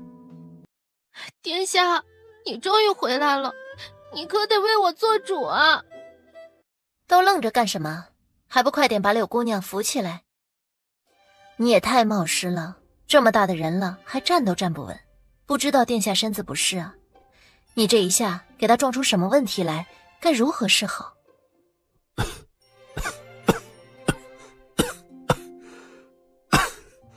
姑身子不适，这件事就交由太子妃处置吧。是，白总管，快送殿下回房。是。太子殿下一离开，在场的人表情都发生了微妙的变化。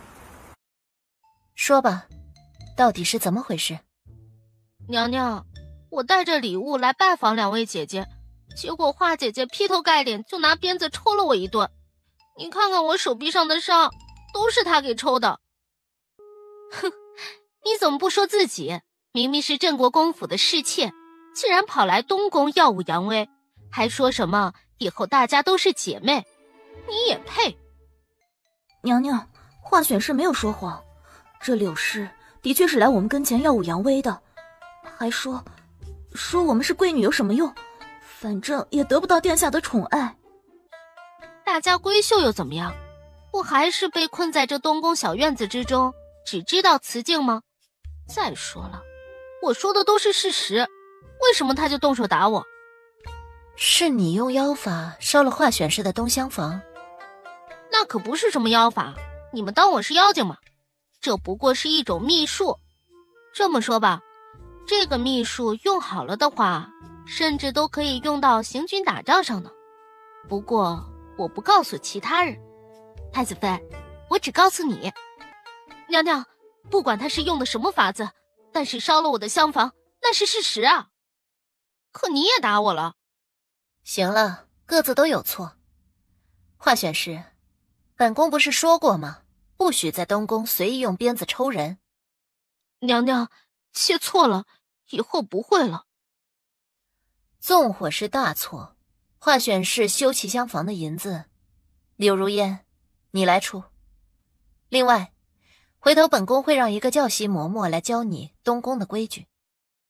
柳如烟可舍不得自己的银子，那可是她跟林雨撒娇得来的。如果你不愿认罚也行，就证明你不适合待在东宫，回头就让镇国公府来领人吧。柳如烟哪里愿意走？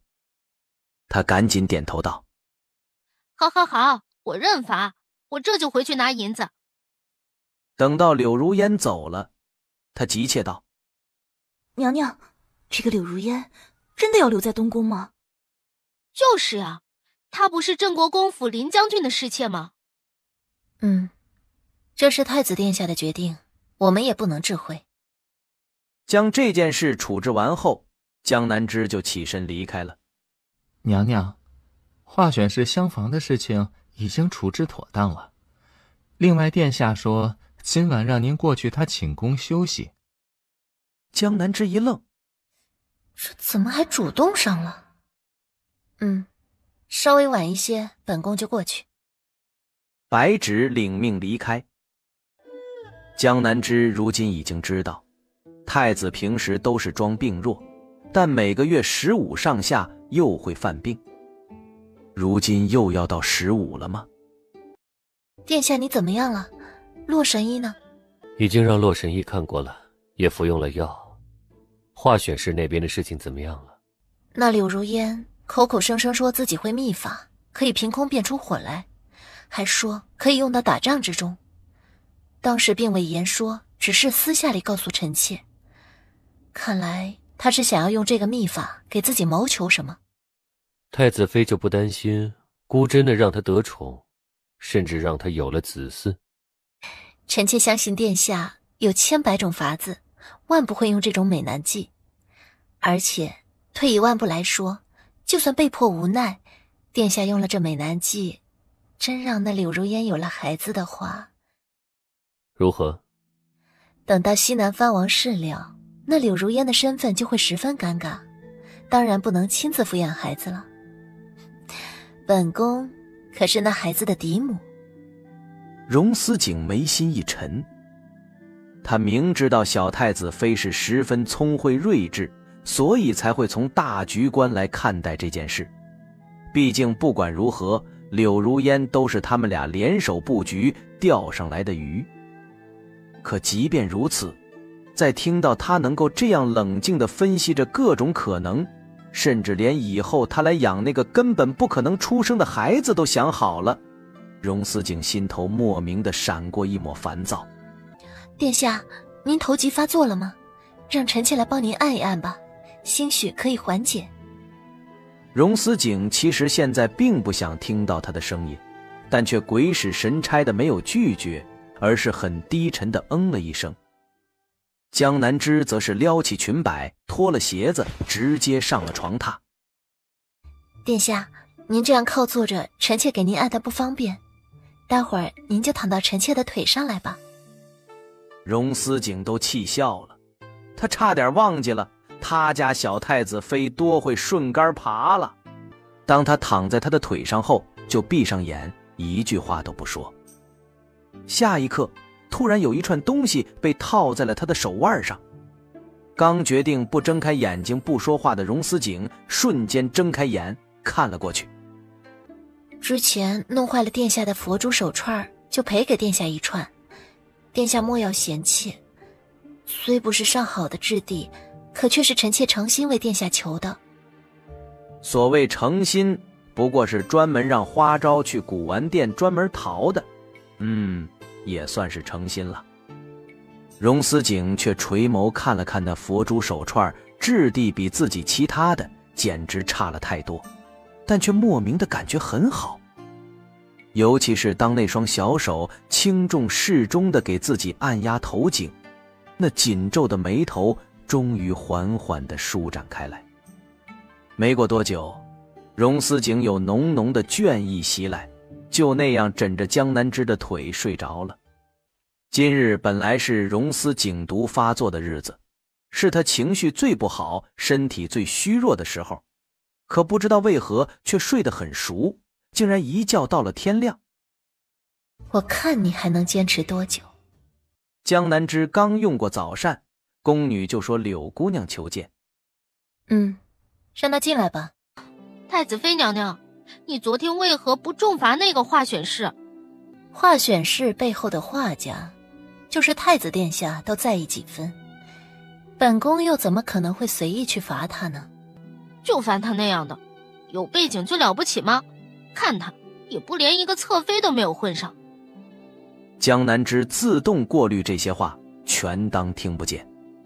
娘娘，你昨天说的那个学规矩的事儿，能不能免了？之前阿宇就喜欢我这样特立独行的性子，倘若你让我学的跟你们这些贵女们都一样了，那我就跟你们没有区别了呀。你如今身在东宫，一言一行也都是我东宫的脸面，倘若你丢了东宫的面子，本宫势必也不能容你。至于你说了我表哥最喜欢你这样，那本宫送你回郑国公府如何？啊，不，我才不回去，学规矩就学规矩好了。太子妃娘娘，你不好奇我昨天是如何引来的火吗？这个法子很巧妙的，我能不能去见一见太子，亲自把这个秘密告诉他呀？好，本宫帮你转达给太子。柳如烟满意了，起身离开。娘娘，你真的要替她去太子跟前长脸吗？这个女人真的还不如岑选侍和华选侍懂事呢。真当太子的床榻是那么好爬的吗？到了傍晚的时候，荣思景从宫中回来，宫人来禀告说太子妃邀请他一起在他那边用晚膳。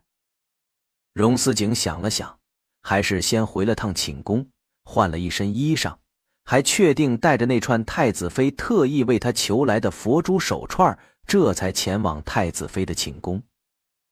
殿下，柳如烟说要单独见您才肯说出那个秘术。单独见他是不可能的，万一他害姑怎么办？总归你得在场。好。哎，对了，今日那柳如烟来，身上掉了一张纸，好像是仓促之间带进东宫的。什么东西？江南枝把那张叛军头目的画像拿出来，递给了荣思景。殿下，这张纸就是从柳如烟身上掉下来的，画上是一个粗犷的男人，看起来像是个武将。臣妾认识的人少，并不认得。殿下您看，您认识吗？姑不识此人，回头让人去查一查。江南枝点了点头。接下来太子夫妇俩十分和睦地用晚膳，俩人相敬如宾，好像彼此都忘记了早上那一抹尴尬似的。后来俩人一起见了柳如烟。柳如烟虽然不满太子妃在场，但最终还是说了自己所谓的秘术，就是将玻璃对着太阳，过一会儿就能把东西烧起来了。荣思景跟江南枝听后都是有一些新奇，荣思景更是让白纸记下来，回头交代工部去研究此事。柳如烟，这个法子不错，你想要什么赏赐？妾既然进了东宫，那么就是太子殿下的人了，所以今晚妾想要服侍太子殿下。孤身子不是，换一个赏赐。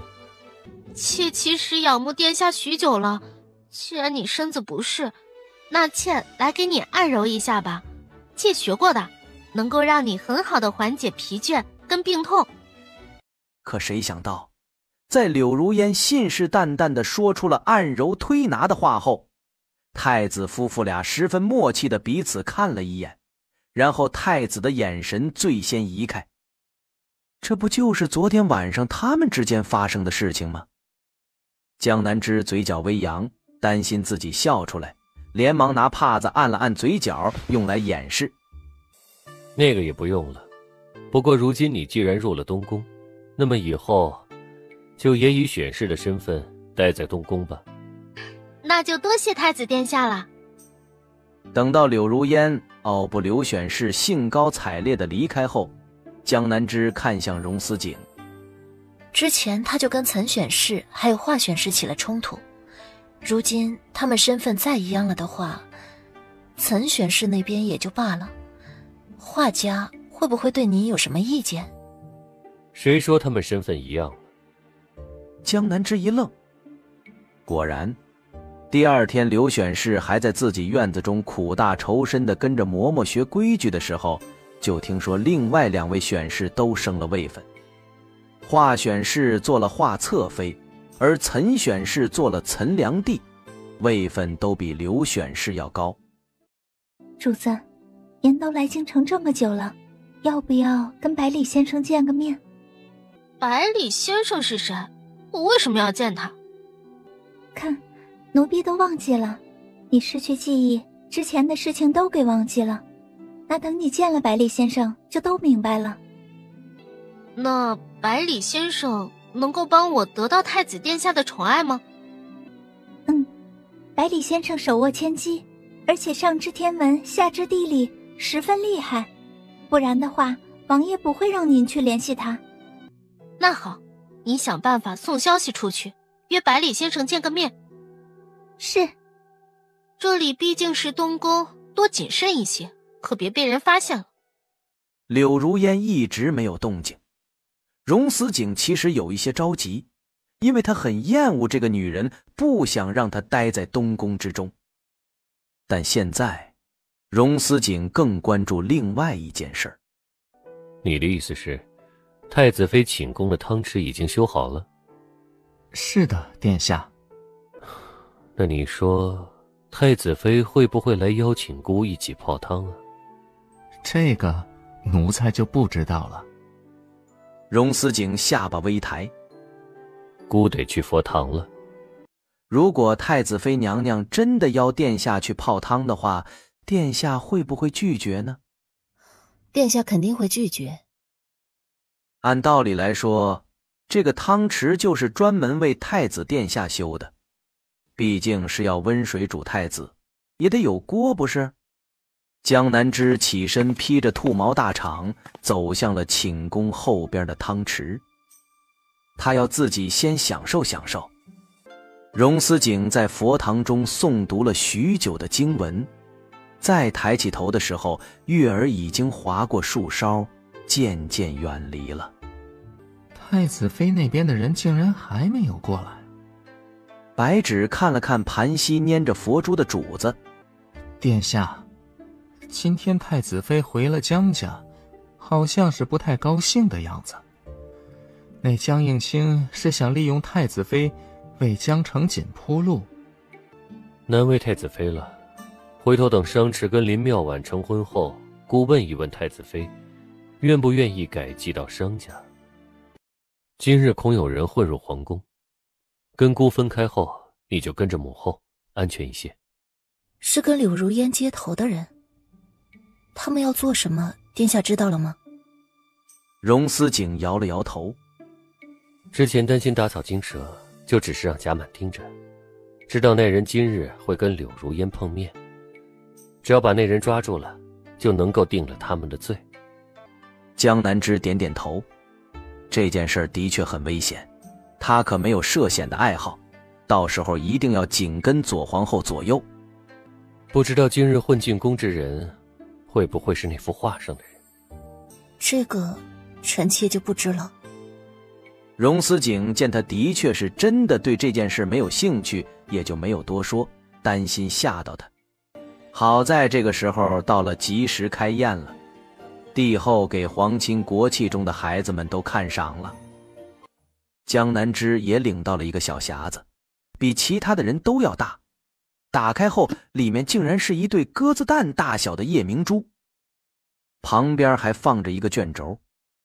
这幅画跟夜明珠是本宫跟陛下送给你的，谢父皇母后。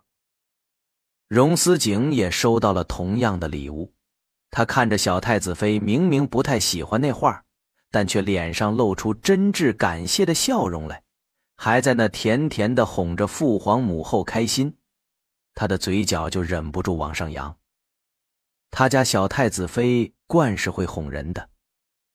殿下，刘选侍离席了，让人跟上他，万不可让对方跑了。是。听说郡主失忆了？我遇到林雨的时候头被撞了一下，后来就什么都想不起来了，没有办法，就只好先跟着他回来了。陶虹只告诉我身份，他说今日见到你，你就会告诉我一切。王爷跟当今圣上有仇，他要复仇，就提前让你混进京城来。不过，虽然你失忆了，但你做得很好，竟然已经都混到了太子身边。可我只是一个弱女子，根本做不了什么呀。先说好了，什么偷太子军机地图、虎符什么的，我可做不到。不用你去偷那些东西，只要你想办法把这个东西放入太子的饮食中。你是要让我毒死太子？不行不行，毒死了他，我也难逃一死了。我义父绝对不会让我做这种事的。这不是毒药，而是让太子殿下身体在短时间内变好的药。真没毒？难道连任何副作用都没有？如果说副作用的话，那还真有一个。什么？贪色。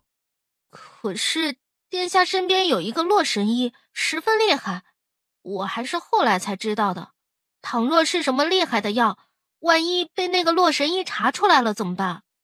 我敢保证，任何人都查不出来这个东西。行，我信你一回。对了，此外还有一件事要让郡主去做。你都让我做这么危险的事情了，怎么还要做其他的事情啊？因为这件事只有你可以做。什么事啊？去把林雨手中的半块冰符偷出来，用假的替换掉。让我偷林雨的虎符？你不早说，为什么等我进了东宫才说？是因为我没想到郡主竟然这样有本事，短时间内竟能又混进了东宫。虽然我已经人在东宫了，不过你放心吧，等过了年，我找个机会回将军府，到时候把林雨的虎符给换出来好了。林雨心中有我，对于他，我手拿把掐。百里月口头上又奉承了几句。俩人没谈多久，虽然柳如烟身份很低，但离开宴席太长时间，恐会被发觉。只不过当柳如烟刚推开门的时候，突然一柄雪亮的刀横了过来，柳如烟顿时就眼睛一翻，昏死了过去。就这胆子，还做细作？这边贾满带人已经跟百里月打在了一起，到了这里，百里月哪里不知道他们已经暴露了。最危险的地方就是最安全的地方，所以百里月趁着手下人把那些人牵绊住的空当，他跑去了坤宁宫。宴会中途，左皇后要回去更衣，她见江南枝没什么精神，知道小姑娘病还没有好利索，十分心疼，就提出让她陪着自己回坤宁宫歇着。芝芝啊，你去隔壁厢房歇着，等前头宴会结束，小景会回来接你的。是，母后。因为感觉今晚会发生事情，江南枝特意带了会武功的花招，哪怕是在坤宁宫，他也不会放松警惕。所以当一个身上带着一种熟悉胭脂味道的太监从身边路过的时候，江南枝眉心一皱。百里月自认自己的伪装无懈可击，他连忙跟其他宫女太监一般弓腰给江南枝行礼。你让小太监去给白芷送信，就说人在坤宁宫。什么人？那个跟柳如烟碰头的同伙。外边传来了密密麻麻的脚步声，下一刻房门被踹开，双拳难敌四手，百里月最后还是被抓住了。你们是什么人？为什么闯进坤宁宫来抓人？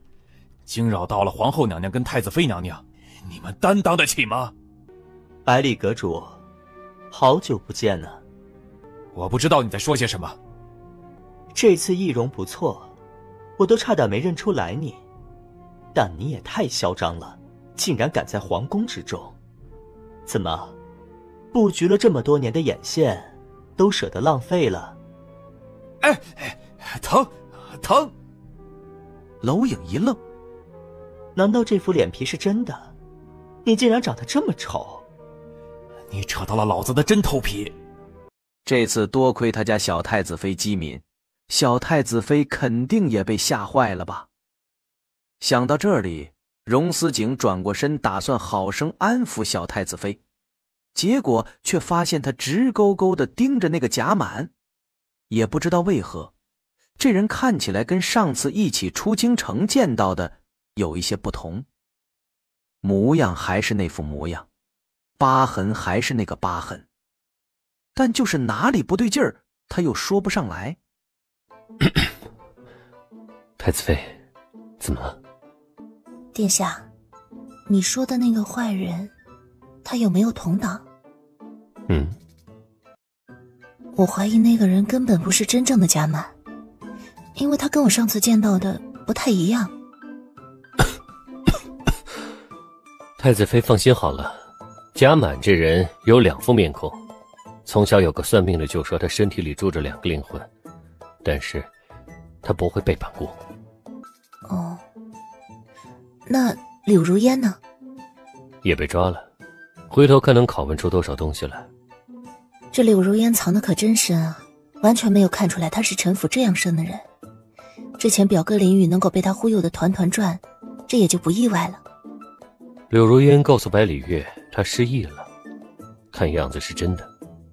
殿下，你刚才说贾满身体里有2个灵魂，因为这段时间柳如烟总是说一些奇怪的话，还说她要回家，所以会不会这柳如烟的身体里也有2个灵魂啊？我会让人好好审问柳如烟的。柳如烟的事情会影响到镇国公府吗？柳如烟是细做的事情，镇国公府众人包括林宇在内都不知情，而且他也将当初遇到柳如烟的事情都如实禀告，而且也将相关人等都送了过来。江南之松了一口气，希望这件事了了，镇国公府也能够躲过上一世的惨案了吧。就在这个时候，天空中有五彩斑斓的礼花绽放，同时还有漫天雪飘在半空中起舞。江南之仰起头，嘴角微扬。荣思景看着小太子妃巴掌大的侧脸，他突然想起来母后说的一句话了：木鱼哪有太子妃好？太子妃，你的汤匙修好了，泡着可还舒适？还不错，殿下要不要来试试？等审完这次细做的事。好啊，殿下，到时候我再给你按一按头，你最近太累了。站在不远处的白芷拦住了要过去送伞的花招。白总管，怎么了？这下雪了，可不能淋到2位主子。这不正好给2位主子创造机会，拉近他们的感情吗？拜别帝后，太子夫妇动身一起回东宫。刘选侍人呢？刘选侍深得母后大人青睐，就暂时留在宫中了。我们先回去吧。是。这边江南之已经回了寝房，沐浴更衣后披着头发坐在案几跟前，左手边摆着一个锦盒，那里面放着的是左皇后给的一对夜明珠，右边也放着一个同样的锦盒。哦，那是左皇后给太子的，太子竟然刚才在回来的车上随手给了他。当时江南之就跟太子确定过是给他的还是让他给收入东宫库房的。太子表情复杂，但还是说了一声：他留着没用，给你的。不要白不要。莫非是之前的温水煮青蛙见了成效了？娘娘，可能得劳烦您去趟大理寺。啊，殿下已经到那儿了。发生了何事？跟那柳如烟有关。昨天晚上殿下让人连夜审问柳如烟跟那个百里月以及相关人等，那柳如烟一口咬定自己什么都不知道，用刑了也没说，最后到底松了口，说要见到您他才会招。娘娘放心，到时候我们都会护在旁边，殿下也会在您身边，不会让您有半分危险的。好，本宫这就去。虽然这件事很急，但白芷还是坚持让江南之用完早膳，这才动身出发，把他送到了大理寺。你不用害怕，待会儿不用去地牢之中，已经将那柳如烟提审出来，而且到时候我们都会在旁边。殿下，我实在是不明白，为何这个柳如烟一定要见我呀？放心，有姑在，不会让她伤害到你的。结果当他们进了关押柳如烟的那个房间，柳如烟在看到江南之后顿时眼睛一亮，不过随后看到进来了这么多人，她脸色又是一变。你们来这么多人干什么？我都说了，我只跟太子妃说，你们都出去。还有，我知道你们可以偷听，也不许偷听，不然我就咬舌自尽，什么都不说了。你们永远不知道这个秘密。你们都出去吧，没事的。我会让丁一甲满在暗处用弓弩对着他，倘若他敢伤你，就瞬间取他性命。半刻钟后，所有人都退了出去。太子妃，你快点想办法救我呀！我为什么要救你？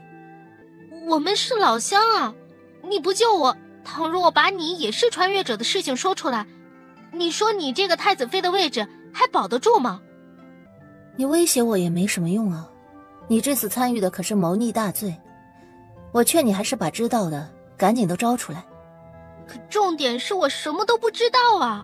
我不是告诉过你，我醒来后就成了这个柳如烟，还是前不久侍女陶红告诉我，我其实是西南藩王荣不封的义女。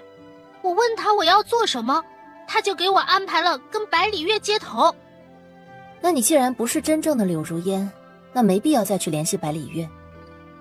还不都是因为你，我去了东宫，你也不帮我得到太子的宠爱，而且还任由华侧妃他们欺负我。如果不是你们逼我，我又怎么会铤而走险去跟那个百里月见面？说来说去，还不是因为你贪心。倘若你早点主动亮出身份，跟太子殿下投诚，将百里月还有荣不封等都供出来，那结果就会不一样了。那我现在投诚还来得及吗？那你有荣不封谋反的证据吗？你特意把我喊过来，就是为了说这些？江南之，我知道你一个女流之辈，肯定没有办法把我救出去。你帮我去找林雨吧，他那么爱我，肯定会想办法把我救出去的。而且义父也知道当初是他把我带走了的，如果他见死不救，等以后义父谋逆成功，肯定会找他算账的。我不会帮你送信的。你竟然不帮？你就不担心我把你也是穿越者的事情抖了出去吗？到时候我活不成了，你也别想好。你仔细想想，我什么时候说过自己跟你是一样的了？你在你原来的世界也是一个平凡的失败者吧？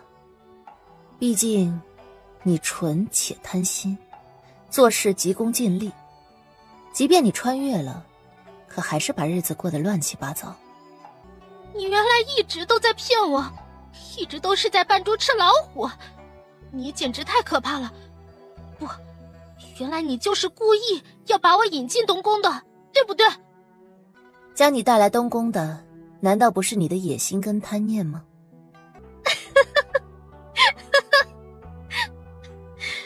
江南之，我果然斗不过你们这个世界里的人呢。但是谁说我蠢笨？我还是给自己留了后手的。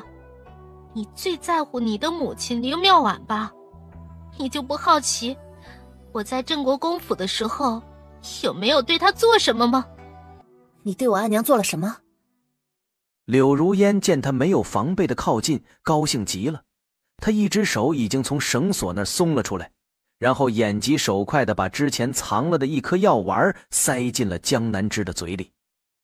那药入口即化，即使江南之瞬间吐了出去，但还是不小心吞咽了一点。而柳如烟还没来得及得意地笑出来，外边凌空飞进来2支弩箭，一支射向他的胸口，另外一支射向了他的腹部。江南之啊，江南之，你会扮猪吃老虎又有什么用？太子是佛修，根本不会碰你。你服用了这顶级媚药，倘若没有男人疏解的话，你就会痛苦死啊！他笑着笑着吐出一口口的血，最后渐渐没了声响。与此同时，荣思景、商池等人都冲了进来。江南枝被荣思景揽在怀中，他口中辛苦，但听着柳如烟的话，彻底放了心。如果柳如烟能够听到他的心声，高低会听到那一句谢谢。不过江南枝却还是抓紧了太子的衣襟，紧张道：柳如烟死了，刚才他说给我阿娘下毒了呀。他如愿地昏倒在了太子怀中。江南枝是被热醒了的，他的意识还是很清晰的，但却感觉眼皮很重，浑身滚烫，口干舌燥。他听到有人在说话：这药十分霸道，不过幸而太子妃吐出来了大半，只有一点融入了口中，但终究让他内火郁结。那该怎么办？可能需要太子殿下您同太子妃同房清火，不然的话就得把太子妃娘娘用冰水泡着了。百里月招了吗？那毒有解药吗？百里月说那毒只服用下一点点，没有解药，但也没有大碍，只需要男女同房。模模糊糊，江南枝听到后也有一些无语。不过如果他都这样了，如果太子还忍心大冬天的把他丢冰水桶中泡着的话，那么这只青蛙以后不煮了也罢。江南枝又等了一会儿，发现太子好像是起身走了出去，洛神医跟白芷也就都走了。他的一颗心彻底沉了下去。狗男人，他自己不碰他，也不让其他人帮他，这是打算要熬死他吗？一直到穆穗跟花昭进来替江南枝更衣，扶着他进了浴池后，江南枝已经对太子不抱任何期待了。他以后都不温水煮青蛙了。这破太子谁愿煮谁去煮。处于冰火两重天中的江南枝正专心致志地骂着太子，突然感觉有一只大手搭在了他的肩膀上。太子妃，姑不太懂，所以也不知道做到哪一步可以帮到你。太子竟然来了，他愿意为救他而破戒了吗？熟悉的檀香被水汽给包裹了起来，反而更加旖旎。江南枝刚要转过身，但那双手却按住了他的肩膀，不至于将他给弄疼了，但却也很坚持的模样。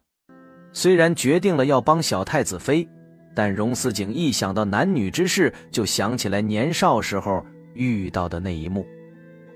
手突然碰触到了什么，惹得小太子妃发出一声娇狞，顿时也让荣思景身子一震。但是下一刻，一个更加滚烫的身子却缠了上来。太子妃，你现在感觉怎么样？我热，殿下，你喊我芝芝好不好？芝芝。江南枝咬了荣思景的耳朵一下，荣思景脑中的一根弦彻底崩断，他猛然转过身，把那只小妖精用力揉进了怀中，就亲了下去。殿下，对不起，殿下，你闭上眼。江南枝伸手搂住了他的脖子，把他压向自己，轻轻地贴上了他的嘴角。一寸一寸，一进一退，若即若离。旖旎的水汽朦朦胧胧，彻底将两个人笼罩了进去。等到那石楠花味道弥漫起来的时候，江南枝诧异地睁开了眼，看着近在咫尺的太子。人还是那个人，但是眼神不再那种淡漠冷清、悲天悯人了。谪仙被拉下了神坛，堕入人间，被彻底染指，几近疯狂。而且更让人神魂都惊颤的是，这份极致的疯狂之中，反而却还带着一种快要溺死人的致命温柔。所以毫不意外的，那疯狂的温柔好像是海浪一般，一次又一次冲刷着礁石，拍出一朵朵洁白无瑕的浪花，被阳光一照，反射出了七彩霞光。东宫太子妃的寝宫闹腾了大半夜。太子殿下，您怎么来了？太子妃，不是说好了今日等着姑一起来镇国公府的吗？你怎么先出发了？昨晚殿下太过劳累，臣妾担心您身子不适，就想着今日回来探亲，自己回来就成了。林雨，去你的书房，姑有话对你说。是。芝芝啊，累了就在这里小憩一会儿吧，等午膳好了再喊你。而这边书房之中，荣思景正跟林雨说了那柳如烟的事情。殿下放心，臣肯定不会跟那柳如烟再有什么瓜葛，而且他带回来的人也都一并查清楚了，确定再也没有相关细作了。不，你还要跟他有瓜葛。所有人都知道你钟情于他，荣不封也知道。过几日，姑会派人去西南跟荣不封交涉，到时候你也同去。殿下，臣嘴笨。无事，回头姑让人教你该如何说，如何做。林雨拱手领命，但他还是有点担心家人。你放心好了，姑会让禁军装扮成侍卫，长期驻守在镇国公府，一直等你回来。多谢殿下。下人敲门说午膳准备好了，请主子们过去。林雨赶紧抬手请太子先行。花招就是这个时候赶到的。他对太子扶了扶身道：殿下，娘娘有一些劳累，还在睡觉，就请你们先行用膳了。带路，姑去看看太子妃。江南之是真的累极了，毕竟谁知道人前金贵清冷的太子殿下破戒后会是那番模样。阿娘，我饿了。睡了这么久，能不饿吗？殿下，您怎么在这里啊？太子妃累了要休息，姑也累。昨天晚上是谁折腾了好几次？如果真的累了的话，怎么还会在最后关头做那样的决定？我饿了。荣思景喊来下人，让他们摆膳。江南之正对着铜镜，自己修整一下仪容，左右看了看，他无语道：殿下，您在这里待了多久了？我阿娘呢？岳母去陪林老夫人了。荣思景鬼使神差地伸出手，把江南之手中的木梳拿了过来，然后在他愣怔的目光中，他淡定从容地给小太子妃梳起了发。今日的太子殿下有些反常啊，会不会也跟那个柳如烟一样？谢谢殿下。荣思景的指尖划过小太子妃秀丽的长发，那种微凉的舒滑感让他忍不住想起了昨晚的回忆。太子妃还生气吗？殿下，臣妾没有生气。天色将暗的时候，太子夫妇俩动身离开。芝芝。不过下一刻，那靠在窗户疑惑看过来的美人却被一只手腕上戴着佛珠的大手揽着腰给拉了回去。他抬眸看了看对面，已经唰地把马车帘子放下了，然后回头看了看自家小太子妃。刚才那人是喊了芝芝。第一次我还没有听清楚，结果他喊了第二次。肯定是长姐把我的闺名告诉了沈彻，但是沈彻怎么能这样就喊出来，实在是太过分了。他这是要坏我名誉啊。前些日子吏部尚书还跟姑说沈世子聪慧过人，做事情井井有条理，可举一反三，是大才。但是姑认为他太过于年轻，缺乏稳重，需要去历练一番才行。既然他这人跟谁都很热络，那就去漠北吧。那边流放之人据说不安稳，何该派个人去协助管理？埋在太子怀中的江南之嘴角微扬。这边沈彻回了广平侯府，酒已经彻底都醒了。或许太子没有听到吧？什么？调我去漠北3年？尚书大人，你没有说错吧？好端端的，为何要调我去漠北？我也不知殿下是何意，或许是要历练你。这怎么可能是历练？这明明是贬斥啊！不对，殿下果然是听到了吗？所以才会公报私仇，将我发配漠北。只是太子这样做，到底是因为在意之至，还是因为维护他皇家的面子？如果是后者的话，倒也好办，不是没有回旋的余地。但如果是前者的话，太子竟然喜欢芝芝了吗？被沈彻嫉妒着的太子殿下，在当天晚上睡觉的时候，竟然梦到那沈彻竟然娶了他家小太子妃。殿下，您怎么了？是身子不适吗？需要奴才喊洛神医吗？你说，只是把沈彻发配到漠北，是不是不太够啊？觊觎别人的妻，总归是件不体面的事情。那么姑就替广平侯好好教训教训他这儿子吧。等沈彻动身出发去漠北的时候，半路让贾满跟上，就让他再也不能有子嗣了吧。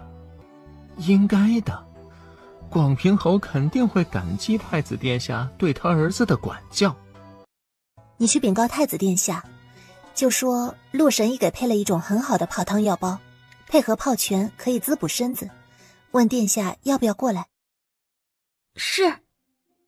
穆遂立刻去了太子殿下跟前，将这件事如实禀告。好，你回去告诉太子妃，姑今晚过去。是。殿下，您现在对外还在装虚弱，倘若频繁房事的话，恐会让外界发觉呀。只要暂时不让太子妃有孕就行了，而且我沉溺于女色，也会让他们认为我不堪用。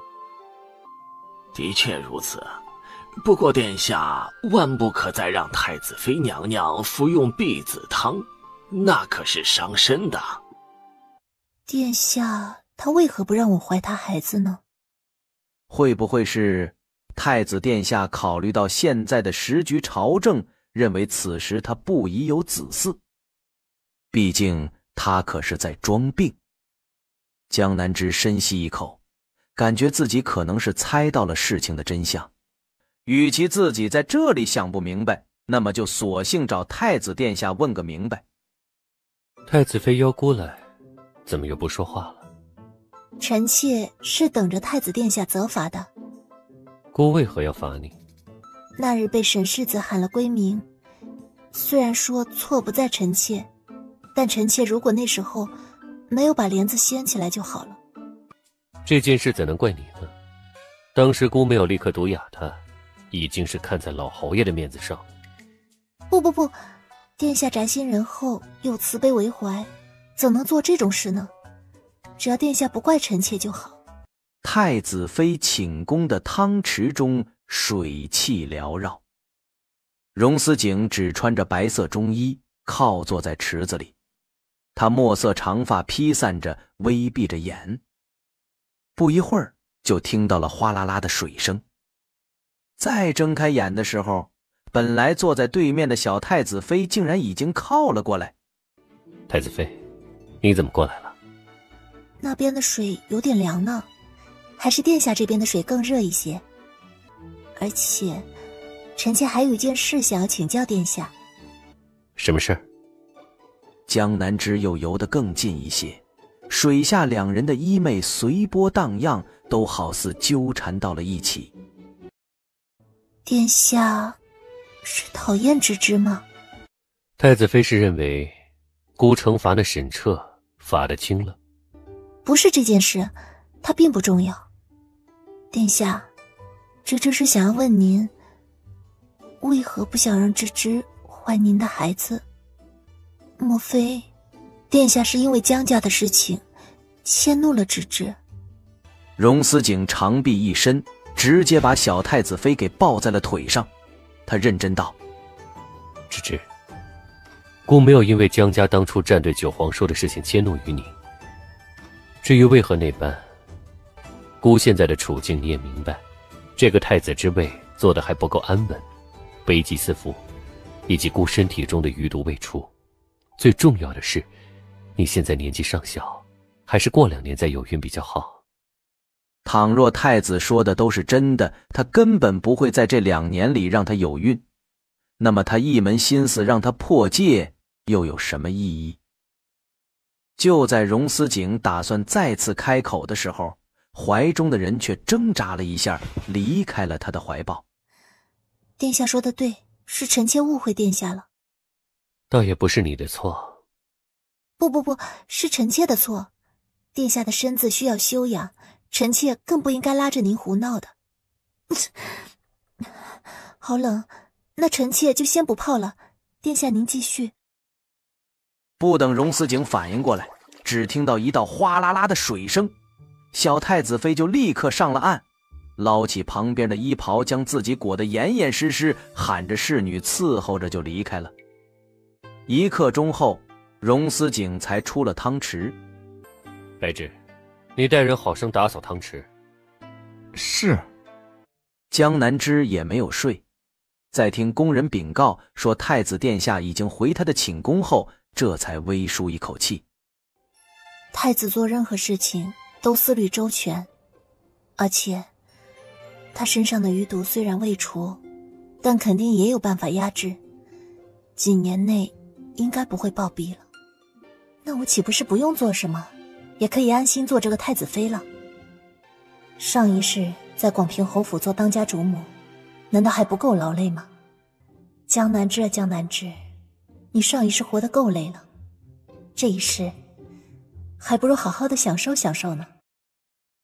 殿下是要带臣妾去哪儿啊？姑要体察民情，太子妃同往吧。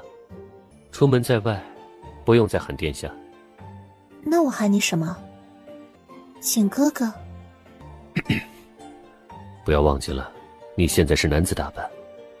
我又没有易容，除非傻子才会认为我真是男子。不过殿下不想听我叫景哥哥的话，那我就喊公子好了。喊什么随你好了。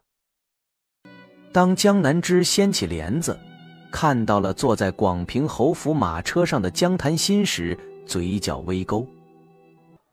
难道是我选错了吗？走，随我去首饰店铺，我要买一些首饰去。实际上江潭心可不是买给自己的，他是要真心实意的去对锦玉好，趁着阿彻不在府中的这段时日，跟锦玉还有他的孩子都熟人起来。就在江潭心继续跟在后院打小算盘的时候，江南枝被荣思景扶着手慢慢的从马车上下来。他们站在水边码头，正有一艘看起来不张扬但却十分精致的2层游船在等待着他们。公子，我待会儿要同人在1楼谈事情，你可以先在2楼看看风景。好。主子，你是不是在怀疑我的忠心？忠心这种东西你有吗？忠心这种东西得看是对谁了。虽然我之前的确是跟荣不封合作，但也是误以为主子您弱势，为了我千机阁考虑才认贼作父。不过以后不会了，我一定会效忠您的。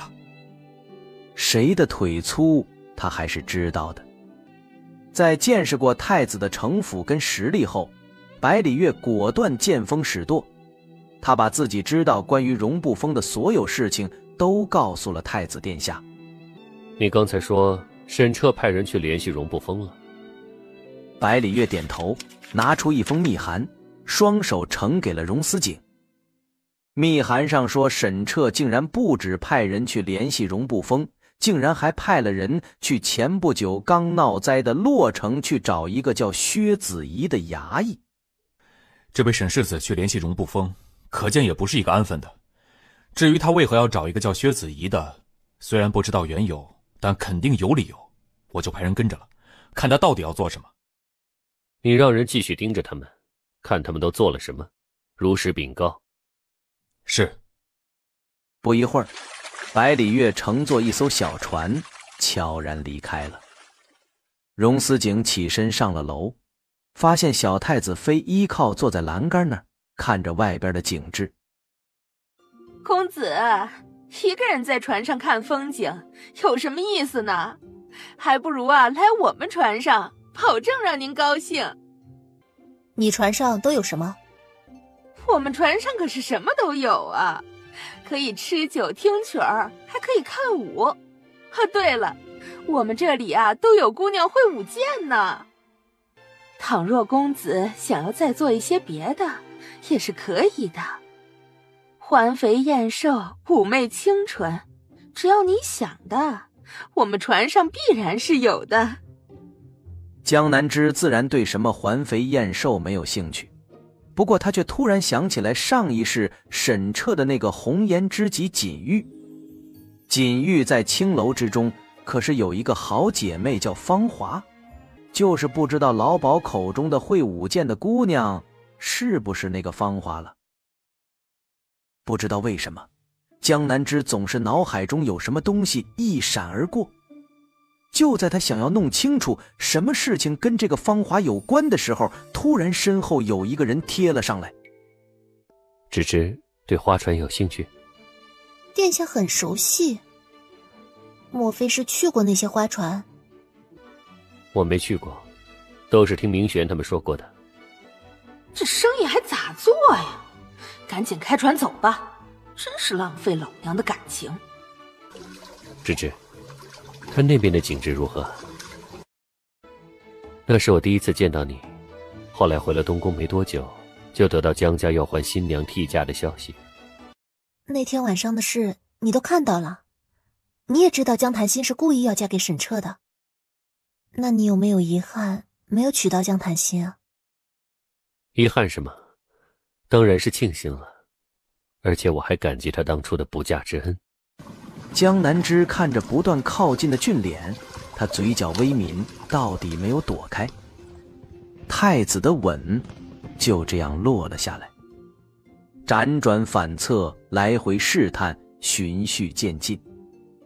夜风很凉，但太子的怀抱却很温暖，吻更是滚烫。结果就在这个时候，远处岸边突然传来了喧闹声，打断了他们，也让两人都回过神来。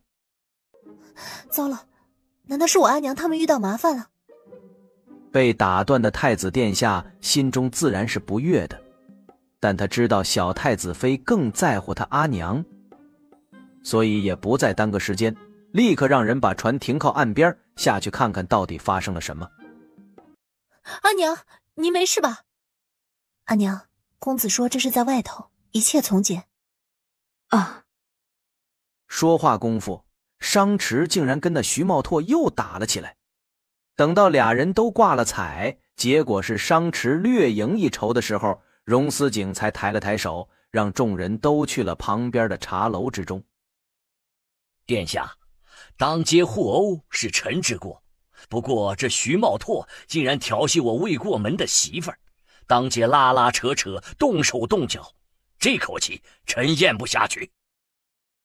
商池，你信口雌黄！我跟妙婉本就是两情相悦，之前是有江应清从中作梗，这次如果不是因为你，我们早就重新在一起了。哼，重新在一起，就是让林妙婉去给你做妾吗？那件事是我考虑不周，我已经跟母亲他们讲明了，妙婉会以平妻的身份嫁进国公府的，而且我们多年的情谊摆在那儿，并不是你这种趁人之危之辈可以比得上的。平妻，那还不是妾呀？徐茂拓，如果你当年妙婉被算计的时候，你愿意挺身而出，不顾一切的坚持娶她，我敬你是一条汉子。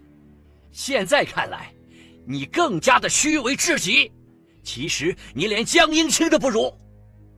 这本是你们的私事，但林氏毕竟是太子妃的母亲，所以待会儿姑让林氏自己选择，不管林氏选了谁，另外一个人不得再纠缠。倘若再纠缠的话，那就是跟姑过不去。臣不敢。俩人赶紧拱手垂头。这个选择权自然是交给了林妙婉。而当他们三人在雅间中心平气和的聊天的时候，江南枝转过头，感激地看向荣思景。殿下，谢谢您。芝芝只是口头上谢姑吗？他微微颔首，看来得仔细想想。金贵的太子殿下已经是大楚万人之上的他，需要什么谢礼呢？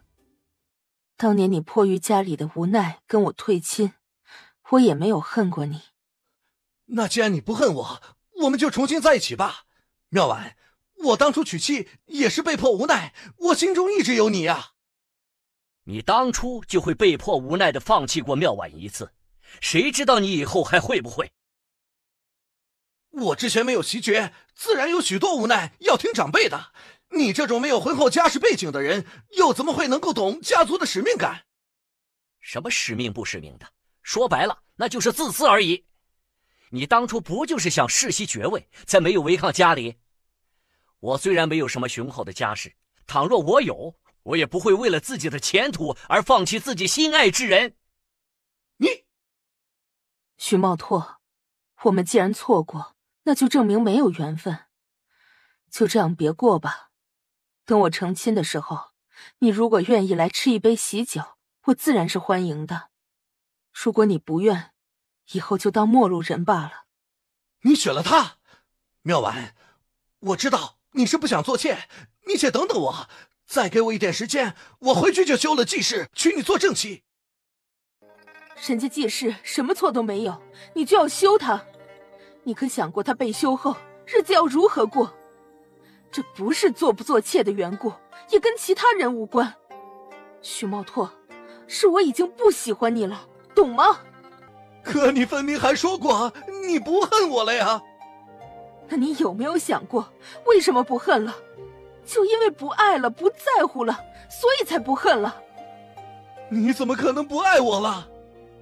我就是不爱你了，因为我现在喜欢的人是商池。林妙婉真是一眼都不想再看这人了，她赶紧拉着商池的手离开了那个雅间，朝女儿芝芝他们所在的雅间走过去。结果才出了那雅间，对方就不动了。林妙婉转过身，刚要开口问商池怎么了，结果下一刻就被对方用力地揉进了怀中。商池，你怎么了？谢谢你，谢谢你喜欢我。他嘴角微弯，到底没有推开他。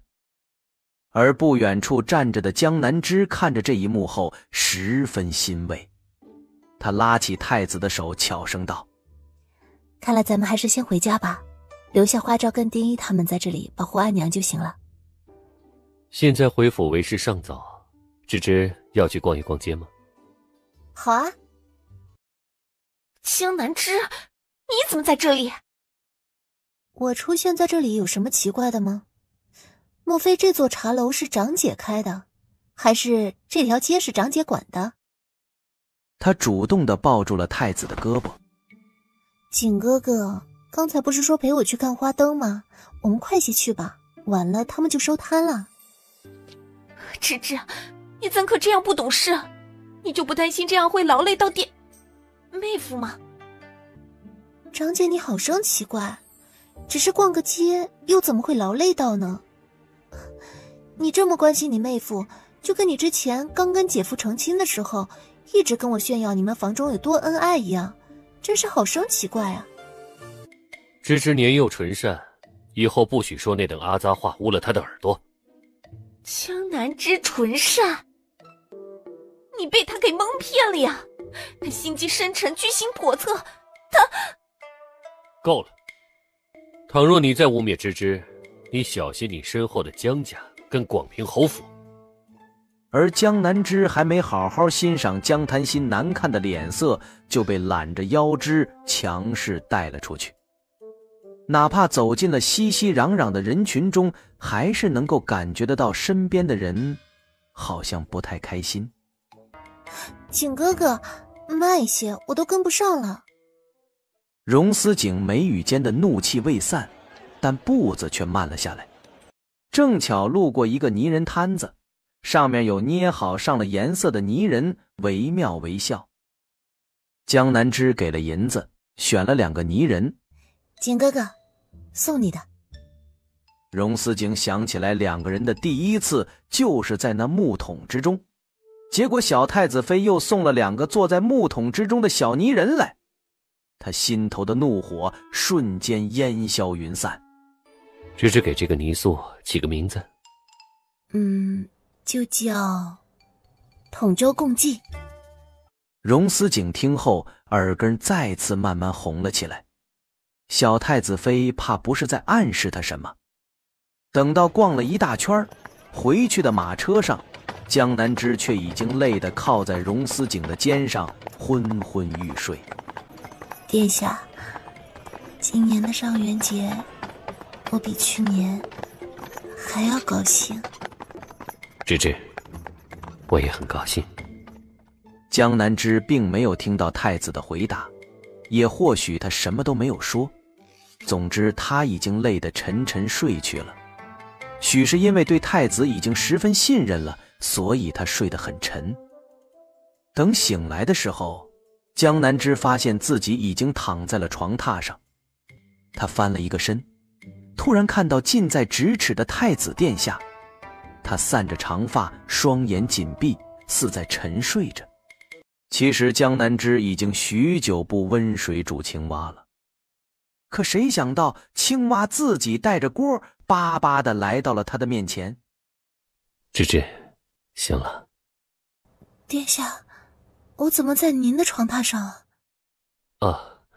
你在回来的马车上睡着了，一直揪着我手腕上的佛珠不松手，就只能把你带我这里了。现在是什么时辰了？现在只是丑时，你还可以多睡一会儿。也不知道阿娘有没有回来。你母亲被伤痴好好的送回来了，这个时候应该也是在歇着，再睡一会儿吧。这样心平气和的同床共枕倒也没有什么，只不过江南枝的肚子突然咕噜噜的叫了一声。姑突然饿了，芝芝要不要一起用点什么？好。只是在用膳之前，江南枝感觉浑身有点不舒坦。他动了一下，见太子还是不松手，也有点无奈。太子殿下，我想沐浴。他本以为都这样说了，太子总该会让他离开了，结果太子竟然大手一挥，让人把穆穗喊来，就在太子的盥洗室中伺候江南枝沐浴。当然了，也让白芷去命人备膳去了。等到吃饱喝足，又洗干净后，太子妃夫妇俩再次相拥而眠。他是不是把青蛙给煮出毛病来了？总是感觉哪里不太对劲儿。母后，您是不知道啊，芝芝可能干了，这东宫上下被他打理得井井有条，而且在他的照顾下，小景的身子也好了些呢。这些不都是他这个太子妃应该做的吗？江南枝微笑颔首，也不多说什么。反正这老太太刚回来，说一会儿话就累了，应付过去即可，总不好到时候让左皇后也跟着下不来台。所以后来太后又说什么让她不许擅妒，要给太子开枝散叶之类的，江南枝也都乖巧地应了。反正是太子不要孩子，又不是他。太子妃，哀家听闻你竟然改了姓氏。别的不说，你母亲和离后，就本该深居简出，低调做人。她不止高调二嫁，竟然还给你改了姓氏。这等招摇，你可是我皇家的媳妇儿，万万不可学他那一套做派。对方竟然这样说他母亲，那江南枝可就不让了。皇祖母，您这话就有失偏颇了。为何女子和离后就该深居简出，低调做人呢？这要说起来，当年王阿娘为何会嫁给我父亲江应清，还不是因为你们当时后宫疏于管理，才会让她一个好好的贵女丢了名节，不得不嫁。论起来，您还得给她一个说法呢。你，皇祖母，您也是女子，自然知道女子二嫁本就艰难。如今王阿娘可以跟商大人喜结连理，二人伉俪情深，您该祝福她才是啊。至于说改姓氏这件事，是太子殿下的意思，这其中涉及到朝政的事情，我也不太懂。如果皇祖母不明白的话，那就去问问殿下吧。皇后，哼，你可是找了一个好儿媳呀。母后也认为芝芝不错嘛，那太好了，我们想法一致啊。太后实在是不想看这对让她糟心的婆媳俩，挥挥手把人都赶了出去。你希望东宫后院多来几个人吗？自然是不希望的。小太子妃果然心悦他，就连吃醋都这样大大方方，不矫情，真可爱。那你放心好了，我会回绝皇祖母，不会让他往东宫后院塞人的。江南枝点了点头。其实江南枝现在更在意的是另外一件事。殿下，之前从柳如烟那掉落的那个画像，那人查到了吗？是坏人吗？荣思景摇了摇头。芝芝，今晚姑去你那边泡汤吃。啊？什么？这话题怎么就跳到一起沐浴了？他是不是漏听了太子的什么话？太子殿下，您说要去臣妾的寝宫沐浴泡汤？荣思景点了点头。原来如此，不过冬日里肌肤容易干，泡个汤池很舒服的。回头臣妾就让人把汤泉水都备好。啊，对了，殿下，到时候您让白总管带人来伺候您吧。为何？臣妾来癸水了，这几日就不怕汤池了。小太子妃还是太单纯了，当真以为她真的只是去泡汤池吗？林氏啊，你既然已经嫁人，那么为何不安心在宅院中待着，还频繁去那徐国公跟前晃？难道不是你不守妇道吗？皇祖母，那照您这么说，女子成亲后最好都不要抛头露面了，是吗？那今日所有的命妇夫人们都该把头盖上，转身就回府去了。太子妃，你就用这样的语气跟哀家说话吗？皇祖母，孙喜只是在陈述一个事实。您可知道方才为何徐夫人要死要活的？就因为徐国公要跟他和离，他知道和离后定然会被许多人都戳脊梁骨，哪怕不是他的错，他日子也会十分的艰难。他的这种想法是谁造成的？难道说不是太后您这种狭隘的想法造成的吗？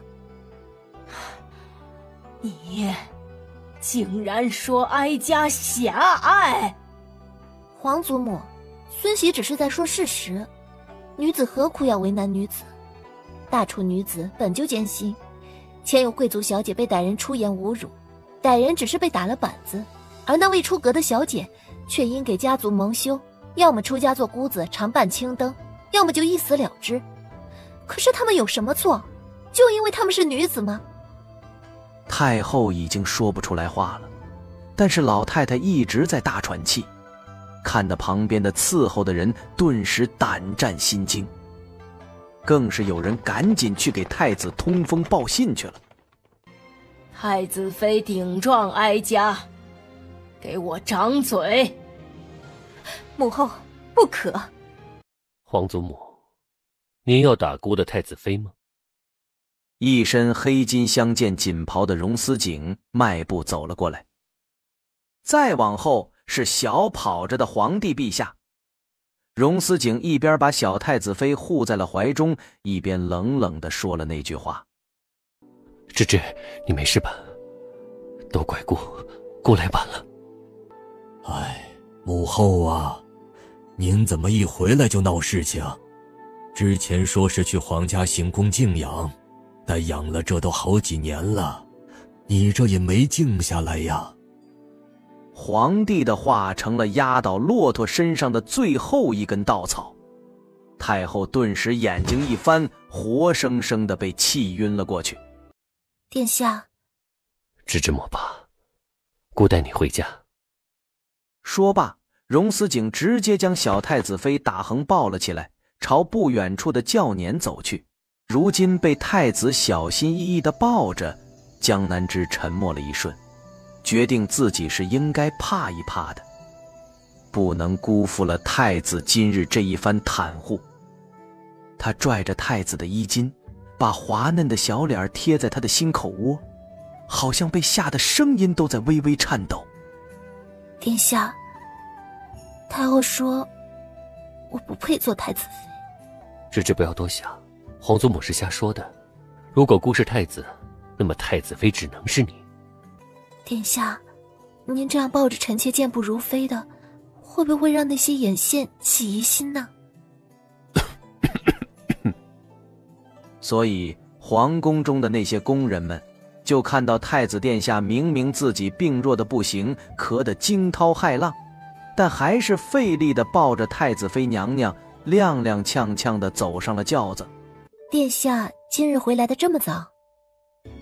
芝芝，皇祖母虽然这些年一直都在闹腾，但都没有闹太过过。当然，我也没有让你一味迁就，一味忍让。不管发生什么，不管对方是谁，你都要以保护自己安全为第一要做的事情。殿下，倘若我跟你母后还有你祖母掉河里了，你先救谁？荣思景诡异地沉默了一会儿。江南枝见他不愿意回答，又道：殿下也可以不回答。不是不回答，而是姑这副弱身子，若是跳进河里的话，恐怕得太子妃来救姑啊。殿下，您身子到底有没有问题，您自个儿不清楚？不一会儿，让工人们去摆饭，太子夫妇俩就一起用了膳。刚吃完，自然不能立刻去沐浴，所以荣思景就让白芷把一些公文搬到了太子妃寝宫这里。太子这是担心他反悔了，还是担心他会扛着汤匙跑了呀？不过他的确是有事情要跟太子说，正想着俩人相处时间长一些更好，尤其是看到太子拿着一封信函，看后微微蹙眉的时候，机会就来了。殿下，要不还是先歇歇吧，公务什么的明日再处理就好了。这件事比较紧急，有一个地方闹了旱灾，已经好久了。殿下，妾身虽然不懂朝堂之事，但却知道寻常百姓平时都是靠天吃饭的。倘若闹了灾，颗粒无收，那日子就要过不下去了。民间都有卖儿卖女，只为了活下去的凄惨之事。殿下，您能不能想想法子，让百姓们过得不要那么辛苦？回头姑让人查清楚闹灾的具体地方，不止免了这些地方的赋税，而且还要发放赈灾粮食过去。殿下，您这段时间这么辛苦，如今已经可以将朝堂上的重要位置的官员肃清了一遍。但是那些地方的呢？官员任命本就复杂，他们之间的关系又是盘根错节的。没想到芝芝竟然懂得这么多。说来惭愧，其实臣妾本不懂这些，但是之前还在闺中时，曾经看到有人给祖父送银子，才知道那人是想要贪墨，然后希望祖父能够睁一只眼闭一只眼。芝芝担忧的对，姑这次需要派可靠的人去应对此事，另外也趁机整顿一下那些地方官员。另外，马上要到来的科举考试，正好就可以选拔新一波的人才了。江南之脸上的笑容突然顿了顿，要开始科举考试了。他突然想起来有一个人是他祖父的忘年交，这次就会参加科举考试，而那人之前还说过，等有了功名要跟祖父求娶他。芝芝，怎么了？啊，没事，就是有些乏了。那殿下先继续看公文，臣妾先去泡汤了。那芝芝先去吧，姑待会儿就来。江南之本以为太子要过一会儿才会来，结果他才刚在池子中坐稳，温水刚浸透了衣裳，外边就响起穆穗等人齐声道：“见过太子殿下。”荣思景摆摆手，让他们在外院好好候着，然后迈步走了进来。他也没有让白芷等进士伺候，自己脱掉了大氅，然后悉悉索索将其他衣裳都解开，搭在了屏风上。江南之听着那衣料摩擦的声音，突然莫名的感觉心跳得很快。不一会儿，太子的脚步声由远及近，江南之下意识地看了过去，发现太子也只穿了一件轻薄的金色中衣，被水汽一蒸，有一些就服帖地沾到了身上。江南之突然就悟了，食色性也。之前单纯都是为了生孩子，如今撇开这个目的了，反而可以静静地欣赏着美男子了。不得不说，太子不管是样貌气质还是身材，各方面都碾压了沈彻，所以才会这般让他移不开眼吧。谁说只有男子爱美色，女子也是可以的。芝芝，为何这样看着姑啊？哗啦啦的水声传来，江南之游了过来，他伸出双手搂着他的脖子，轻柔语气之中带着一抹撒娇：“殿下，刚才那个问题您回答的并不好，臣妾再给您一次机会，一定要好好回答。”芝芝说的是哪个问题？荣思景哑然失笑，他突然伸手把太子妃给抱到了自己怀中坐着，让两个人的身体也挨得更近。江南之立刻感受到了什么，他没有料到太子竟然会这样急迫。殿下，芝芝，倘若上元节那日是你落入水中，姑会抢在沈彻之前救你。殿下为何要这样说？那个时候你虽然也在旁边，但我长姐江檀心才是你的未婚妻啊。那天江檀心是故意当着沈彻的面落入水中，等着他来救的，但你不会。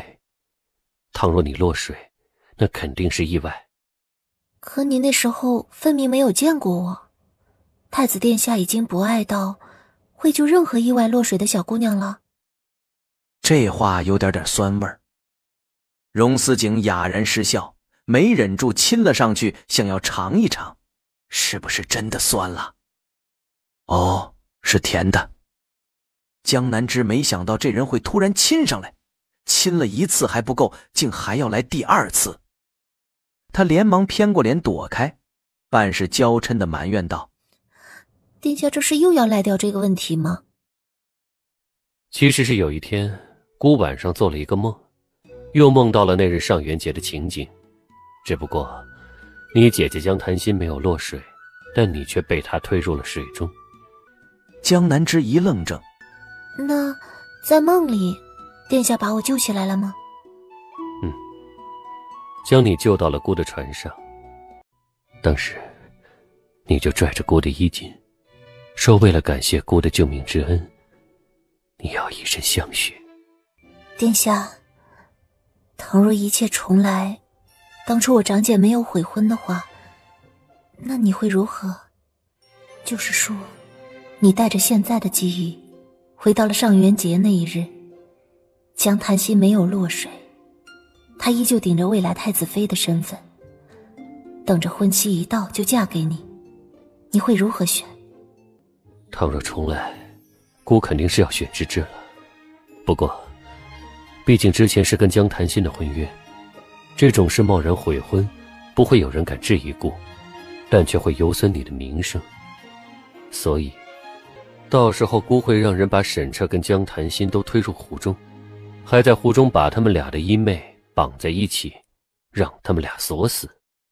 殿下，您的经都念到哪里去了呀？姑什么时候都可以念经，要不今晚姑就在太子妃的寝宫念一晚上的经吧。念一整晚的经？太子殿下，您这是积累了多少热情啊？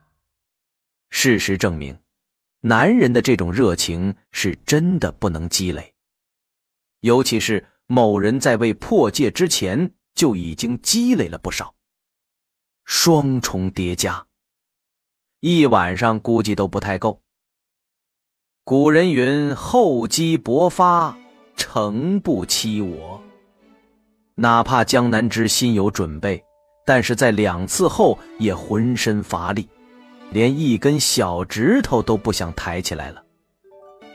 当江南之被人伺候着，整个人躺在柔软的床褥中的时候，发出一声满足喟叹，终于可以休息了。不过下一刻，身畔的床褥被压得也深陷了下去。殿下，您不回您的寝宫歇着吗？外边太冷了，姑就不折腾了。芝芝，咱们就寝吧。江南之哦了一声，太子却伸手拥住了他，但是下一刻，那只大手却慢慢上移，准确地找到目标，熟练地轻柔起来。所以这2次根本就不够吗？不是说好了要就寝歇息了吗？殿下，臣妾困了。芝芝睡吧，姑还不困。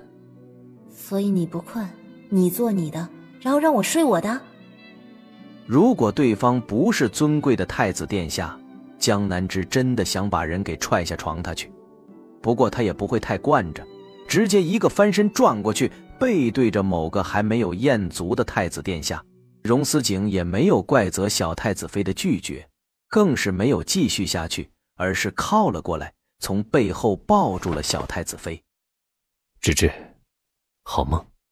没过多久，身后传来了平稳的呼吸声，预示着太子殿下已经睡着了。没过多久，他也陷入了梦乡。许是因为身后有了一个温暖的怀抱，更是坚固的给人强烈的踏实感，所以江南之这一晚上睡得极好，没有做乱七八糟的梦，一夜到了天明。其实他并不是自然醒，而是被养醒了的。江南之睁开眼，发现自己竟然太子殿下的一只手十指紧扣，太子的另外一只手四处游走，竟是分工明确的不得了。看着自力更生的太子殿下，江南之人还没醒，但却轻笑了一声。随着他这一声笑，俩人顿时四目相对。就在荣思景打算鸣金收兵的时候，突然那只柔嫩的小手轻抚过自己的脸庞。殿下，您总是这样居高临下的看着芝芝，让芝芝很有压力的。看着小太子妃妩媚的眸子，还有那嘴角的甜美笑容，顿时灵光一闪。他大手揽着小太子妃的纤细腰肢，只是稍稍用力就调转了两个人的位置，让小太子妃变成了俯视的那一个。现在芝芝可以居高临下看着顾了，怎么样，风景如何？殿下，还记得之前母后大人给了我那一箱子的小画册子吗？如今两个人好像是十分认真的学生一般，践行着那些小画册上教的东西，渐入佳境，温故知新，流连忘返。殿下，您没去上朝？昨天太累就告了假。芝芝昨晚累不累啊？我累不累，殿下您心里没点数吗？江南之轻咳一声，让穆穗伺候着自己更衣梳发。让工人去摆午膳去吧。虽然说是午膳，但照顾到江南之还什么都没有吃，所以还有软糯可口的清淡粥点。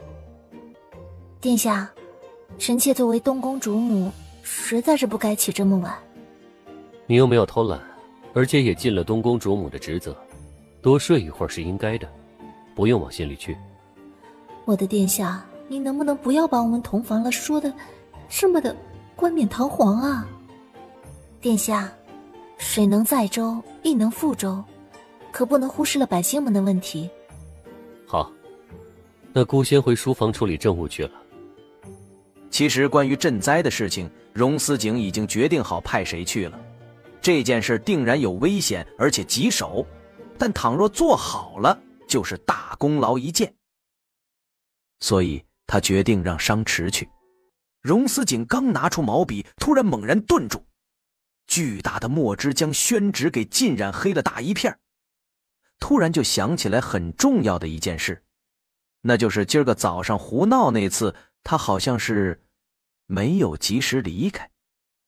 也不知道当时芝芝知不知道，他好像都要睡着了，并不清楚。只是一次，应该不会中的吧？求太子妃娘娘给妾一条生路。岑良娣这话说的，好像是本宫害你生了病啊。不，妾不是这个意思。想必娘娘已经知道，那天在园子中偶遇太子殿下，妾还什么都没有做，只是碰了碰殿下的衣角，就被殿下厌恶至极。听闻后来殿下直接丢了那件衣裳，岑良娣更是备受打击。他抬起头来，已经泪眼连连。妾不像华侧妃，还有强大的娘家人，就算是没有太子的宠爱，在这东宫之中，她也活得自在。娘娘你也对华侧妃更好。可是妾如今什么都没有了，难道就要一直待在这东宫后院，老死其中吗？本宫对华侧妃好，是因为她性子好，这点跟家世无关，本宫也无需讨好华家。至于你，岑良娣，你是否求错人了？你想要得到太子殿下宠爱，不该去太子身上下功夫吗？娘娘怎知妾没有去下功夫？但是如今事实就摆在眼前，太子殿下甚至连碰都不愿意碰妾一下啊！所以岑良娣求本宫是想要做什么呢？妾想要求娘娘，让妾可以服侍太子殿下。只要妾有了子嗣傍身，自然就不会再劳烦娘娘。而且娘娘也放心，妾没有强大的娘家人，哪怕就算是生了儿子，以后也不会威胁到娘娘的地位。啊，娘娘您放心，妾绝对不会抢在您前头有孕，一定是您先怀了嫡子，妾才敢有孕的。娘娘，妾还是有一些小聪明的，只要您点下头，往后妾必然以您马首是瞻，绝无二心。你起来吧，本宫之前可真是高看你了。江南之抬起头，看到不远处华侧妃抱着一只白色毛茸茸的小狗朝这边走了过来。你也愧对华侧妃。江南之说完之后就迈步走了出去。他站在廊下，看着华侧妃欢快地抱着小狗去逗岑选侍了，摇了摇头，这才转身走远。芝芝，对不起。荣思景看到小太子妃洁白的小脸蛋上一点泪痕都没有，眼睛倒是蒙着一层水雾，一看就是在努力克制隐忍着。他哪里知道，江南之纯是数钱数累着了眼睛。芝芝放心，等朝局彻底稳定下来，姑会遣散他们。殿下，倒也不必如此。芝芝，姑之前以为自己厌恶所有女人，但后来接触你了之后，才发现自己是厌恶所有除你之外的女人。可是，殿下，芝芝，你太善良了。其实他们并不是真的爱慕我，而是看中我太子这个身份而已。其实，臣妾也不想跟其他女人共享太子殿下的宠爱。不过这件事暂且不急，还有那2位妹妹，或许只是想要安稳度日，并不想被遣散呢。姑会安排妥当的，芝芝放心就是。总算是安抚好了小太子妃，荣思景微松一口气。他这才发现旁边摆了好多箱子，里面堆满金银财宝。芝芝，你这是在做什么？我说我正在规划以后从东宫跑路了该如何生活，你信不？江南枝不着痕迹地把那些账本合上，他把广平侯府的帖子从旁边拿了过来。广平侯世子喜得灵儿，那孩子已经养在了江潭心的名下，他给孩子办满月酒，就邀请我去。我在想送什么礼比较好。芝芝若不想去就不去好了，谅他们广平侯府也不敢智慧。当然要去了，毕竟那种热闹可是千年难遇。什么热闹？王大长姐费尽心思才将锦玉姨娘的儿子给记到自己的名下，而那沈世子的身子不行了，至今也只有这么一个孩子。也许以后都没有孩子了，可是我却命人查到那孩子可能不是沈彻的。姑回头让人找机会滴血认亲，如果确定那孩子的确不是沈彻的，等那日宴会，姑陪你去广平侯府。殿下如果同去的话，那臣妾就不好意思只送一幅画了。芝芝送他们画已经算是看得起他们了，不过不用亲自画，回头让白纸从库房中随便找一幅便是。可是我已经画好了。那就留下，回头让白纸随便选一幅作为礼物。荣思景仔细观察着小太子妃的表情，确定她没有在为岑良娣的事情而难受后，这才终于松了一口气。当然晚上就自然而然地留下来，夫妇俩一起用晚膳。等到用了膳，江南枝发现太子殿下竟然还不走，他顿时有一些紧张，试探着说道：殿下，那汤池偶尔泡了可以解乏养身，但是总泡的话对身子不好的。姑今晚不泡池子了，不过姑昨晚睡了太子妃的床榻后，感觉十分舒适助眠，所以今晚就继续留宿这里。芝芝没意见吧？殿下说的哪里话呀？您若是看上了臣妾的床榻，那命人给您搬过去，那都是应该的。荣思景微微一笑，他哪里是要搬床榻回去，分明是想要把小太子妃给搬回去呀。就这样，太子殿下又留宿在了太子妃的寝宫。华侧妃的性子很好，我很喜欢她。那一日我看到她骑马射箭，可真是巾帼不让须眉。芝芝也想要学骑马了吗？殿下，臣妾是懂六艺的，只不过不会武功，不像华侧妃那般厉害。华家是武将，华侧妃更是从小跟兄长们混在一起学武功。等以后倘若时机到了，她想要离开东宫，也是可以的。你真的愿意放她走吗？你不是还要利用她来牵制华家吗？对姑来说，的确是如此。但芝芝不是说华侧妃巾帼不让须眉，只是被困在后院，可惜了吗？我家太子殿下真好。很是淳朴的一句夸赞，却让太子殿下听得心花怒放，直接一个翻身就将小太子妃给困入怀中，深深地吻了下去。不是说今晚就是单纯的来睡一睡他寝宫的床榻吗？堂堂大楚皇太子竟然如此言而无信，半推半最后又变成了乐在其中。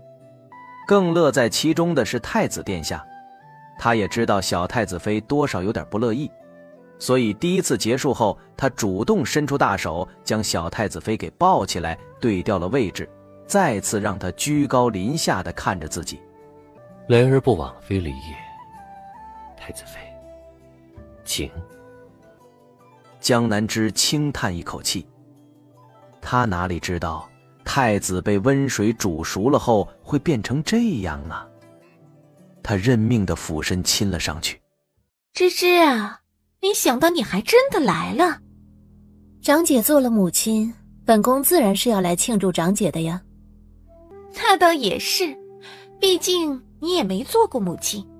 来人，快点把小少爷抱来，给太子妃娘娘瞅瞅。等到孩子被抱来了，他还多看了2眼。芝芝啊，你看这孩子可爱吧？可爱，可惜不是你生的。你倒也不用这样讽刺我，你不也没有孩子吗？而且东宫后院那些侧妃妾室，也没有哪个听说怀孕了吧？你想要抱别人的，都没有机会抱呀！哼！长姐，你跟世子感情不好吗？你为什么突然这样说？我跟阿彻感情好着呢。那别人给他生了孩子，你竟然这般高兴，所以你们并不是感情好，而是你非常大度了。作为当家主母，当然要有容人的气度。芝芝，你可是太子妃啊，怎么连这一点道理都没有啊？怪不得前不久听闻太后老人家对你意见很大呢。你说的对，主母的确难为啊。可是长姐，本宫怎么记得你并不是广平侯府的当家主母呢？江南之，长姐，直呼本宫名讳，那可是大不敬的。之前本宫已经饶你多次，所以你看这一次，本宫该让人给你掌嘴多少下呢？江檀心难以置信，你竟然还要给我掌嘴？江南之点头。不过你毕竟是本宫长姐，那就随便打个10下好了，以儆效尤。是。看着花招朝自己走过来，江檀心神色大变，他转身要走，但人却被花招反扣住胳膊，直接给压住了。江檀心到底还是被打了10个耳光。江南之，你这个白眼狼，倘若当初不是我把婚事让给你，你以为自己今天可以这般风光吗？所以长姐，你后悔了吗？你后悔重活一世，选了沈彻，还让我替嫁进了东宫吗？江南之，你好可怕！我可怕吗？难道不是长姐更奇怪吗？明知道嫁入东宫是一门好婚事，那你当初为何故意落入水中，让沈彻去救你呢？你怎么知道？我当然知道，要不然你以为好好站在岸上的白锦河为何也会同时落水呢？他硬生生地吐出一口血来，眼睛一翻就昏死了过去。让人把孩子送到沈老夫人那里，然后再把你们家新夫人送回房歇着吧。是娘娘。是时候去前院了，估计好戏就要登场了。是。江南之被侍女们簇拥着往回走，打算去前院跟太子殿下会合。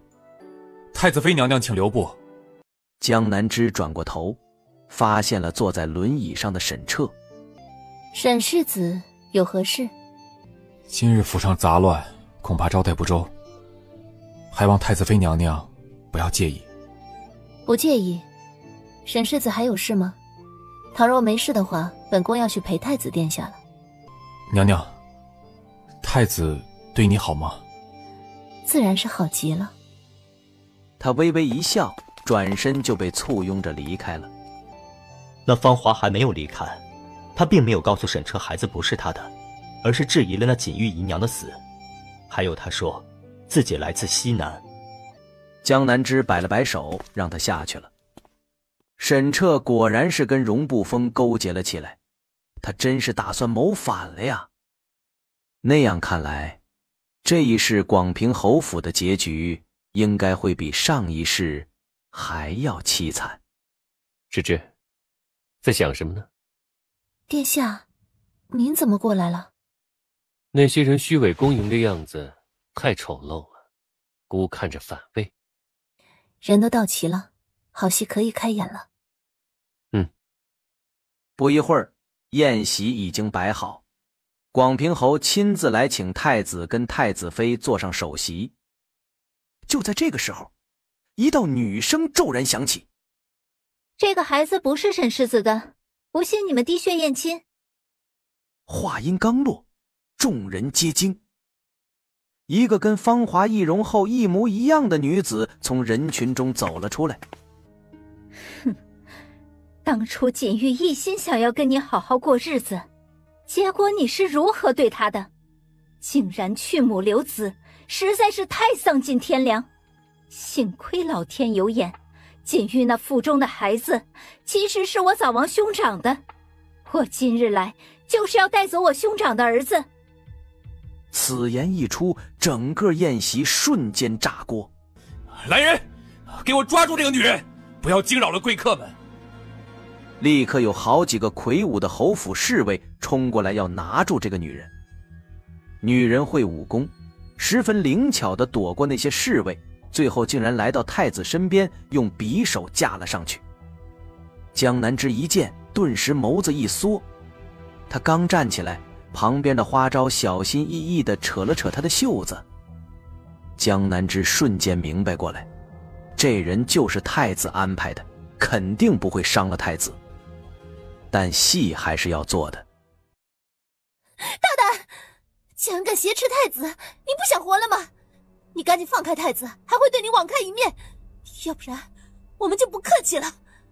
我兄长早亡，嫂嫂再嫁他人，如今兄长唯一的血脉还要认贼作父，我从小跟兄长相依为命，如今也是没有活路了，只是希望再弄清楚一个真相。你要一个什么真相？希望今日太子殿下跟太子妃娘娘可以作证，让沈世子跟那孩子滴血认亲。倘若孩子真是我兄长的，希望可以让我将他安顿好，然后我任凭发落。倘若孩子真是沈世子的，我愿意以死谢罪。阿车，他说的话都是真的，那个孩子不是你的。这边的沈彻并不想做这个滴血认亲，怎奈那边太子还在那芳华手中。去喊府医来，准备一碗水，然后把小少爷抱来。父亲，万万不可！阿彻呀，你糊涂啊！如果太子殿下在广平侯府出了事儿，你我就都逃不开干系了。这个时候，府医已经被找来。为了提防你们作弊，拿来2碗水，一个是放孩子跟沈世子的血，另外一个是放孩子跟另一个人的血。小孩子被割破了手指，哭得惨兮兮的，而沈彻黑着脸也滴入了一滴血进去，2滴血久久不能融合。秦玉，你个贱人！看着无能发狂的沈彻，看着脸色惨白的江潭心，再看看今日在座表情精彩绝伦的宾朋们，江南之嘴角勾起一抹清浅的弧度。今天可真是一个好日子啊！芳华丢开手中的匕首，主动被擒，而受到惊吓的太子跟太子妃自然立刻相携离开。至于其他的宾客们，如今吃了这么一个大瓜，也都赶紧迫不及待地离开，回府中跟家人分享去了。幸好没有擦伤。殿下，您不该以身涉险，倘若您出了什么事，叫臣妾该怎么办呢？芝芝这样在乎姑，臣妾当然在乎你了。殿下，殿医说那个芳华是容不封的人，那你们可得好好审讯他，说不定可以得到什么重要的情报。已经让娄隐抓了人去严加审讯了，而且姑也接到了消息，之前去调查荣不封屯兵的情况，也应该有了结果。是要打仗了吗？芝芝放心，还不到那一步。毕竟打仗这种事情，其实不管最后结果如何，谁都不是赢家。殿下，其实对于荣不封，或许可以智取。姑也是这样想的。我家太子殿下真好。一路回到了东宫，江南枝下了马车，听闻母亲来了，他就跟太子扶了扶身。殿下，臣妾去见母亲了。去吧。他们想要拿孝道来压我，可是我为什么要懂事呢？还有，我怀疑他们别有用心。那就不用理会他们。殿下，我看他们肯定不甘心让江家就此没落下去，肯定是还有别的打算。我这次回去刚好探一探他们的打算，不过我不信任他们，所以到时候还请殿下把颠衣甲满借给我。那就多带一些人，倘若江家敢动你一根手指，那就折断他们的脖子。江南枝垂眸看了看太子殿下手腕上的佛珠，所以太子之前一直吃斋念佛，是为了克制心头的戾气。荣思景也意识到自己这话有点凶，可能是吓到了小太子妃，刚要开口解释，突然就发现小太子妃突然好像是乳燕一般扑入了自己怀中。殿下对臣妾真好。傻姑娘，这就算是对你好了吗？江南枝坐在太师椅上，看着那个记忆中十分严苛的祖父，此时忍不住一直在咳嗽。祖父，这么多年来，你一直帮着他们对抗太子殿下，是您认定了太子殿下以后就不会继承大统吗？芝芝，虽然你如今是太子妃了，但也不能这样对你祖父说话。这等话如果传出去，那可是重罪呀。你们还知道这是重罪，那为什么还一直在私下里搞小动作呢？江南枝看了看他。你们喊我回来，却又不允我说话，那我回来做什么？看着他起身就要走，江应清就赶紧伸手要去拦，但是沉默寡言的贾满直接用冷硬的剑鞘挡住了江应清的手，不让他碰触到太子妃半分。你竟敢对我动手！我奉命保护太子妃娘娘，如有违令者，杀无赦。芝芝，我只是喊你回来看看你祖父，你怎么还带着人喊打喊杀的？难道你现在就只认那个商池是你父亲了，不再认我们了吗？要知道，我们可是养育了你10几年的亲人呐。江南枝并没有让贾满退下来，而是目光冷清地看着江应清。你们特意喊本宫回来，难不成就是要认亲的？应清，快给芝芝道歉。芝芝，爹是因为太担心你祖父的身子，太心急了，并不是有意针对你，你不要介意。祖父身子不好，那么就回黔州老家颐养天年吧。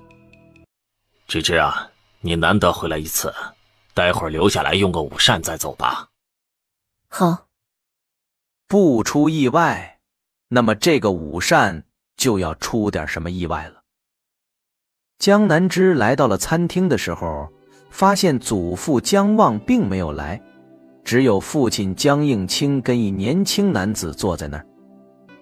芝芝啊，你祖父突然身子不适，就歇下了。我跟子恒来陪你用膳吧。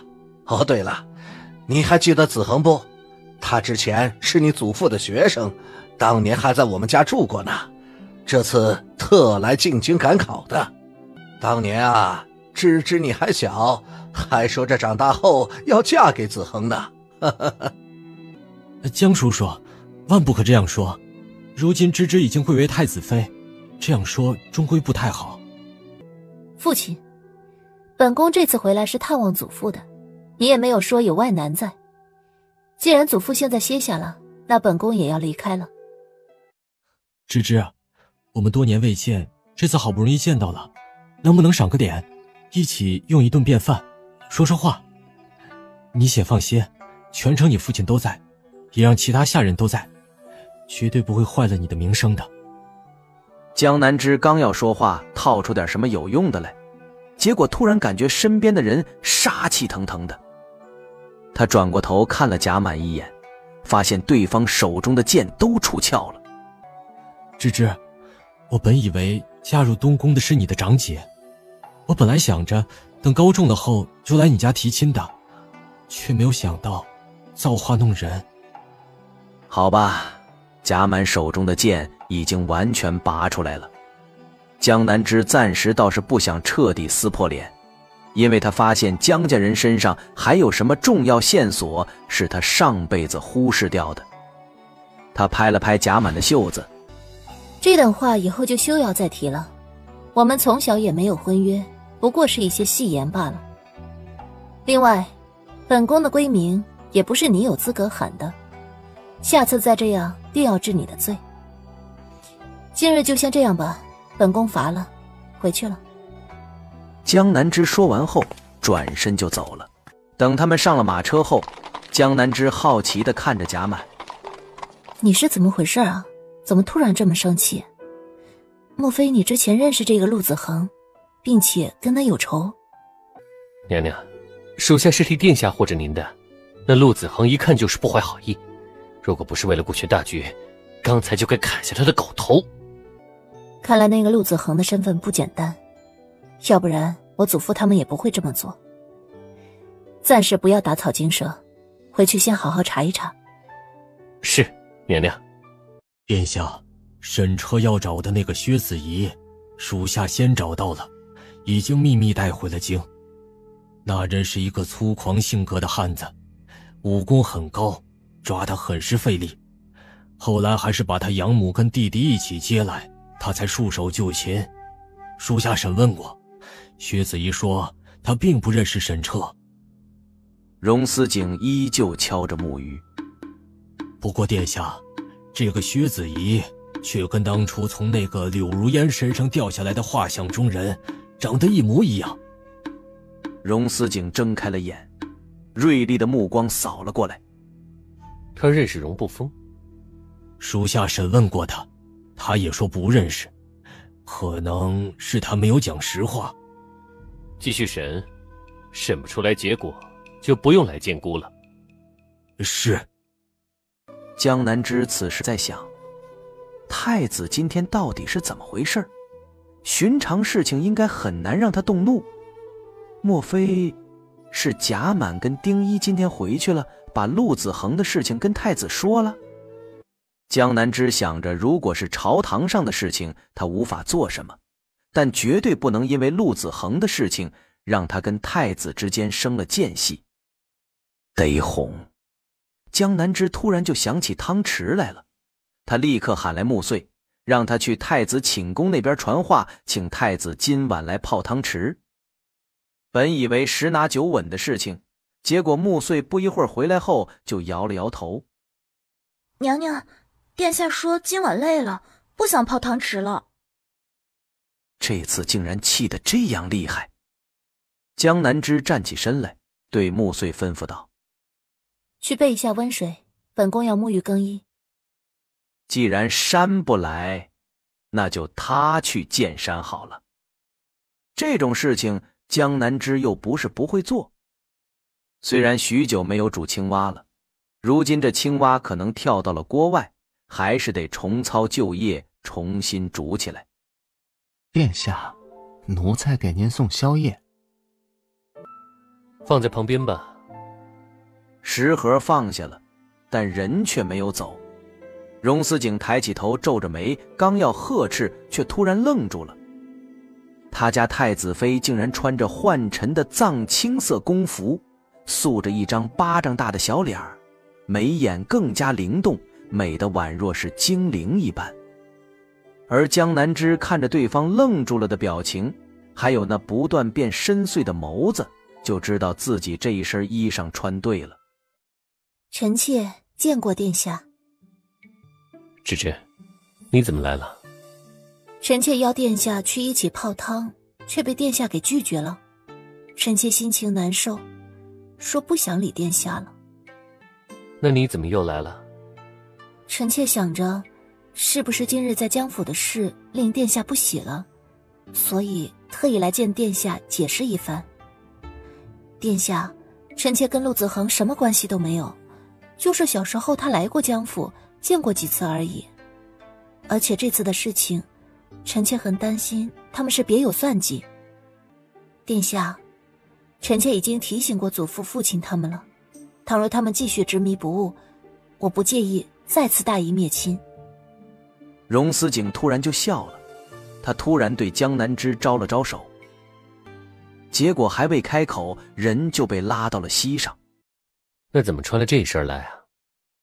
不是我已经在工人跟前说过不理你了吗？可是又想解释今日在江家的事，那就只好这样打扮了一番。殿下，您不喜臣妾穿成这样吗？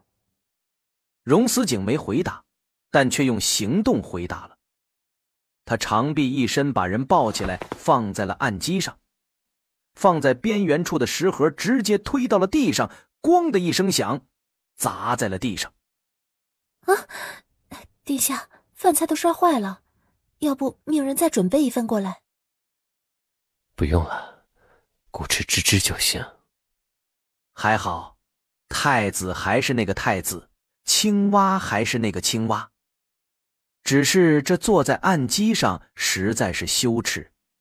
他在太子吻了一个来回的时候，才扯着他的衣领，小声道：殿下，不要在这里。好，都听芝芝的。说罢，他直接把人抱了起来，走向了里面的内侍寝房。一路亲吻，一路旖旎，一路衣袂轻颤。只是江南枝莫名的感觉有点不太舒服。等到荣思景把江南枝给放在床榻上，双手撑着，想要再次亲下来的时候，却发现江南枝的脸色微微泛白，好看的眉心也微微皱着。芝芝，你这是怎么了？不知道，可能是因为没有用膳的缘故吧，肚子有些不太舒服。你晚膳也没吃？他翻身坐了起来，喊人收拾了外边书房的廊界，并且再去准备两人的晚膳。俩人用了膳，恰好这个时候暗卫送来了外边的加急密宝，荣思景就让江南枝先去躺着歇着，他先处理政务。这边荣思景处理完政务后，就让暗卫退下，他折身回了卧房，想要继续刚才未完的事情。可是当荣思景赶回到床榻跟前的时候，却看到江南枝已经依靠在那儿睡着了。他合衣躺了上来，伸手将熟睡的人儿揽入怀中。放心吧，别人喜欢你，那又不是你的错，你不用担心顾会生气的。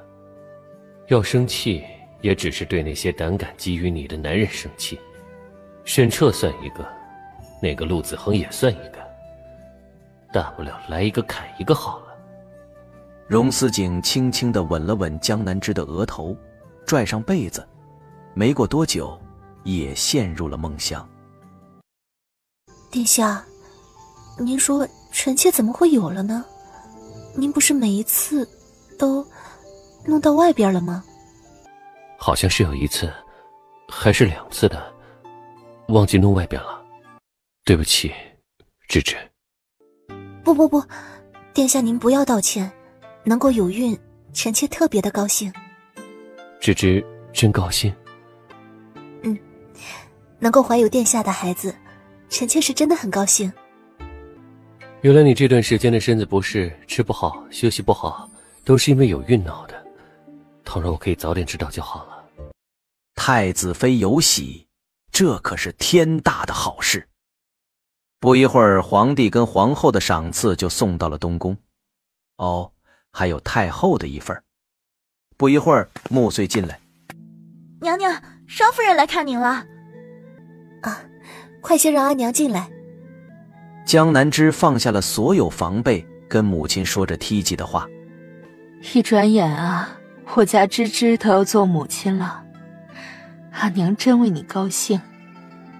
太子身子不好，这是公认的事情。林妙婉知道因为自己的缘故，导致女儿没有强大的母族庇护，幸好如今有了孩子，这太子妃的地位应该也是稳了的。日落崖，暴雨停歇，空气中都是泥土的腥味儿。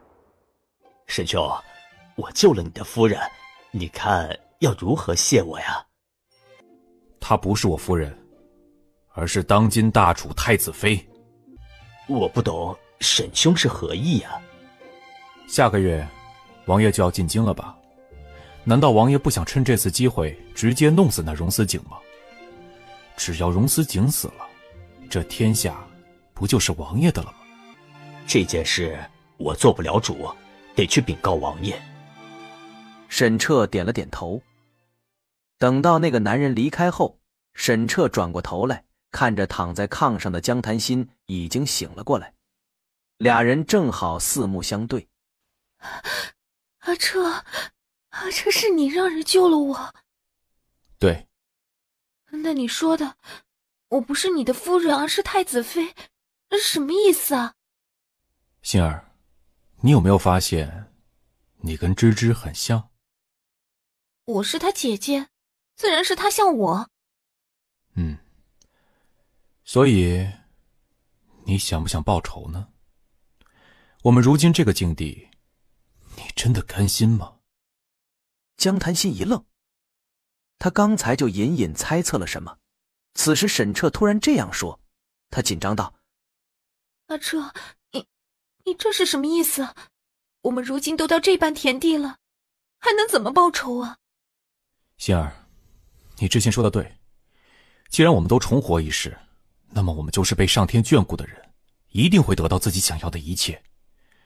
我已经联系上了荣不封，等下个月他会进京给太后拜寿，在那之前，我们会想办法把你送到东宫去，把芝芝给替换了。阿彻，真的可以吗？自然可以，到时候我们就可以一起里应外合，杀了太子，拥护荣不封夺得皇位，等待我们的就是数不尽的荣华富贵了呀。那你们到时候换走了江南枝的话，打算如何处置啊？等你代替了江南之后，这世间自然不会有第二个江南枝了。哼，江南枝，你休想要抢走我的一切！那江潭心坠崖后，生不见人，死不见尸。那个悬崖很高吗？他怎么会突然掉下去的？负责押送他的衙役说是因为发疯了，再加上雨天路滑，他就跌下去了。不过在悬崖下并没有看到他的尸体。江潭心心智强大，没那么容易发疯。突然坠崖又不见尸体，会不会有什么阴谋？荣思景看到他眉眼微皱，伸手握住他的手。芝芝，你放心吧，姑已经让人去追查了，而且戒严任何进出京城的人，除非他一辈子不回京城了，不然一出现就立刻把他抓住。殿下，您都不问臣妾为何对江潭心这样关注在意吗？虽然你对他的确是有一些过于在意了，但姑相信肯定是有你的理由。既然他站在你的对立面，那么势必也是姑的敌人，所以理由是什么反而不重要了。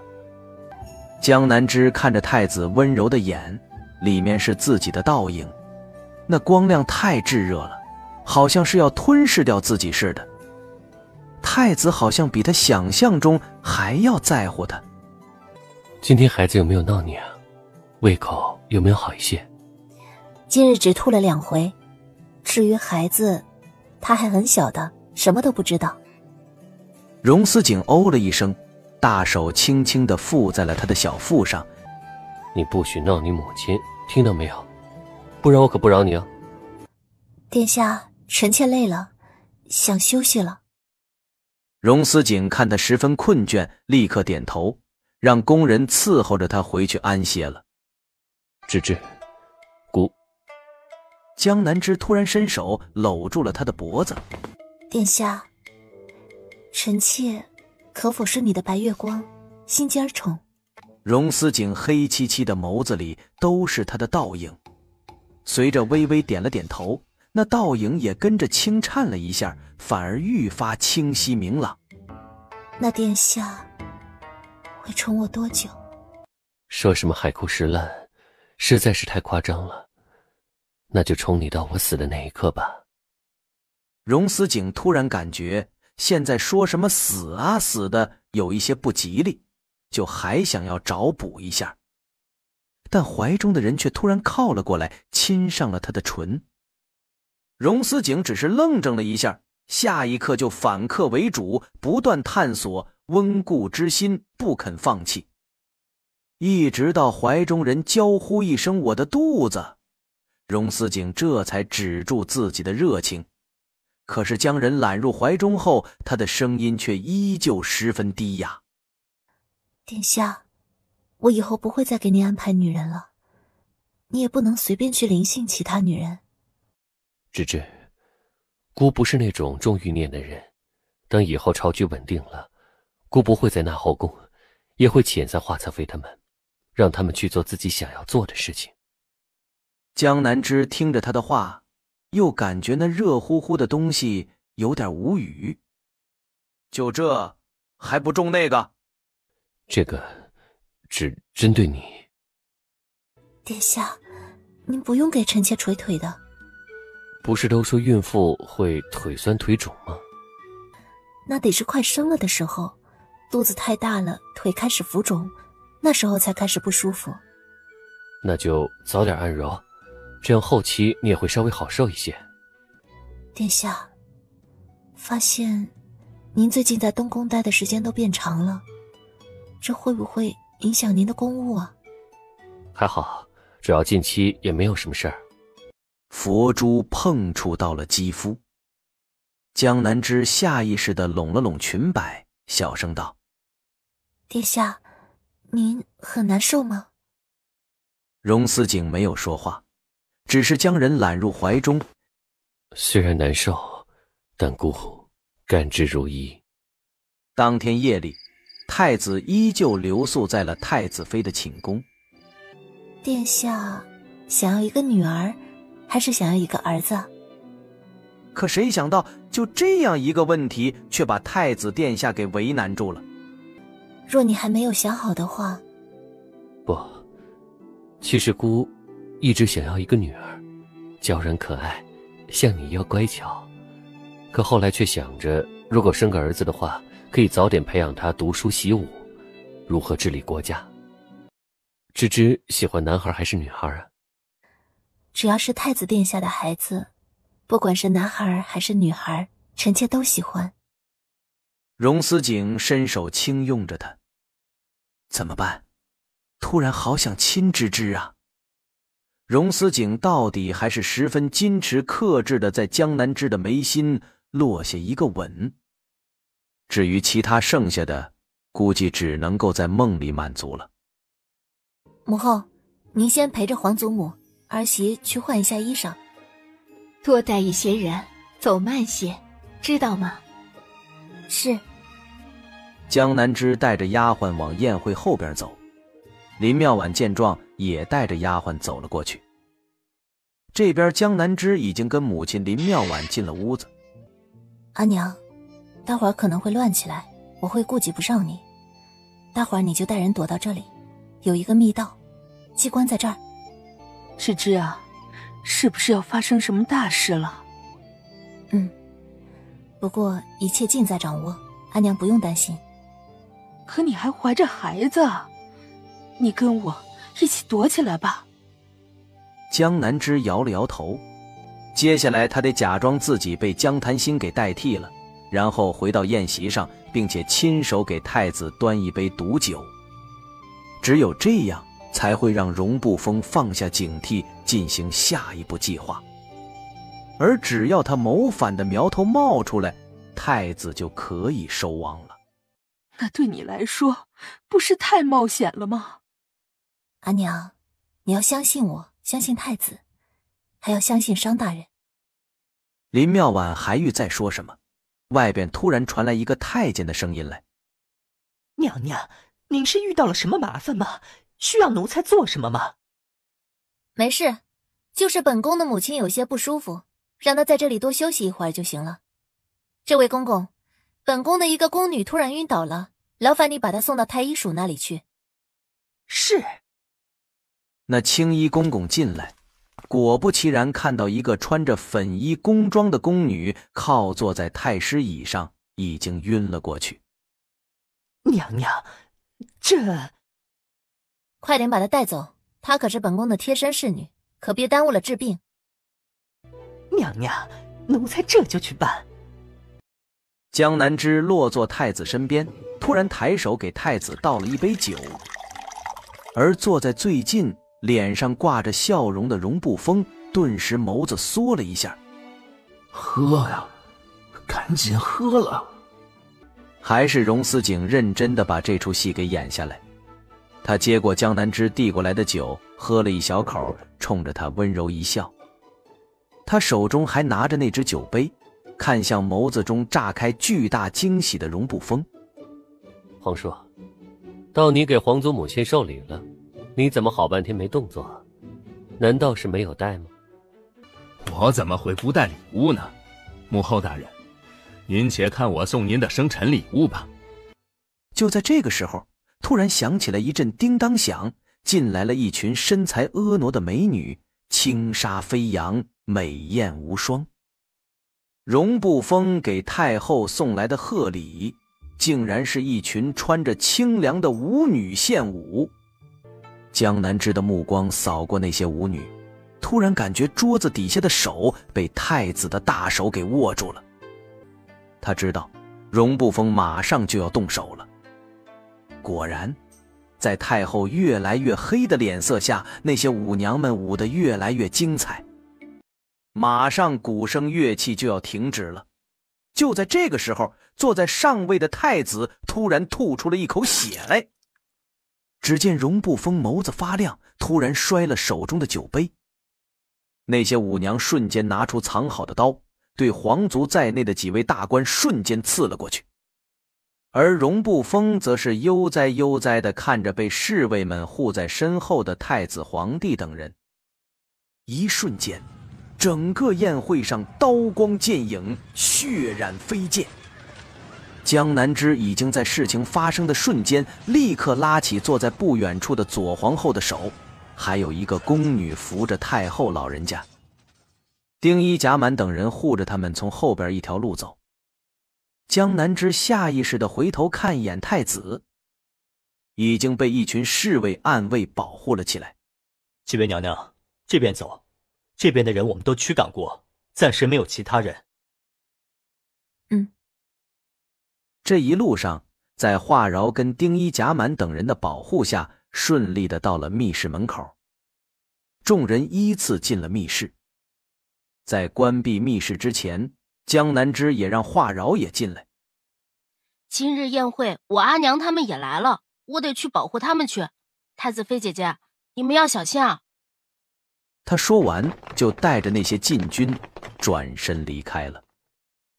华饶也是一个好姑娘，却被一直困在后院之中，白瞎了呀。不会的，她会有一个广阔的天地。石门慢慢地关上了，所有人都松了一口气。江南之脸色有一些发白，额间都是冷汗。芝芝，你没事吧？动胎气了？没事，就是跑得太急了，休息休息就好。母后，您不用太担心太子殿下，他都安排好了。那吐的一口血，是提前藏在牙齿之间的。这里真的安全吗？不会有坏人闯进来吧？太后的话音刚落，突然咔嚓一声，密室的大门竟然被打开了。看着沈彻出现的那一刻，江南之突然想起了一件事儿。那就是上一世沈彻是怎么死的。这个皇家密室十分隐蔽，但上一世却是沈彻用性命换来的秘密，他自然十分熟悉。沈彻带来的人太多了，奋力拼杀，未必没有活路，但很可能伤亡惨重。江南之轻咬了舌尖一下，脸上顿时绽放了一个惊喜的笑容。阿彻，你是来接我的吗？星儿，辛苦了。江氏，你怎能这样不守妇道？你可是小景的太子妃呀，你还怀着他的孩子，怎么能跟其他男人这样亲密？太后老人家，我才不是什么江南之。不过你说的对，当初本应该我江檀心加入东宫，成为太子妃呀。阿彻，你打算怎么收拾他们？杀了吗？太后一听，顿时被吓得一翻白眼儿，旁边的嬷嬷都要急哭了。沈彻刚要开口说皇后他们还有用，突然一只簪子抵住了他的脖颈。沈彻，让你的人都退出去。心儿，你是芝芝，你一定是芝芝。沈彻，如果你想要活的话，就让他们都让开。芝芝，你不会伤害我的，对吗？江南之又将簪子往里送了送。芝芝，你别动手，我这就让他们都退出去，都退出去！那些人听到沈彻的话，不断的往后退。让他们都走。你不过是想要抓了我们，跟荣不封邀功，但你也知道，现在大楚实际掌权者是太子，抓了身为太子妃的我，你不是更容易跟荣不封邀功吗？你虽然说的有道理，但是我不能牺牲你。芝芝，不管你信不信，我心中是有你的。江南之看到太后、皇后等人终于退到了一个安全的地方。江南之突然靠近沈彻的耳边，低声道：我怎么能对你不狠心呢？沈彻，因为我恨你啊。我恨你在城楼之上选了江檀心，却没有选我。沈彻却在极度错愕之中，猛然一把推开了江南之。但是他却忘记了，脖子上的伤本来不致命，毕竟簪子还扎着上面。可就因为他猛然将江南之给推开了，簪子也拔了出来，鲜红的血也跟着洒了出来。沈彻捂着脖子，眼珠子瞪着老大。你也是仇杀哥。就在这个时候，突然有人喊了一声趴下。贾满跟丁一更是快速的飞奔过来，护住了江南之。与此同时，数道箭雨飞了过来，沈彻的手下顿时被打得七零八落。沈彻本人更是被一箭射中了心口。他慢慢的回头，看到了骑马狂奔而来的太子荣思景。他竟然再次被荣思景杀了。但这却还没有结束，因为就在沈彻接二连三错愕的时候，突然一支小弩箭直接飞了过来，正中沈彻的眉心。江南之慢慢的收回手，冷漠的看着沈彻倒在了地上，彻底没了气息。接连各种刺激，一直紧绷着的江南之终于松了一口气，眼前一黑，跌倒下去。芝芝，荣思景终于在芝芝倒地之前，把人揽入怀中，大横抱了起来。叫洛神医来。是。其他叛军尸体正常处理，沈彻的尸体剁碎了喂野狗。这次足足持续了大半天的宫变彻底结束。宫内的事情虽然暂时解决了，但城外的仗还没有打完。小姐，你去忙吧，我留在这里陪陪芝芝。荣思景点了点头，他深深地看了一眼躺在床榻上的江南枝，这才转身迈步离开。莫穗，你去告诉商夫人，芝芝很好，不过累得睡着了，让她不用担心。等回头芝芝睡醒了，再让他们母女好好聊一聊。今日事情多，就让她先行回府吧。是。金碧辉煌的皇宫彻底安静了下来。江南枝缓缓睁开眼，看着坐在榻边的英俊男人，他温柔一笑。阿景。他刚从战场上下来，身上的铠甲褪去了，但浑身上下还有着血腥气。但在听到了这一声阿景后，整个人眸子璀璨发亮。芝芝，你终于愿意喊过阿景了。你之前不是说这不合规矩吗？臣妾想通了，殿下才是臣妾的规矩。殿下，你这是去城外了？虽然我们的军事实力更强一些，但荣不封的那些兵也很骁勇善战，我得亲自带兵，他们才会在气势上弱下去。如今大局已定，我们赢了，剩余溃散的逃兵也让人去追了。哦，芝芝，对不起，是我的疏忽。本以为那密室应该万无一失的，也不知道怎么就……殿下，这件事不怪你。你还记得江檀心能够梦到未来的一些事情吗？8成是他梦到了，然后把这件事告诉了沈彻。如果那个江檀心真的这样妖孽，看来势必是不能留了。说了好一会儿，江南枝突然好奇道：殿下，您一直都没有咳嗽？以后都不用咳嗽了。半个月后，荣思景继位，成为大楚新帝。太子妃江南枝成为皇后。江南枝做了皇后？哼，不可能，绝对不可能！明明我才是太子妃啊，我才是皇后啊！他突然想到了什么，抬起头对着铁栏外站着那一袭龙袍的金贵俊美男人。殿下，我跟你说，我是重生的，上一世我才是你的太子妃，才是你的皇后啊！所以呢？我可以帮你的，我未卜先知，可以帮你好多事情的。2年后会有叛军攻城，到时候荣不封会带人攻占了京。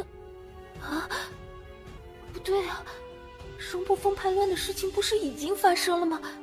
可是为什么会提前发生了？明明是要在2年后才对呀，为什么一切都跟上一世不一样了？为什么？既然你说自己是重生的，那么你是什么时候死的？我是什么时候死的？哦，我是在叛军攻入城的时候被江南枝害死的。他这个贱人，自己死就算了，竟然还拉着我一起跳了楼。江南枝，你个贱人，我恨你，我不会放过你的，你给我去死啊！看着癫狂的江檀心，荣思景厌恶的后退半步，给旁边的人使了一个眼色。暗卫进了牢房，将一碗黑色的东西灌入了江檀心的口中。明明我才是太子妃，我才是啊！最终，江檀心一动不动，七窍流血，气息全无。我不管你们之前是不是重生的，但以后生生世世，你们都休想重生，再去伤害芝芝。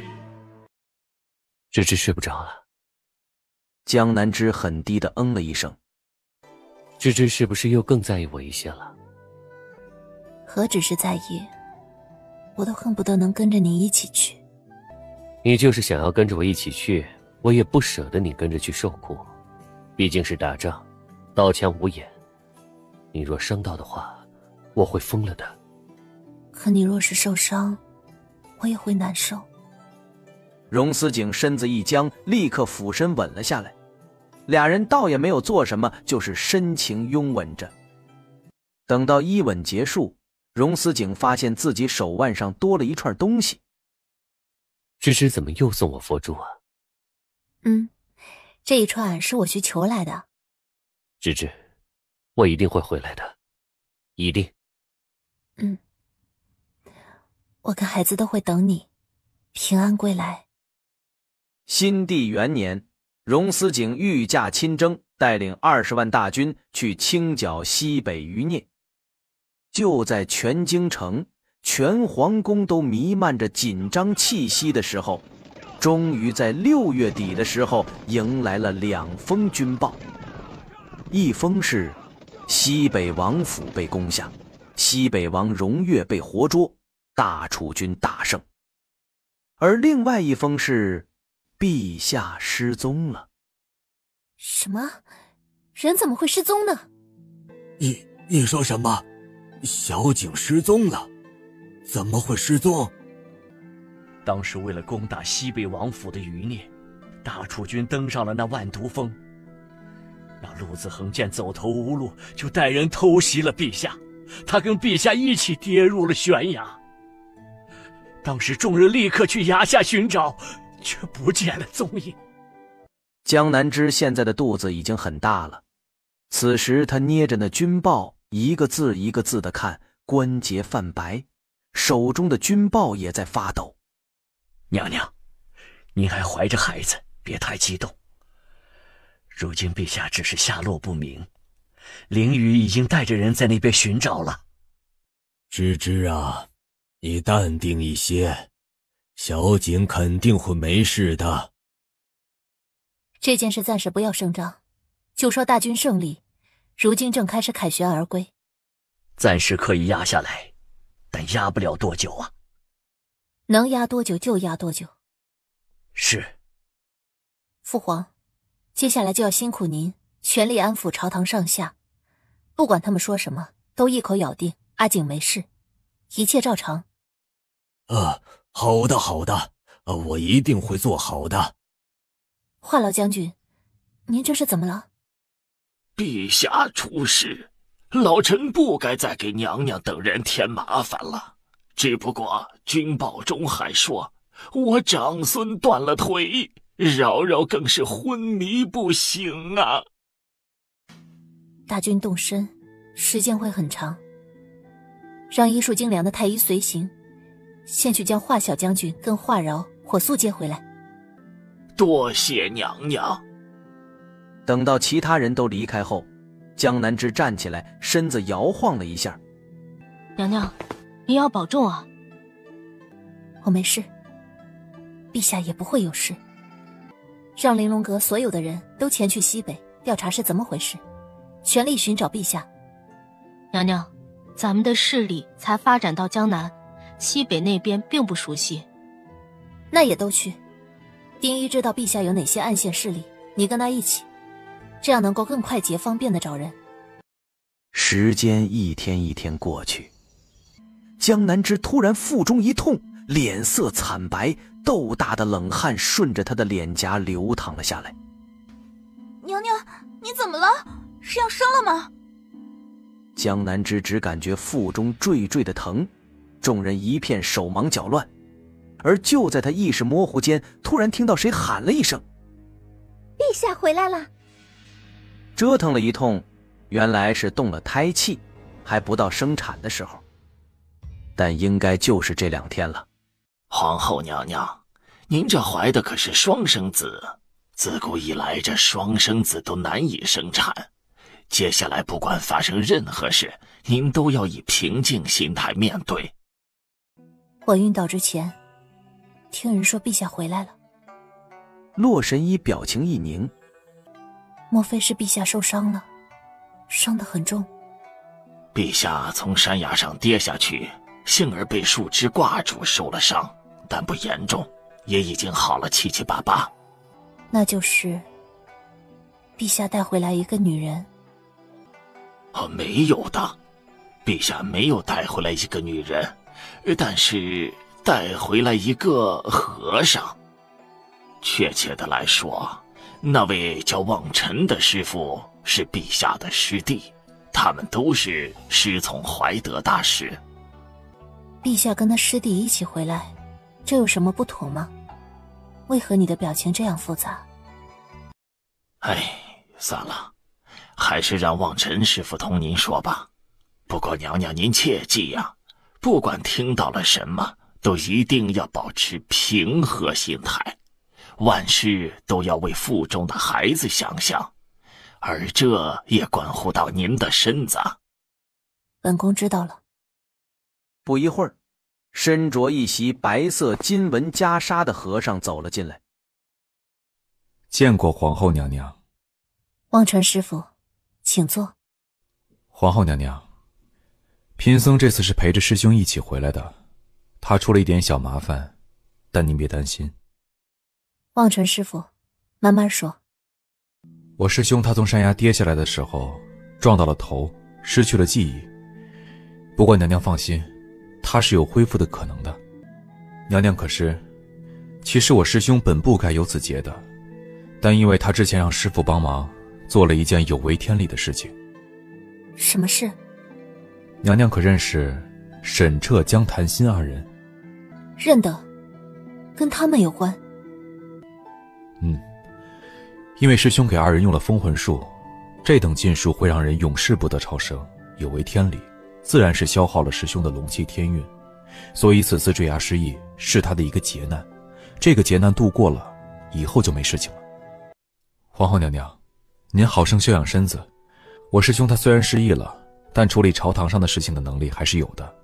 至于恢复记忆一事，只要慢慢接触一些原来的事情，肯定就会恢复得快一些。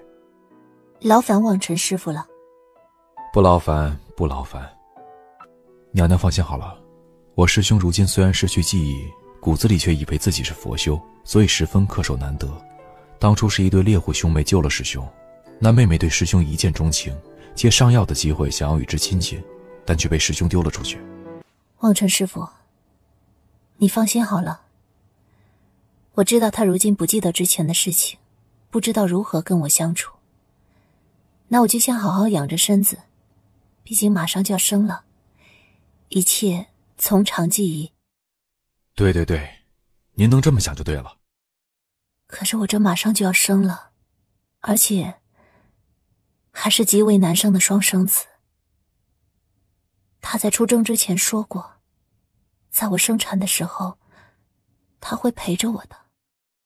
顾望尘一个和尚看了都感觉于心不忍，他只好又安抚了一番，转身快步走了。江南枝叹了一口气，看来这青蛙得回锅重煮了。虽然不知道荣思景为何突然今天中午要来跟自己一起用膳了，但就算是他不来，他也会想办法让他来。见过陛下。你都要生了，别行礼了。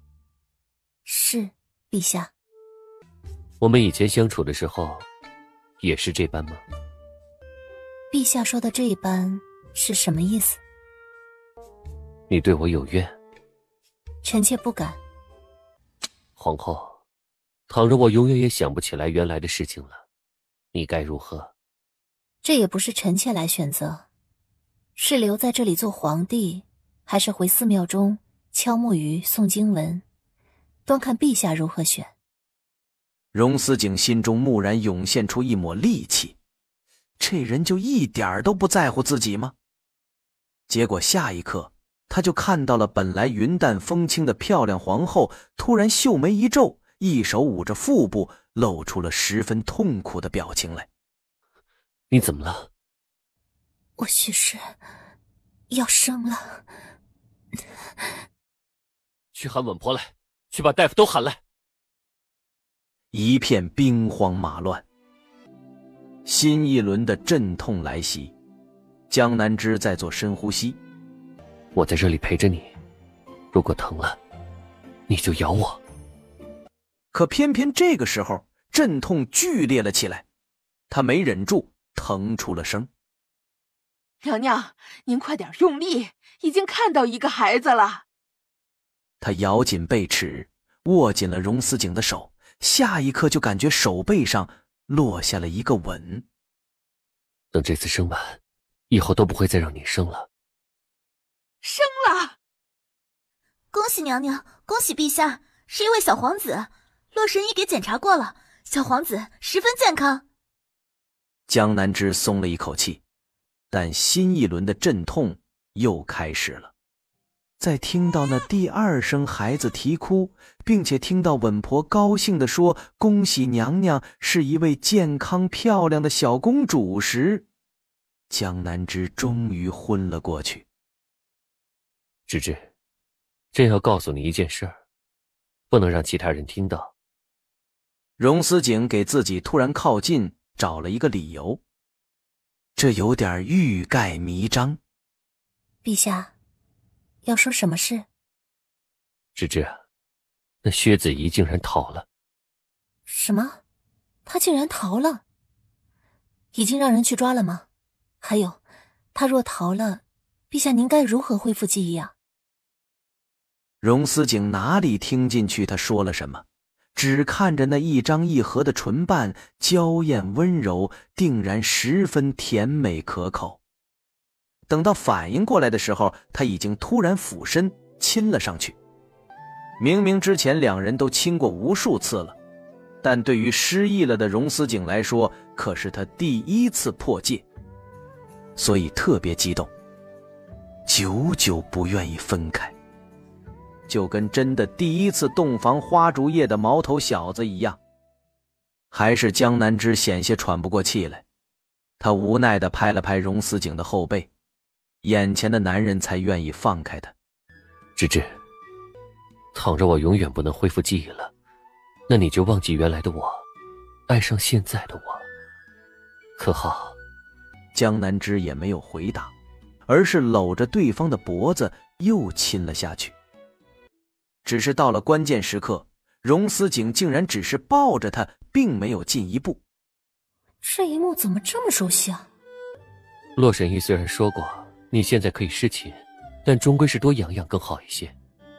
看着抱着自己的男人，额间的汗珠慢慢地滑落了下来。陛下，您想起来了吗？您原来就是这般在乎臣妾，这般心疼臣妾，所以失去的记忆就让我们一起来填满吧。本来已经打算鸣金收兵的荣思景，喉结再次滑动了一下。不过这池子不宜久泡，他直接将江南枝打横抱起来，走向了床榻。一夜旖旎过后，他的确是想起来许多事情，虽然不全面，但也知道了自己之前有多喜欢芝芝。陛下，你醒了。朕得去上朝，芝芝再多睡一会儿，已经让坤宁宫的人在外边等着伺候了。芝芝，我看着院子中的碗柜还有一些，我们正好一起去散散步，赏赏花。江南枝回过神来，点了点头。荣思景缓声对江南枝讲了如今的时局，比如西域的态度，比如过了年几个附属国的质子都会送过来了。陛下，不是自古以来都不让后宫干政吗？你怎么什么都对臣妾说呢？自古帝王有两种会不想让后宫干政，其一是没本事的，担心被女人比下去，让他颜面无存。可这种也最是可悲，因为他宁可将国家毁于一旦，也在意自己那该死的颜面。另外一种，就是自己有本事，但他的女人更有本事，且还有野心。他担心自己的女人野心太大，会让整个国家倾覆，所以才会提出不许后宫女子干政。那陛下是如何认为呢？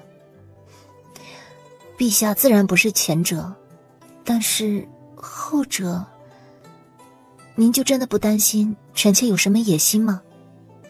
朕是第三种，朕自诩自己勤政爱民，姑且算是有一些本事。此外，朕知道芝芝也是有本事的人，不过你一向低调内敛而已。实际上，朕是希望你有一些野心的。为何？倘若我当初没有回来，死在了外头，那么孩子们还有母后他们，还有大楚，可能就都要托付给芝芝了。陛下，当初我出事的时候，你帮着父皇一起稳定朝局，你做得相当好。荣思景吻了吻他的眉心。这是朕当初从悬崖上掉落下去的时候，心中第二个念头。那另外一个念头呢？另外一个念头就是，我不想死，我还没有跟芝芝白头偕老。江南枝突然踮起脚尖，搂着荣思景的脖子亲了上去。荣思景愣了一下，但下